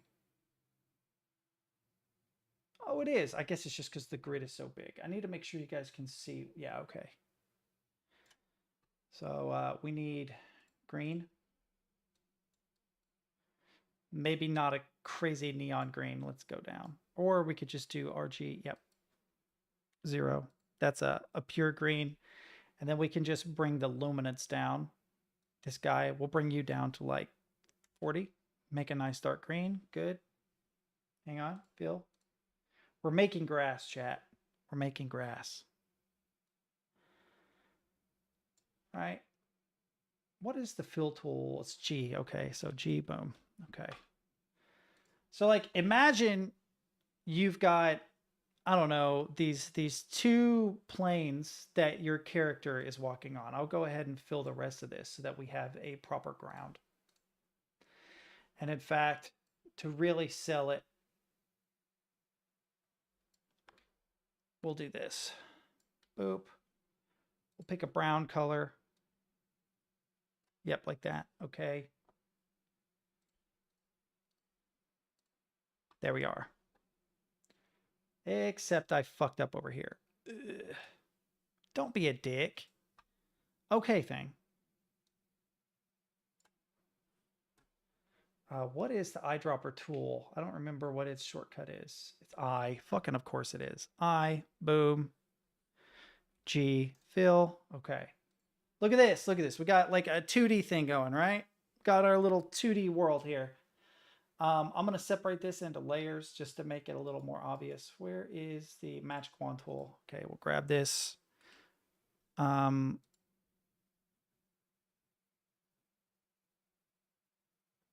guess we'll go content aware.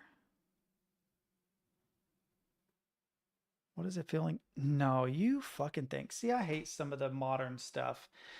Here's what we'll do. We'll unlock this.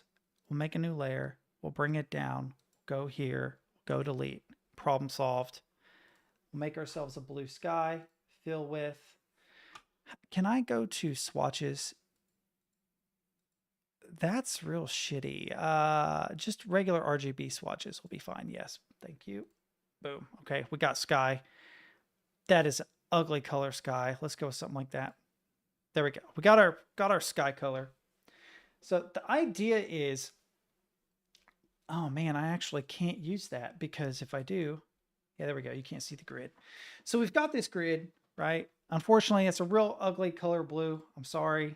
There, that's better. The idea is that if you have a character over here, I don't know how to draw this really quickly, but it doesn't matter. We'll make them fucking red, I guess, right? So we got our character. We want our character to go to the other side, right? So we've got this tile map, and you can see the tiles because the grid, right? The grid in this case is our tiles, even though this is a gigantic image and each grid is 256 by 256. Just ignore that. So I need to figure out how in Godot to add and remove tiles along a particular line. So if we have a line that runs down, we'll use the paintbrush to make this easier. We could use red even, but we've got, ooh, hey, that's actually handy. That's exactly what I wanted. We've got this line. What we want to do is we want to bring this area right here, oop, this guy and this guy together. So we want them to go together, right? Let's turn snapping off. Right? Actually, it would go the opposite way. We want to squeeze them. We want to squeeze them together. Oop. Boom. So that they disappear. I don't know how to do that. I actually don't know how to fucking do that. Because ultimately what it is that you're trying to do is you're trying to not necessarily delete, but make invisible everything in between. Let's put snap back on. So what we would end up doing is deleting this region and then grabbing this region and moving it over here, except I'm on the wrong fucking layer. Of course I am. Boom, so they go together like that. Hang on, I'm going to make this a little cleaner. Oop. Oh, it moves the whole thing. You motherfucker, this is not the best way to demonstrate this. I'm sorry, chat. I'm such a fucking idiot. I cannot demonstrate this to save my life. But yeah, what you would be doing is you'd be bringing it so that the two match. But the way that it should work is that each side, right? Each side, I hate that it drags out so far. M for move, right? Yeah. Oh, no, because it's a selection. What would this be? V. Okay, V. Both sides come in. So each one moves 2 pixels in. It collapses. And there would be an animation that takes place in between. I don't know how to do that. So I vaguely understand how to add tiles, and I vaguely understand how to erase tiles. I know how to make tiles interactable between the player and the game. You can do that. You can literally like get mouse position, on click, draw a tile, on right click, delete a tile. So you can sort of create your own like tile creation system. That's fine. That's not hard. What I would need to do is like a block of code that checks a particular line, whether it's vertical, horizontal, or diagonal, and then gets every tile that borders that, erases those, then does the math of the remaining tiles and moves all remaining tiles to fill the place that I have deleted. If that makes sense. It's so stupid. But yeah, if I were to collapse this, Control E? Yeah, if I were to collapse this, I would have to get every tile that interacts with the line defined by the player, which would be this first row, and every tile that is on the border of that first set of tiles, so we're going 2 tiles out, we would have to delete those, right? But not completely, because we want to be able to bring them back. And then what we would need to do is get the position of the tiles that are now on the border of this deleted region and move them, every single tile, 2 tiles each way. So 1, 2, boop, 2. Same with the opposite side. I hate you, Photoshop. I don't know why you're being such a dick, but okay. 1, 2. With a little animation in between. Okay, so that's a good idea, but here's the problem. So the easy way to do it is the way Faultline did it. So in Faultline, you have preset points where you can fold the geometry, right? Which means that I can create 2 instances of the world, which in Godot is actually easy because you have tile layers, right? So you have one tile layer that is normal and one that has been interacted with the player, and you just change the state, or you just change which tile set is visible at any given moment, right? And you'd also have to change collisions. So you would make the updated tile set visible, but you would also make its collisions interactable with the player where they weren't before. And you turn collisions off on the previous tile set and make that previous tile set not visible, because the collision and the texture are 2 separate things. So you're getting rid of both and replacing them with new, which you could totally do. The problem is it really limits what the player can do, because they are limited by preset worlds. The world can only be folded at certain points that are decided by me, which is okay. Yeah, we could do that. It's just less interesting than what I have in mind, which is like, imagine you have like a Celeste location where you need to hyper dash from one ledge to the other ledge. And you get halfway through your dash and you realize you're not going to make it. You're not going to fall. You press a key that triggers the ability to draw a line defining a fold on the level. When you press the key, say it's control, you press the control key, time slows down. You have a magic wand or some fucking cursor thing comes up, you draw an arbitrary line, and it folds the world around that line while you're mid-air. You release control, time speeds up, and now the distance has been shortened enough that you can make the jump. Do you see what I'm saying? That's the kind of platforming that I have in mind, but it would mean being able to, on the fly, define. It would mean being able to add and delete tiles on the fly, as well as move tiles on the fly at runtime, right? Like not having 2 instances of the world, because the number of possibilities explodes. If you say, oh, they can fold literally at every tile corner, right? It explodes if you create an instance of a tile map for every possibility, which you couldn't do anyway. Instead, what it would be is like the player would click, they would drag to define a line, and then the game decides whether that line is mostly vertical, mostly horizontal, or mostly diagonal of 1 or 2 directions. And then it defines a line underneath that triggers where the map should be folded, if that makes sense. I don't know that that's actually possible to do with tiles, because one of the problems with tiles are that tiles are square. So doing it vertically or horizontally is possible, because there are horizontal and vertical lines in tiles, but tiles are not right triangles, right? But you can define right triangle tiles. I don't know, man. I have brainstormed this for a while. The only way I can think of to do it This is not going to help me think. I already know. The only way I can think of to actually figure it out is to sit in Godot for like 6 hours and actively try to figure it out. It's the only way I know. And I don't know enough about coding tile maps.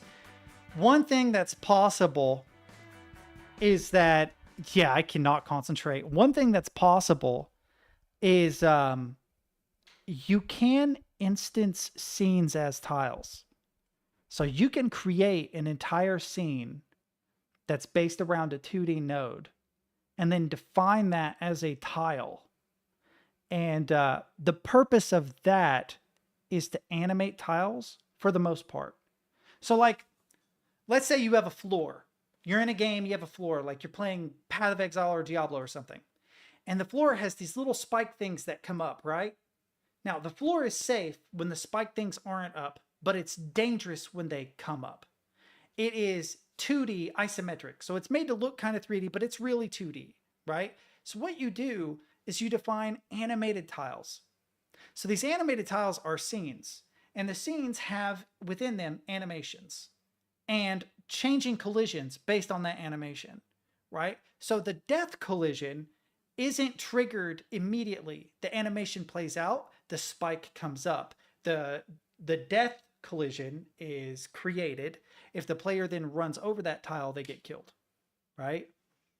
I feel like the key to folding level geometry involves using scenes as individual tiles somehow. Instead of my tile map being a series of images, it's a series of scenes. Every tile is capable of being its own scene, which means that it is capable of being in two states. Then instead of defining a million different levels, right? All I have to do is define a regular tile, a tile that is half a tile that doesn't exist, and a tile that's in diagonal, right? That way, depending on how they fold the map, the tile goes from being a regular square to a right triangle or to nothing or whatever, right? And those are all just states of that individual tile. And then you just check to see what tiles are nearby and you change their states, which would be way easier because you can en masse change the state of a bajillion tiles because it's the same asset over and over. It's not, you know what I mean? It's not a collection of tiles where you have a million different possibilities for the whole ass level. You're just changing that individual tile. And turning them on or off is super easy. So if they remain a square, that's not a problem. If they disappear, that's not a problem. The problem is more the movement. Moving all the tiles is more of the problem. You'd have to use some kind of spatial shader or something to hide the movement or make the movement look cool. I don't know, man. I could brainstorm about this idea all day. I do not know how to make it work. I barely understand how tile maps in Godot work because I haven't used them in a long time, and they updated their tile map system since 3.5, which is what I learned their tiling system in.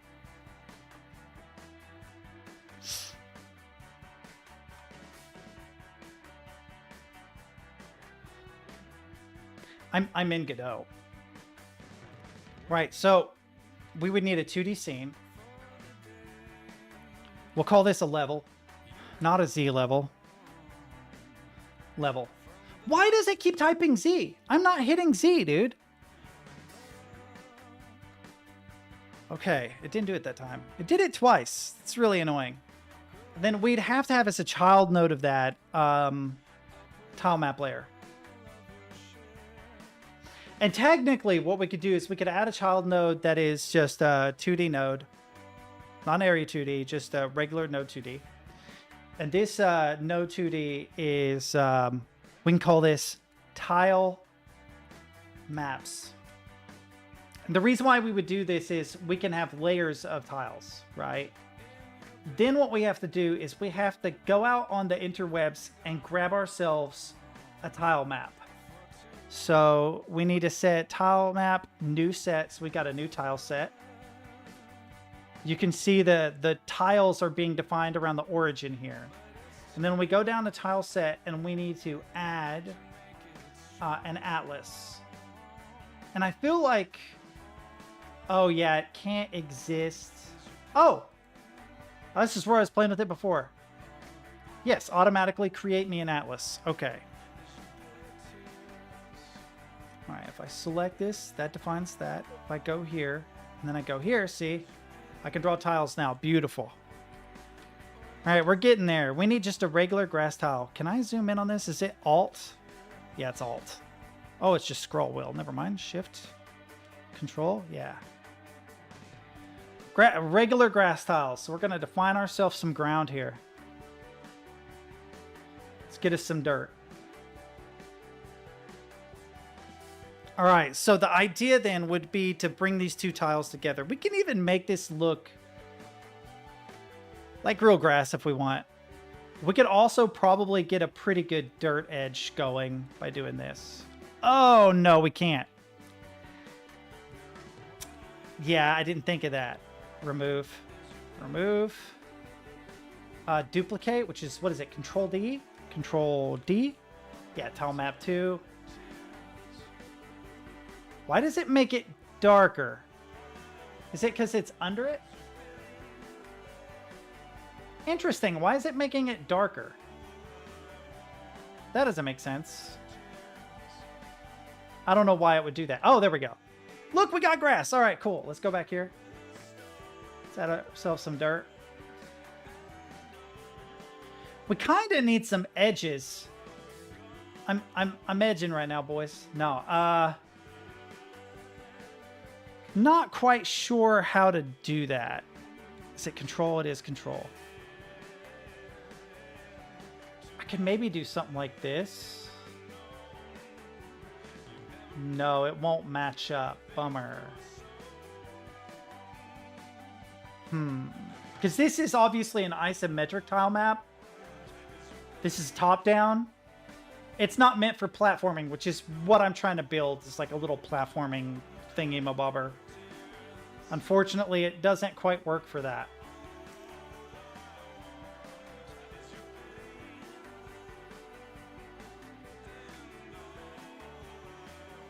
Hang on. I can maybe do... Yeah, like that.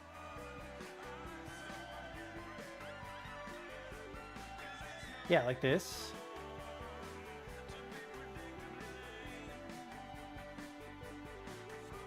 Yeah, like that. Yeah, let's go. Yeah, here. No, it won't work. Fuck it. I'm getting all trapped on the aesthetic. We don't give a shit about the aesthetic. But we got these two layers. We would need to be able to move everything in the tile maps. So we can maybe like create a group and we'll call it ground group. Add. Oh, never mind. I thought you could do it up there, but I guess not. Okay, so we got this thing called ground group. So everything in tile maps is part of the ground group. We want to get the position of all tiles at a particular X and Y and move them. And I have no fucking clue how to do that. I'm not even entirely sure how to get their position. This is made complicated because it's multiple layers. And it would have to be. Man, this is some thinking music. We're going to hide this layer. We're going to pretend like this is all that ground is. Then we do have a select tool. And I should be able to grab them all. I don't remember how to move, though. Is it right click? Yeah. So this is basically what we're doing, is we're taking these particular coordinates and we're moving these coordinates over 4. So if the player were to define a line here, you would move this over 2. We'd grab these, we'd move this over 2. I actually think that's not a great way to do it. you would only want to move this side. Because presumably your character's over here. Most of your 2D platforming games, you're moving left to right, right? So assuming the player is moving left to right and their position is over here somewhere, you want to only move this side. The animation can give the illusion that both sides are moving. Oops, I didn't mean to do that. But you'd only want to move one side. And the reason is that you don't want to move the ground under them, because then you have to get their position and move their position by that number of tiles as well. Which I guess you could do. It would also be really weird, because imagine that like this is what you see. Let's go a little higher. Like imagine that's your viewport. This is like your laptop screen or whatever. Then these tiles over here are going to go from being not visible because they're off screen to being visible because they've been moved over. Now they're on your screen, if that makes sense. So we can't get rid of tiles that are off screen. We have to make sure that they continue to exist, which they would by default, I'm pretty sure. Yeah, I don't know that I can explore that too deeply on stream because I don't even know the code to be able to do that. I could probably go into Godot docs and see what they say.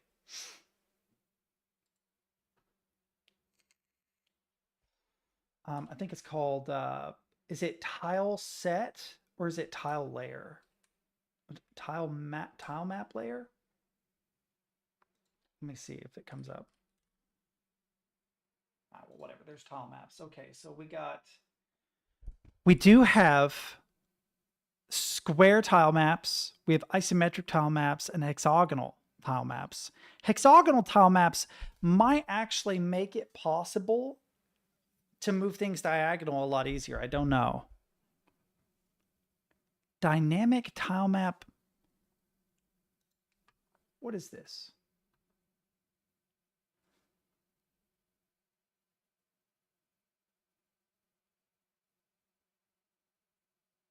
Yo, hang on. I want to see this demo.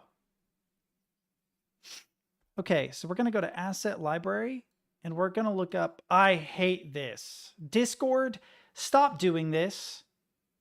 I don't want to go live on Discord. There's got to be a way to disable that. Dynamic tile map layers demo. It says broken. Is this an old one?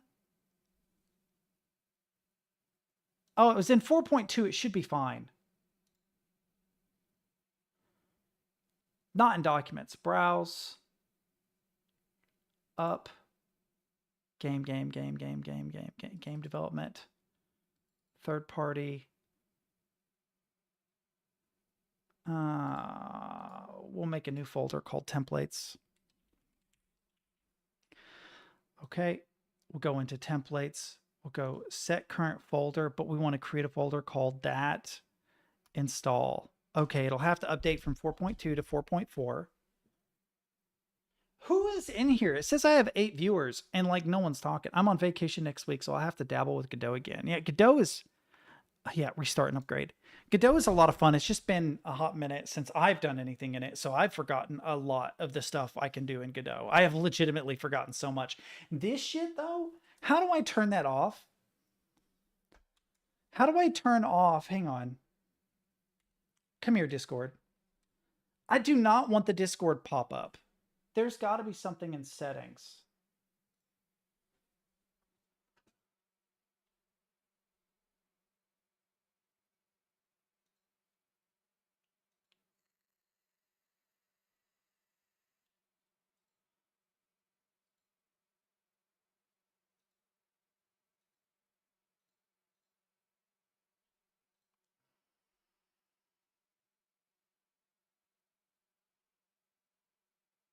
That's not it. Notifications. That's for messages.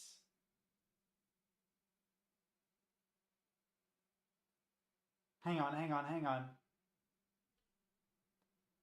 I wonder if activity start and activity end has to do with it. Windows settings. Open Discord, start minimized, minimize the tray.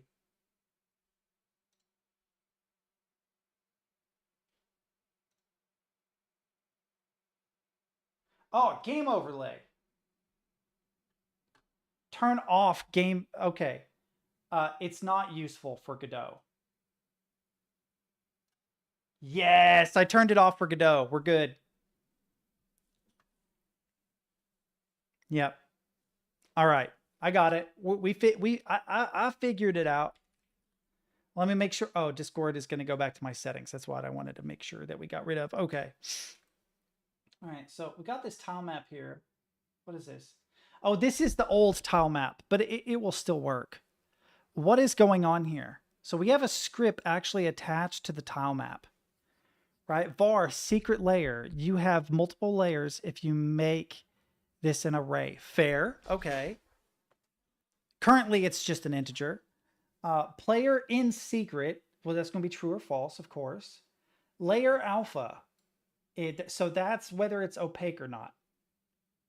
And it's also a decimal of some kind. It's a floating point value.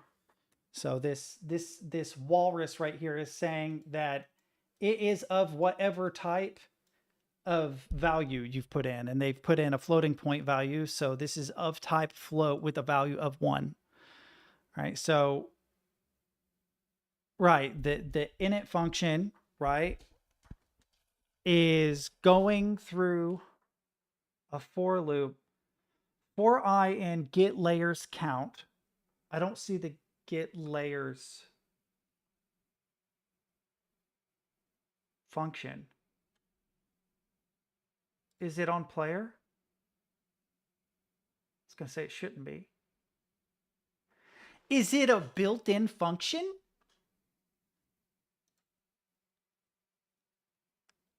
I wonder if get layers count and get layers name are built in. I don't remember those. But okay, let's assume it's a built-in function because I don't see it listed here unless I'm blind. All right, use tile, use tile. Yeah, I don't see it here. Okay, but we get what it's doing, right? So it's counting the layers. And then if the layer name I is equal to secret, which that layer number is that a 1 or an I? It's an I. Zoom in, actually. I don't know why I got close like that. Yeah, I'm blind, chat. Sorry. All right, so function ready set process false. If player in secret and if layer alpha is greater than 0.3, layer alpha equals move toward layer alpha by delta. So, okay. What? I think what it's doing is it's animating the it's animating the transparency of the layer. So it's going from its current alpha, which would be 1, to an alpha of 30% over delta time. So each frame, it will go down by whatever number that ends up being. Right? Else set process false. Else, if layer alpha is less than 1, layer alpha equals move toward, and it goes back to 1. Okay, so what we're doing in this is we've got like a little region that if we walk toward becomes invisible. Okay, that's actually cool. Ooh, we can jump. Nice. Can't jump very high, but that's pretty cool. Okay, but now they're using only 1. Oh. So they've got this secret detector with the collision shape. And the collision shape covers. So I figured out how to do it. I think I figured out how to do it. No shot. That's so simple. So what you do is you have the player define a line. Right? Let's say that they're running along and they do like a line like this, right? With their mouse. They mouse click. So the idea is you'd platform with your left hand, right? That would be your movement, right? Would be almost exclusively left hand. Right hand would be mouse. They draw a line with their mouse, right? What it does is it gets the start position and the end position. And then what it would need to do is I only want pure diagonal up, down, left, right. So sort of like the cardinal directions in Celeste dashes, right? You can dash totally diagonal at a 45-degree angle. You can jump straight up, or you can walk left to right. You see what I'm saying? So it sort of makes like a 8-pointed shape. So what it would do is it would like get the start point, the end point, determine whether or not it's mostly vertical, mostly horizontal, or mostly diagonal. And then based on that, I would need to create a collision shape that encapsulates a selected region. So if they draw a vertical line, it will decide on what vertice of what tile is nearest, and it would create, say, a 2 or a 4 wide collision shape, right? That would actually work. All I have to do is create a collision shape with a trigger, and that would select what tiles to manipulate. I could then get the tiles, delete the tiles, or make them no longer visible, or move. Okay, so we still have some problems. Being able to have a collision shape, it wouldn't even have to be a collision shape. It could be an area 2D. Defining an area 2D around where the player moves their mouse would help you to figure out what tiles need to change at any given moment. Changing the tiles is still a problem, because in my mind, the simplest solution is to literally erase those tiles. And if you set it to a specific width, so say they draw a vertical line that's 4 tiles wide, it would get every tile along that vertical line. It would delete a 4 tile wide area and then move the regions to the far left and the far right in 2 tiles apiece, which would collapse that region. You could do that. I'm pretty sure that you can get tile locations. Hang on. All right, hang on. Tile map, properties. So visibility. So one thing I could do is I could literally change the alpha of those tiles. I wonder if I can move tiles between different tile map layers. I'll check that out here in a second. Well, shit.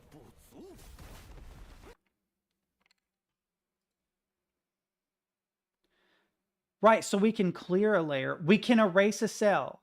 So there we go. We got erase cell. We can add layers. We can clear layers. Get cell alternative tile. I could see that being get cell atlas coordinates. No, that's the coordinates in the atlas, not the coordinates in the map. Okay, so get cell tile data, which would give you the layer the cell is on, the coordinates of that particular cell. I don't know what use proxies does. But if I were to get cell tile data, that means I could get the coordinates for those tiles. That would be very, very helpful, because I need the coordinates of those tiles to know where to move tiles to and what tiles to remove.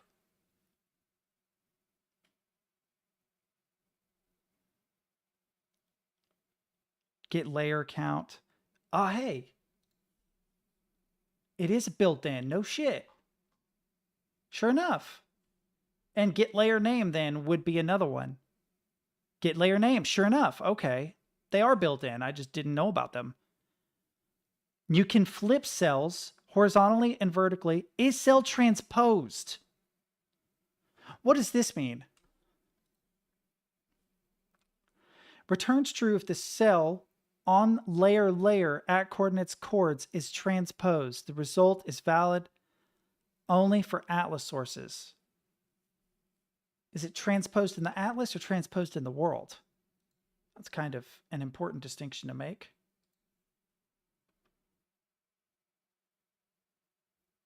Hang on. Local to map, map pattern, map to local, move layer. I wonder if I can literally, so sort of after a suggestion, right? Say that you've got the ground in your layer, right? So you have a tile map that defines the ground the character is running on. the character defines where the map is to be folded, which would collapse a region, say bringing two ledges together, right? What if it defines an area 2D, gets all the tiles in that area 2D, makes them invisible, and then moves them to a layer that doesn't collide with the player, right? Then it just moves the cells on the layer the player is on. The player runs across the ledges, lickety split, and then when the action is undone, say it's a timer, right? The cells move back open, and then they're copied and pasted from that invisible layer back to the visible layer. So the cells never go away, they just get moved to a layer that's not visible. I feel like that would maybe be doable. And you can remove layers too. So what you could do is literally create the layer, move the tiles to that layer. That layer can't interact with the player because it has no collisions, or its collision layer is not correct. And it's not visible. Then you just move them back to the original layer, remove the layer that you're no longer using, and give them their collisions back somehow. I feel like set cell is going to be super important for this. Set cells terrain path? What?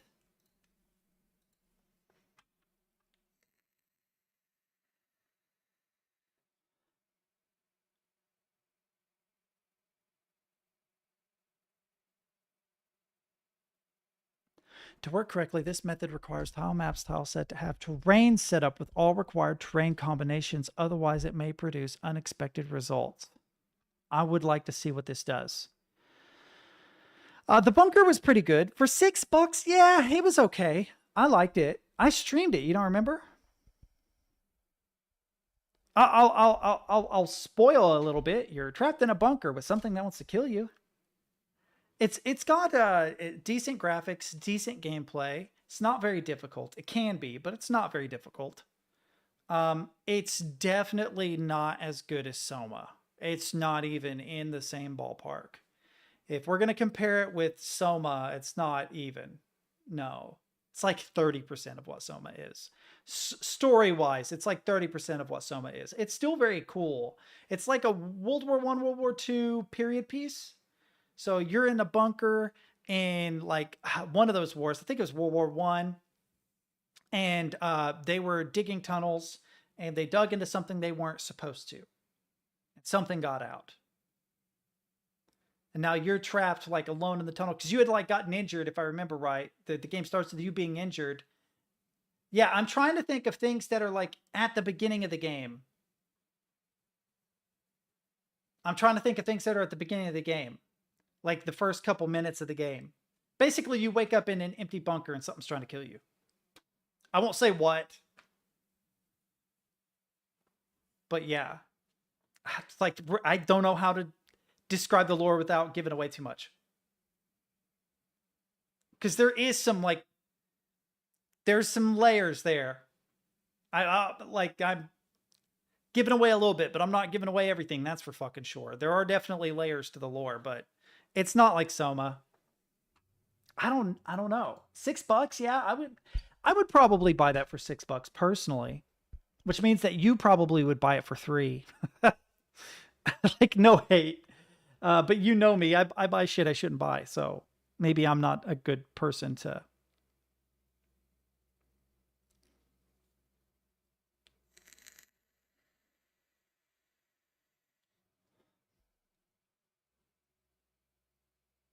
So set layer enabled. Yeah. So you get the layer number and a boolean, true or false. So what I could do is I could have an existing layer that is disabled.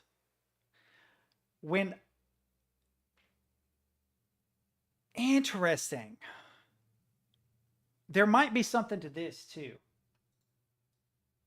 Because if you read this, a disabled layer is not processed at all, no rendering, no physics, etc. Which means that it exists in the ethereal plane, right? But it has no impact on the person's rendering of the game.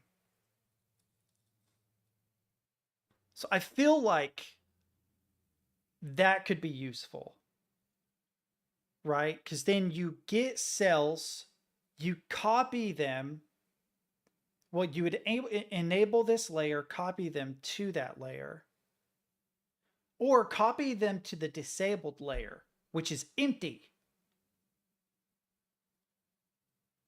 right?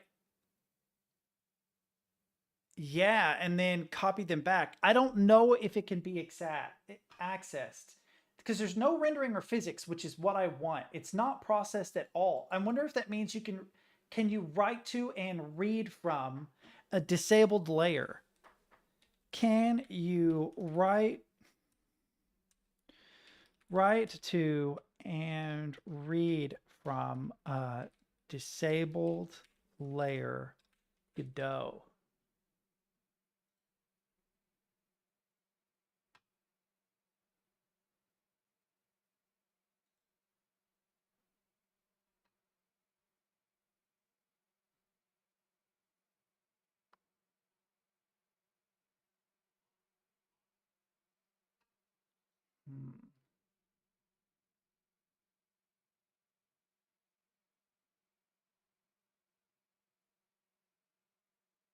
See, setting a layer z-index would be helpful because that would help with collisions, I think.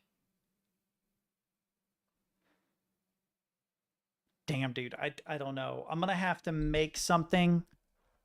I'm going to have to make something in order to get it to work. I don't think I'm going to do it on stream today. I feel like there's something there, though.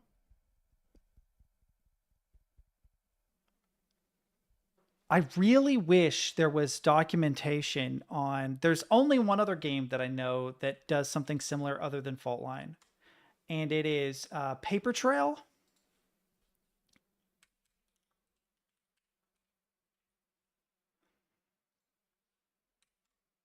But I think they're predefined in Paper Trail, so it wouldn't be that difficult. Right? Oh, my bad. Oh, yeah, cool fight scene. My bad. I'm hyper fixating on... what is this? Super Cube?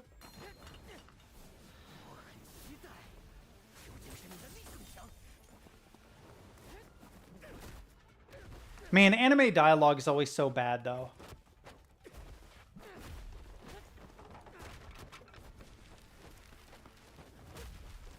They really take advantage of 20 frames a second to make it look frenetic. Yo, wait a minute, wait a minute. Yeah, it's not on the wall yet. Watch this. Look at this wall. That's good. That oh my god, even when they changed angles. See, yeah, dude, for like 2 frames, if they hadn't put that splash on the wall for those 2 frames, no one would have noticed. And another 2 frames.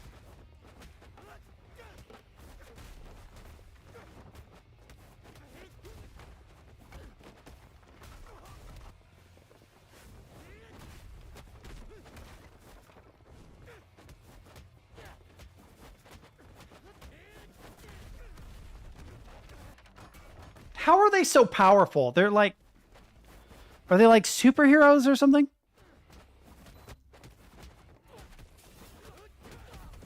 Okay, so dude does have some magic.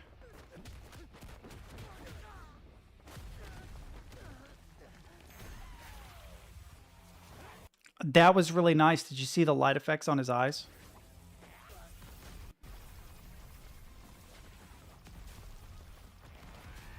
Me with your mom last night.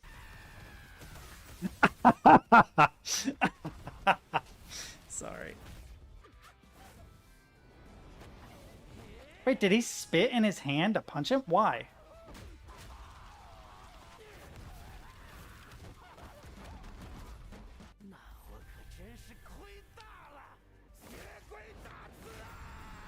For a split second, he was bald. Did you see that?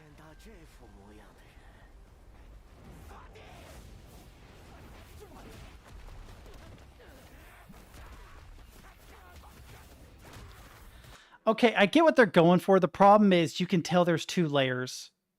Like the moving camera really gives away that there's the layer that they're animated on and the layer that's the background. Right there, it starts there and it gets real bad. Right there in the middle is really bad. And then we're back to being grounded in reality for a moment.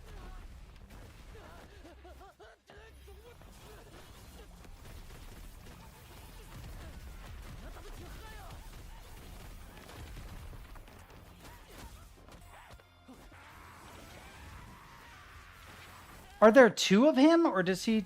Oh, there are. He's got like a doll thing.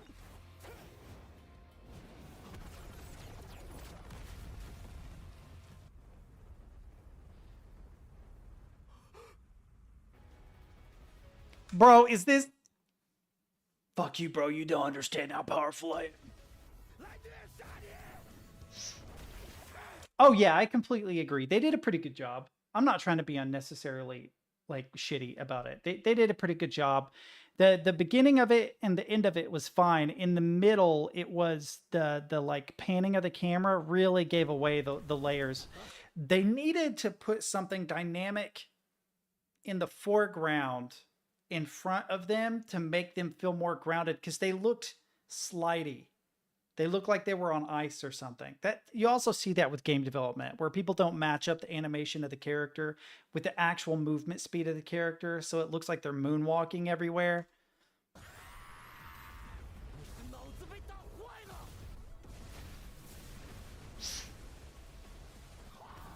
Super Shovel 9000.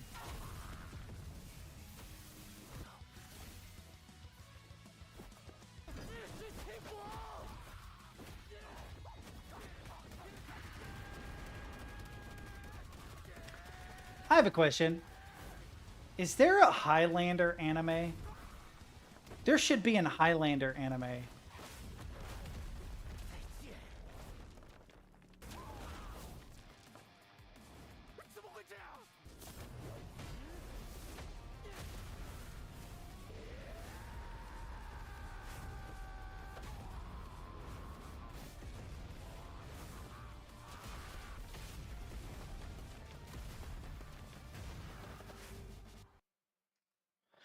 Damn.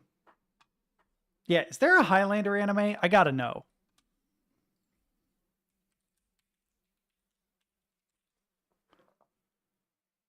Oh my god, there is. Oh, is this like an old school one? This does not look like modern art style at all.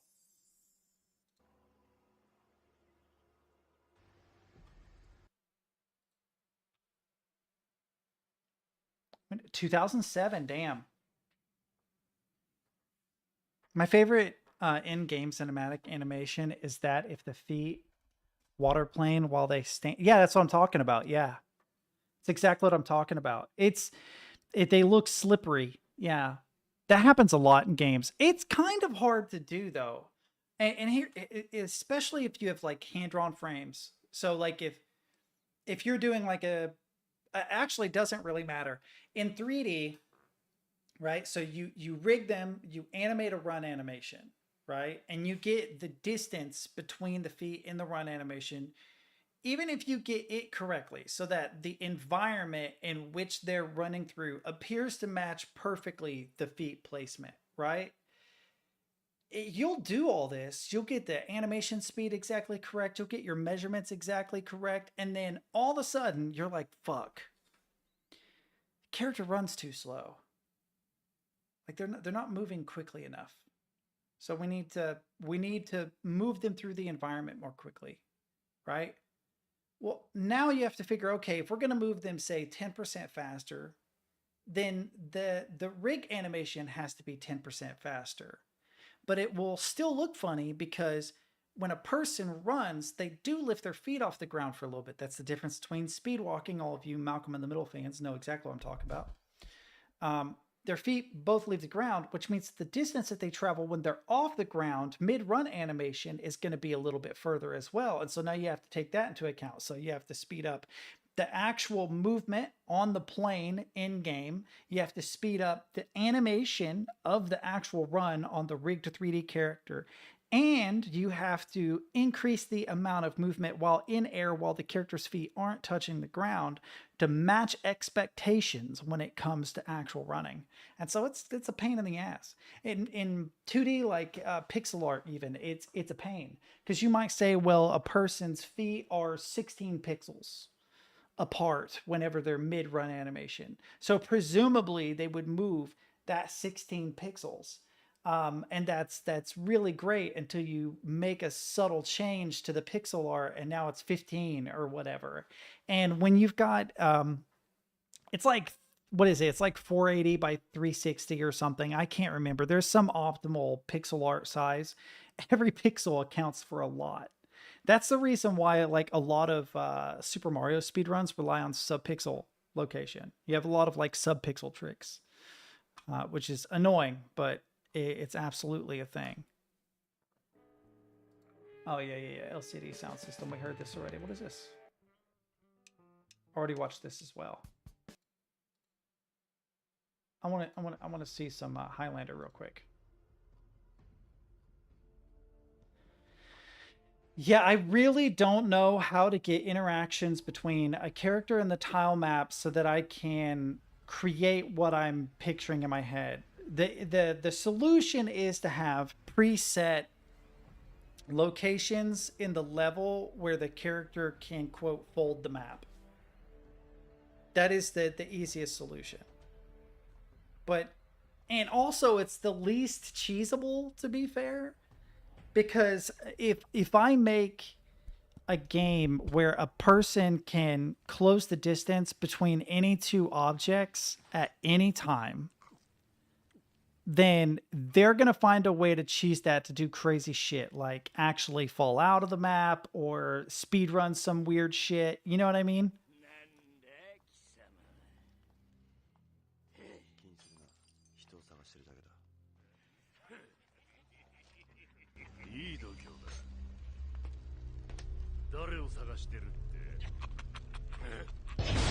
They've like ruined. I can already tell that they have like ruined Highlander, because dude has a horn poking out the middle of his fucking head.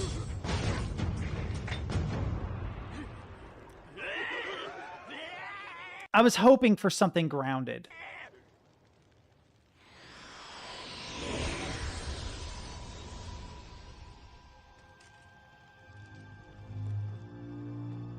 They could have made a really good grounded Highlander, and instead they went full stupid anime with it.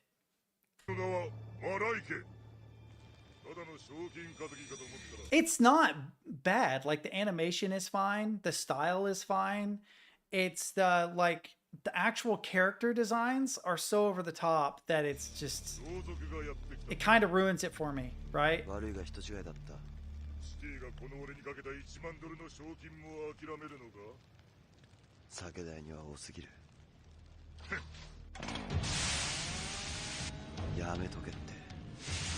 They went way over the top with it. Of course they did.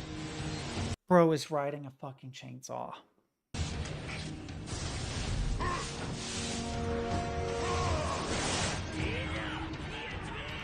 That dude has two heads.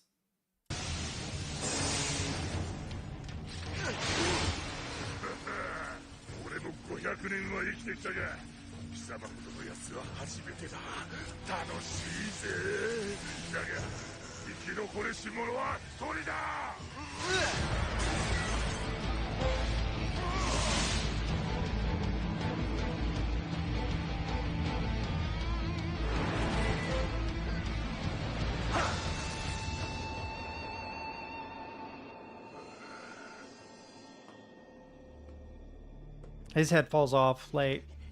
Watch.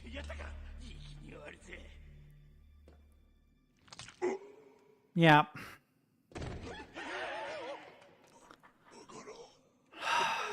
I'm disappointed. I'm disappointed in it. Like, the animation is fine, right?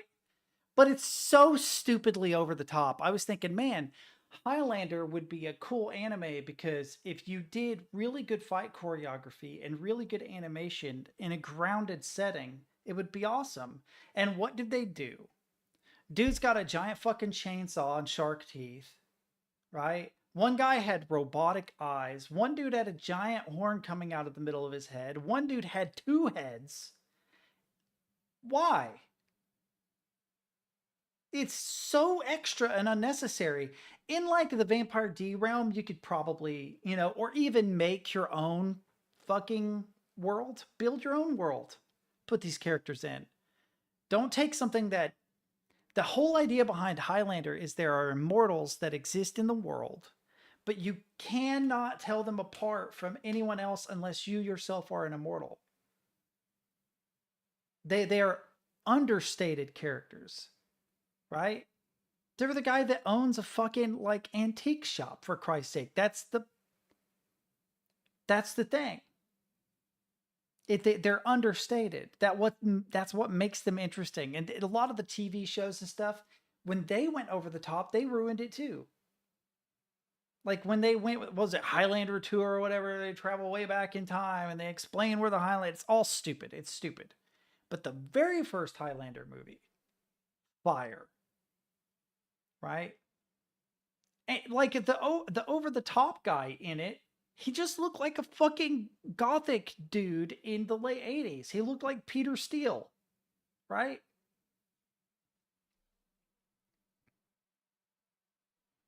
So, yeah, it's kind of a bummer. I'm a little bummed that they went so over the top. People are like, this is one of the best anime movies.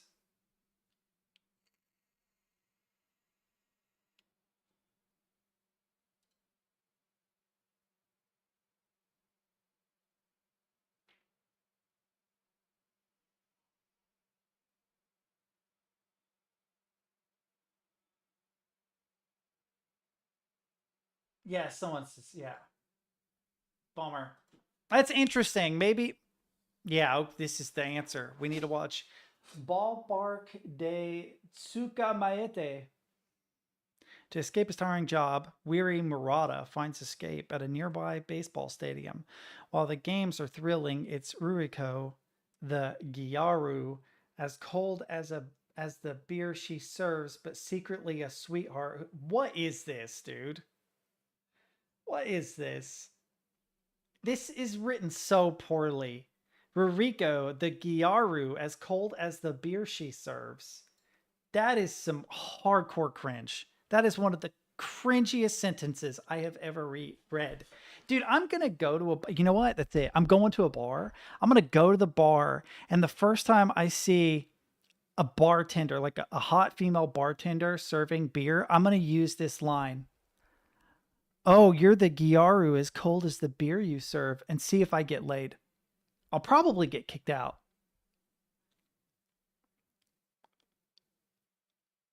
As the first regular, Murata discovers the warmth behind her frosty demeanor and the hilarious, heartwarming... Why does this read like those campy romance movies where the rich girl leaves New York for her down home country, you know, for some family reunion or whatever, and she runs into her high school sweetheart who is suddenly rich for some fucking weird reason, and she decides that her lovely, you know, boyfriend back in New York, who is wildly successful and does everything he can to like take care of her and to show that he loves her, she breaks up with him for the high school sweetheart because the high school sweetheart is now richer, I guess.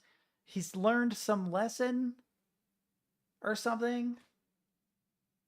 That's what this feels like, kind of.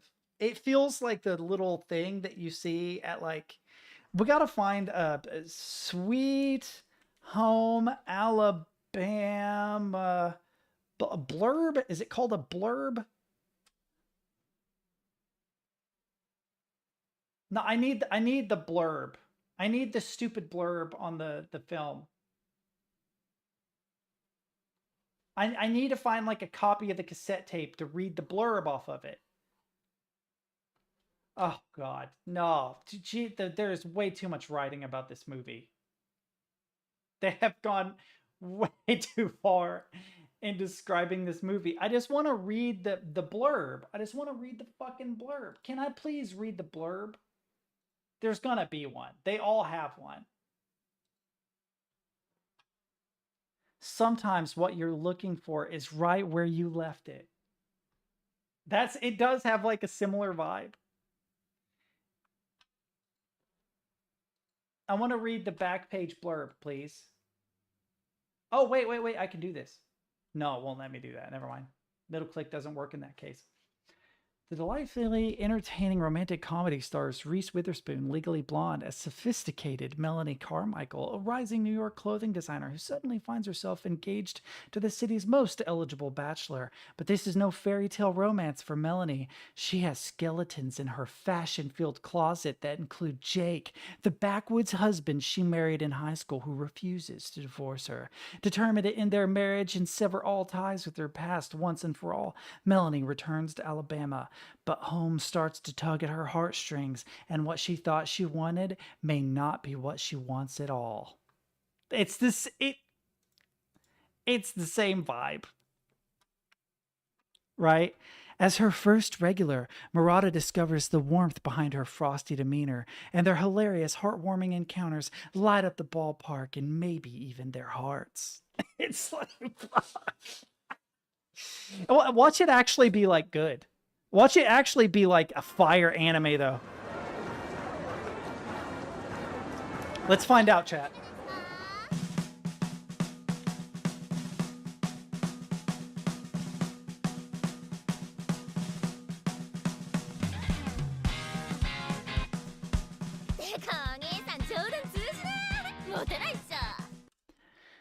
Every anime girl sounds exactly the same. I can't do it. I can't do that voice. I can't even come close.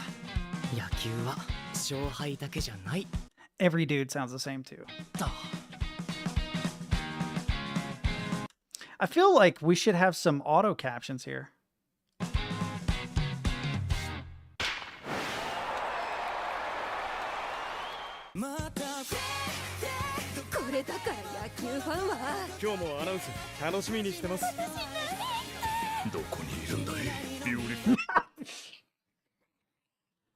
Is this the same voice actor who does "Omae wa Moshindoru"? That's what he sounds like. Listen to him. Beautiful girl. 今でも野球観戦好きなんです。球場の仕事は誰かが見てくれてるから頑張れるのよね。ちょっくら行ってきますか。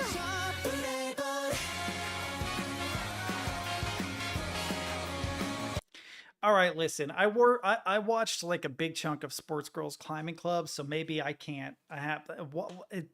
It might be good. It might actually be good. Do I have anti-CLI installed on this? I feel like I do. Well, if it isn't Bobo. Is it Bobo? I'm Mytel, H Block Commander. So you're the leader! Yeah! See, this is so ridiculous. It actually looks great. Yeah? What's going on here? Have you ever heard of Medusa? She was a Greek monster that turned people into stone if they looked in her eyes. Are you telling me that you? That's right. Medusa was my third cousin. It's so dumb. It's so dumb. What? I am turning into a pet rock! And now you! No! Stop it! You turned me into a carrot! Where? No way! Well, I missed a call. Does the trick work? Let's try this again.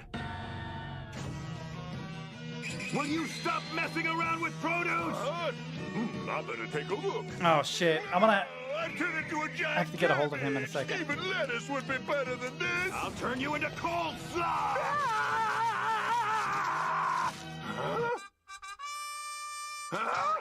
Oh, how about little privacy? You peeping Tom show up whenever I put on my swimsuit. Well, it's a good thing I stopped off at the spa for a bikini wax. No, not again. I'll turn back into a carrot. What the fuck is this? What is this? Quick, someone set me up with some corned beef.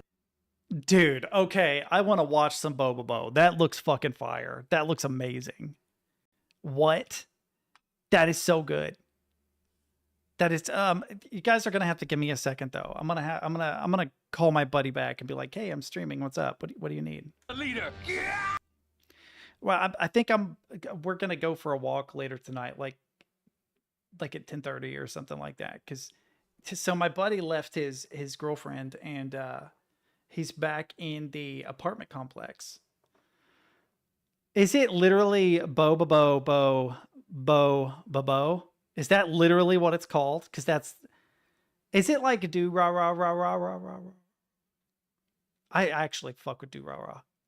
That was good. That was a good show. But no, yeah, I'm gonna see what he needs. So I guess I'll mute or something.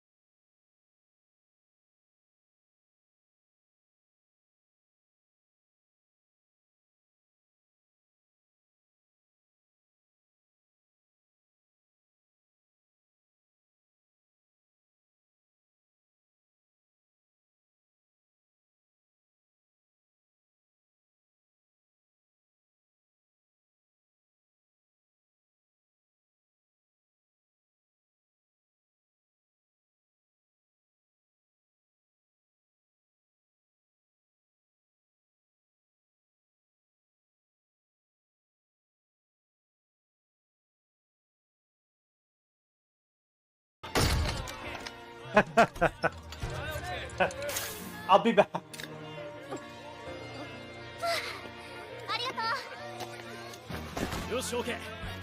Thank you. タルコートお願いします。2人とも10分ペース。いいね。今日はあったかいかな。よし、ルリコ、いいわよ。じゃあちょっくら行ってきますか。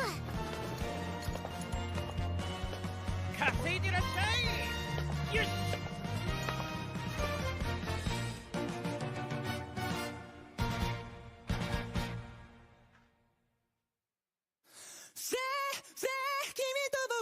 向けて叫ばプレイボーイ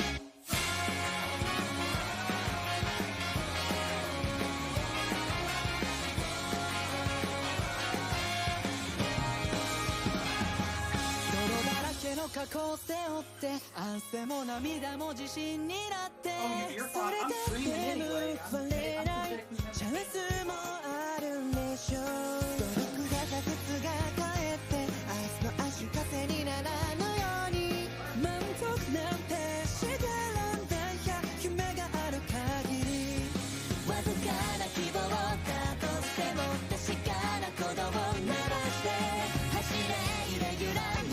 I unmuted. Oh well.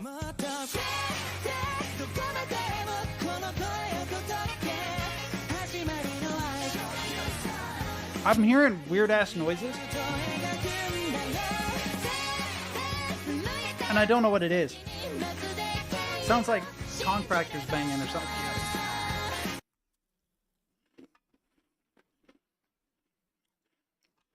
The anime cost me 3 viewers. It was worth it. Mom, if you were watching, I'm sorry. We'll watch it sometime. I'm going to get off here pretty soon anyway. But maybe tomorrow, Steam.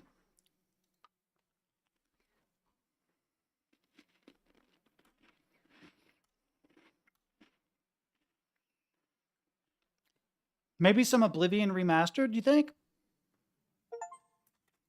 I haven't played the original since like 2006 or something.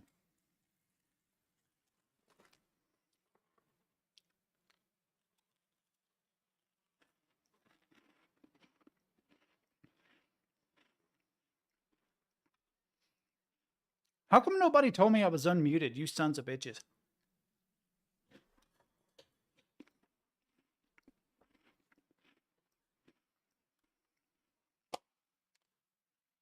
I gotta clean up the house, the apartment.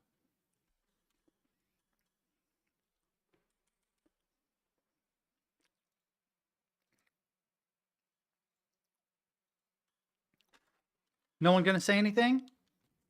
Need a message Crims, make sure she's okay.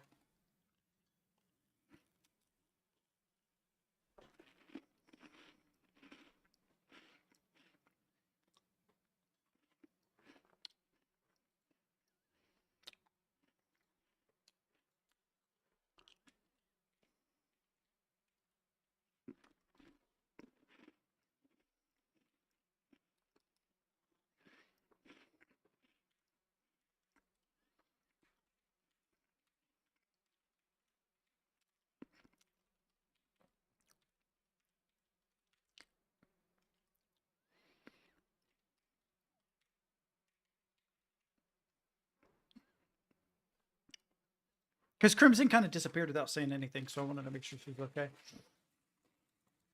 Ooh. A wild link has appeared. It always starts the same way. You're chillin', maybe sipping a suspiciously strong cup of coffee, and someone drops a new CTF challenge in the Discord. It's just a basic web challenge, they say. You click the link, you see a login form, you smile. You tell yourself, I got this. Fast forward 6 hours, and you're reverse engineering a cursed binary that speaks in Morse code and executes shell code if you breathe too hard. You haven't seen sunlight in 2 days, and your browser has more tabs open than you have functioning brain cells left. But let's rewind. It all begins with confidence. The glorious recon phase. This is where you feel like an actual hacker. You run nmap, ports start popping up. 22, SSH, 80, web server. Easy peasy. GoBuster gives you a hidden admin login page. Nikto throws some warnings. And you're already fantasizing about dropping. What is remote desktop? Because I remote desktoped into a computer one time. It really surprised me. I'm like, wow, you have this open? What the fuck? I don't remember what it was.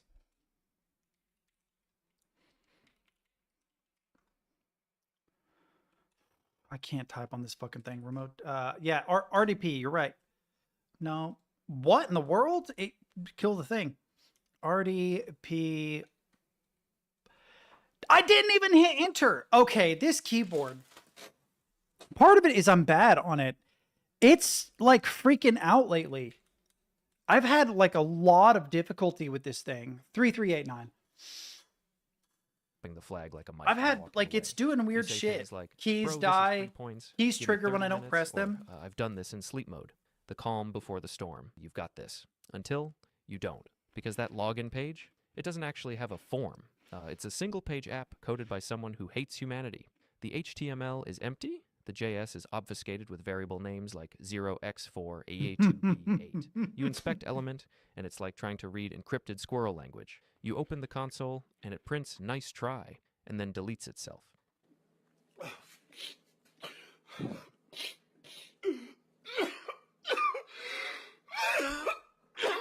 This is where reality hits.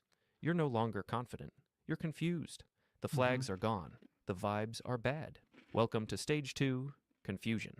This is the moment you go from confident hacker to medieval alchemist. You're decoding hex dumps with CyberChef, trying to identify if this base 64 has been double encoded, reversed, then morphed into ancient Egyptian. You ask yourself, wait, is this Morse? You check the file type. It says application/octet stream. That helps absolutely no one. You start Googling weird CTF encoding, hoping someone else has suffered before you. Now we're in the rabbit hole. It's 2 a.m. You're still here. Everyone else in your house is asleep, but not you. You've got Ghidra open, and you're reverse engineering a binary you downloaded off the server. The comments are in Cyrillic. The strings are XORed with a 7-bit key. The function names look like someone headbutted the keyboard. You haven't eaten, you haven't blinked, your cat is concerned. You find a function named validate flag, and you get excited. This is it. You start tracing the logic. It's a buffer overflow. Maybe. Or is it a format string vulnerability? Or both. Why not? And then the existential crisis hits. Why are you doing this? You open the hint file. It says, try harder. You scream again, you try harder, you fail harder. You've now developed a strong emotional bond with the terminal. You're in a one-sided relationship with Ghidra. You start hallucinating flags in your wallpaper. You dream in hex. But then, miracle of miracles, you find it. The flag. It's real. You submit it. It works. You scream again, this time in victory. You run around the room. You high-five your cat. Your terminal becomes a shrine. You are reborn. You feel unstoppable. You feel like your neurons were doing push-ups the whole time, until you look at the scoreboard. and realize that flag was worth 50 points and you're still in 12th place. It doesn't Wow. matter, because it was never about the points. It was about the pain, the suffering, the adrenaline, the emotional collapse. Wait, so how does this work? And yes, I've never done a we'll do it CTF. all again next weekend, because someone will say, hey, new CTF just dropped. Web challenge looks easy. And just like that, you're back. But maybe I didn't understand what you meant at first, but now I get it. You lose points for getting hints. this time, you're not just chasing flags. Maybe this time, you're learning how to turn all that chaos, the sleepless nights, the hex dumps, the rabbit holes, into something that pays. That's what we're building inside Cyberflow's Academy. A space where hackers stop grinding blindly and start moving with purpose. Real exploits, real guidance, real results. Because if you're going to suffer for this, you might as well get paid too. Some members have made back their investment in weeks. Others have turned hacking into a full-time job. Click below, get inside, and start making hacking pay.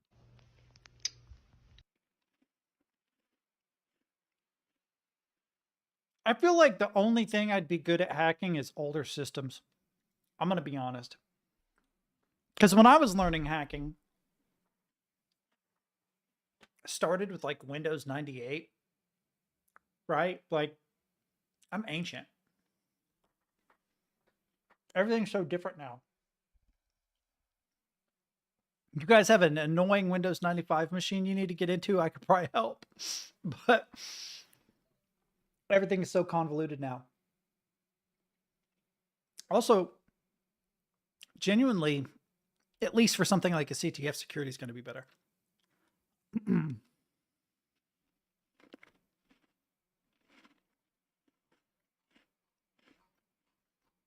That's cool that you can make money doing that, but I can't imagine it's a lot.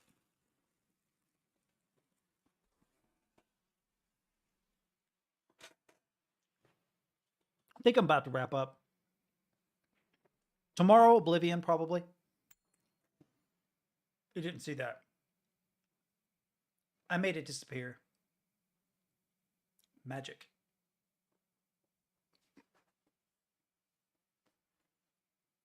For the most part, the ethical... I've never tried to get into anything. Actually, it's a lie. Never mind. I'm going to shut up. You're right. Yeah, no ethical dilemma. Except in one instance, I never tried to get into anything I wasn't supposed to get into. But, yeah. Like,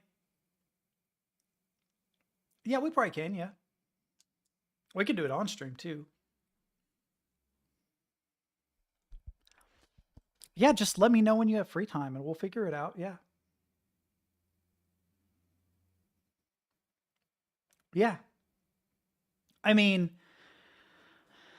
I'm going to be up until about midnight tonight. I don't feel like playing it tonight, but the reason why I don't feel like playing it tonight is because I have Oblivion and a walk with my buddy Jordan. So I might jump into Oblivion tonight just to see what it feels like. But even sometime this week, absolutely, yeah, or even on stream. I'm going to start streaming Tuesdays, Wednesdays, Thursdays for about 4 hours apiece. Yeah, I'm just saying, it just depends on what's more convenient. That's it. But yeah, I have to file my taxes again. I have to get oil in my car. I have to take a walk with Jordan. I'm probably going to jump in Oblivion for a bit to see what that's like, and I'm continuing to work on guitar. My speeds are getting crazy though. I'm real proud of myself. Before I got on stream, I was playing 640 beats a minute. So that's fucking insane. It was so fast, I wasn't sure if I was imagining it or it was real. And it was an 11 note arpeggio. So I drew 11/16 notes at 160 BPM, and that's 640 beats per minute.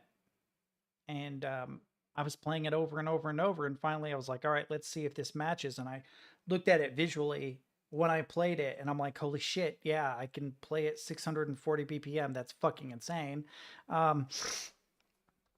Not really useful musically, but it's cool that I can play it that fast. So yeah, that's going to get really weird though, because I'm starting to get to a point where metronomes and shit don't help very much because they're too quick. Oh man, I'm sorry. Yeah, you still have to deal with all that bullshit tomorrow. You had a bad day today too. Yeah, life's been kicking my ass too, man. I mean, in a weird way, it's been kicking my friend Jordan's ass too. He did leave his girlfriend. Like I know that it bothers him, whether he wants to say that it does or not. But he also needed to, because I'm like 90% sure she was a narcissist. And originally, when they first were talking, I condoned it. I was like, yeah, dude, you need somebody, you know? Good for you. But have you ever met someone that no matter what you do is wrong? And anytime they are inconvenienced or something bad happens, sometimes not even bad, anytime anything doesn't go their way, it's your fault. That's the way she was. He has 3 things in his life other than her. He has a job that he's working really, really hard at. He has his workout routine. He goes and he works out almost every night. He's currently on a cut. He's down to 195 pounds. That's insane for him, dude. Him at 195, I can't even fucking imagine. He's the buffest dude I know. And college, which he's about to graduate with a bachelor's. He's actually thinking of taking an internship and dual majoring. Like things are going good for him, and she just bitches and bitches and bitches and bitches because he'll like hang out with her. It'll get to be 10:30 at night, and he'll jump on his laptop to do homework, and she will bitch, you just don't want to spend time with me. And he's like, I've been with you for the last 4 hours. We've been watching movies and hanging out. What do you mean? She'll make plans to go somewhere, and he'll be like, okay. And so he'll make plans at the same time she makes plans so that he can go do a thing while she's doing a thing, and then she'll bitch about him going to do a thing. She is awful. She is just an awful human being who has to blame everything on him. She's a narcissist. Everything is about her. If it doesn't convenience her, then it's his fault. And he's the bad guy somehow. And I've seen them together. He is definitely not the bad guy. Like, he definitely says shit out of pocket that he probably shouldn't say. And I could see pissing her off a couple times. But hang on. I'm about to sneeze.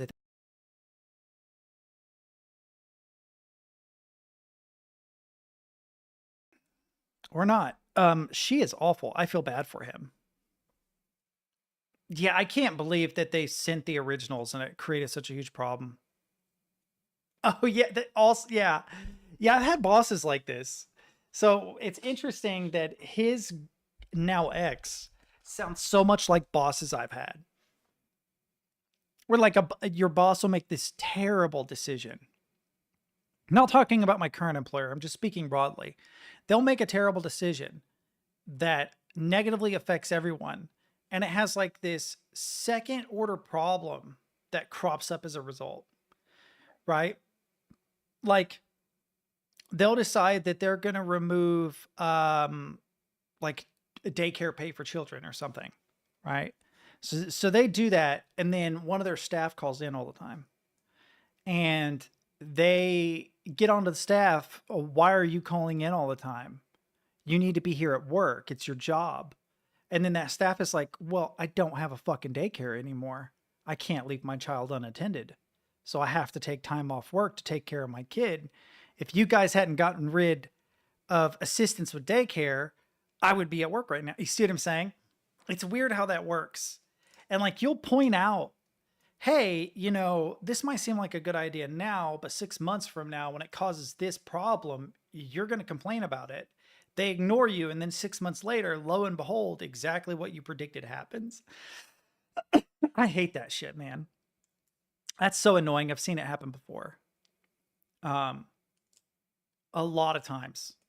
And often they eventually do what you want to do, but too late. So my former employer refused to give raises, and they had huge turnover. They lost almost 50% of their staff, if not better. They were falling apart at the seams. And I'm like, oh, you just need to give raises. That's it. You just need to pay people like 20% more and you will have staff. And the way that they thought about it was they were saving money because they have fewer staff, until it got to be where they were having trouble meeting the regulations of the state, because you can't leave clients unattended. And so they eventually broke down and ended up paying that 20% more. But there were homes that were dual staff. They had 2 staff. They went down to 1 staff and they became sleep houses. So where before there had to be 2 people and 1 person had to be awake at night, now there can only be 1 person and they're allowed to sleep at night, right? Which is insane, because in a lot of those houses, you really should not do that. And I even discussed that with my employer. I was like, hey, you know, you should make this a sleep house. We have no recorded instances of seizure activity or whatever it was. At nighttime, it will be fine. If you say, yes, you can sleep, but every 2 hours you need to get up and check on them, you're never going to have an issue. And they refuse to do it. And yeah, I was like, that and raises. And what did they do? They gave raises and they did that. And it's like, I literally told you this and left the company because you wouldn't implement these ideas. And then I leave the company and you just suddenly realize, like, oh, shit, I should implement, you know, these ideas. I should maybe give raises. And it's like, fuck yeah, you fucking idiots. Actually broke a really nice pen from putting, oh yeah, you got to be careful about that. I've done that with pencils before. Yeah, I'm sorry, man. Work stuff sucks. Work stuff always sucks. My choice right now, and I had this conversation with Jordan, was I either take the 5 days off a week and I try to make it work. I try to do something with that 5 days that benefits me. I won't say monetarily, but that benefits my life significantly enough it justifies my working 48-hour shifts on the weekend. Or I give it up and I work 5-6 days a week. No, I know. I heard you. I'm just saying, I have been so tense I broke a pencil. That's the closest I've come to breaking a pen. I'm not saying that you broke a pencil.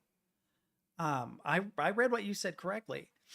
But yeah, I have broken pens by pushing them too hard into paper when I was pissed off. If it's the kind that has tines, like this kind of a pen, put it in front of my face, you can maybe see. I have definitely smashed the shit out of these because I'm so fucking mad. Like signing a write-up or whatever. This is dead. Ooh, it kind of wrote. Oh, I fucking almost wrote on my birth certificate. Let's not do that. Okay, no, it's dead. But yeah. Yeah, fuck. I guess I'm gonna get off here. If you need me, hit me up. I know I've not been super active on Discord lately. I've been dealing with a lot of my own bullshit. Just being honest. Real life is super kicking my ass right now. I'm having a real hard time. I'm doing the best I can. So just like keep that in mind, that the Teddies that exists after stream is probably dealing with some bullshit. So, you know, cut me a little bit of slack. I'll cut you a little bit of slack. Hopefully things come back around in the next month or two. Hopefully. I need to get back into college. I need to do a lot of things.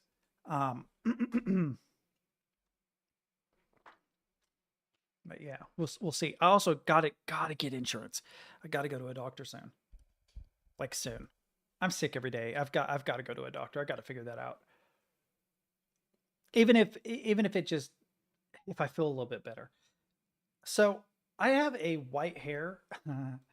For the record, there is a white hair. Where are you? Right here.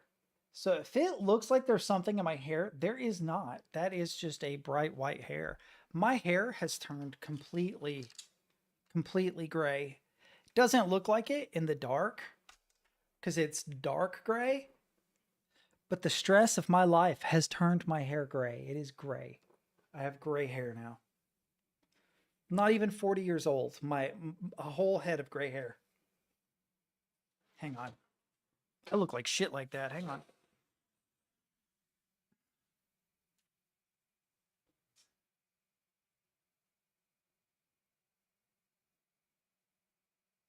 I don't have a brush here.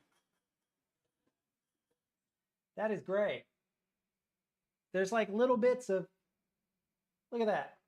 My hair is gray. My hair is dark gray. Stress be kicking my ass, boys. Shit, is my hair getting longer? It hasn't grown consistently in ages, and now it's like... My right side's always been a little bit longer than my left, though. That's weird. Anyway, that's weird. That's a weird thing. I didn't know that. All of that is dead ends. It looks like shit. I'm going to have to literally... I'm probably going to take off like that much. No shit. I'm going to take off like 6 inches. Get my hair cut so it actually grows ends that are healthy. That'd be nice. But yeah. Yeah, you know you're stressed out when your hair fucking goes completely gray. Oh, I'm going to have to brush that in a minute. It looks like shit, but whatever. All right, boys. I'm out of here. I'll be back tomorrow, probably with Oblivion. If not Oblivion, maybe Generation Zero. We'll see. It'll be fun either way. Yeah, come hang out. It'll be nice. It'll be nice. So tomorrow and then the next day, and then probably off Friday because I'm going to be taking more time.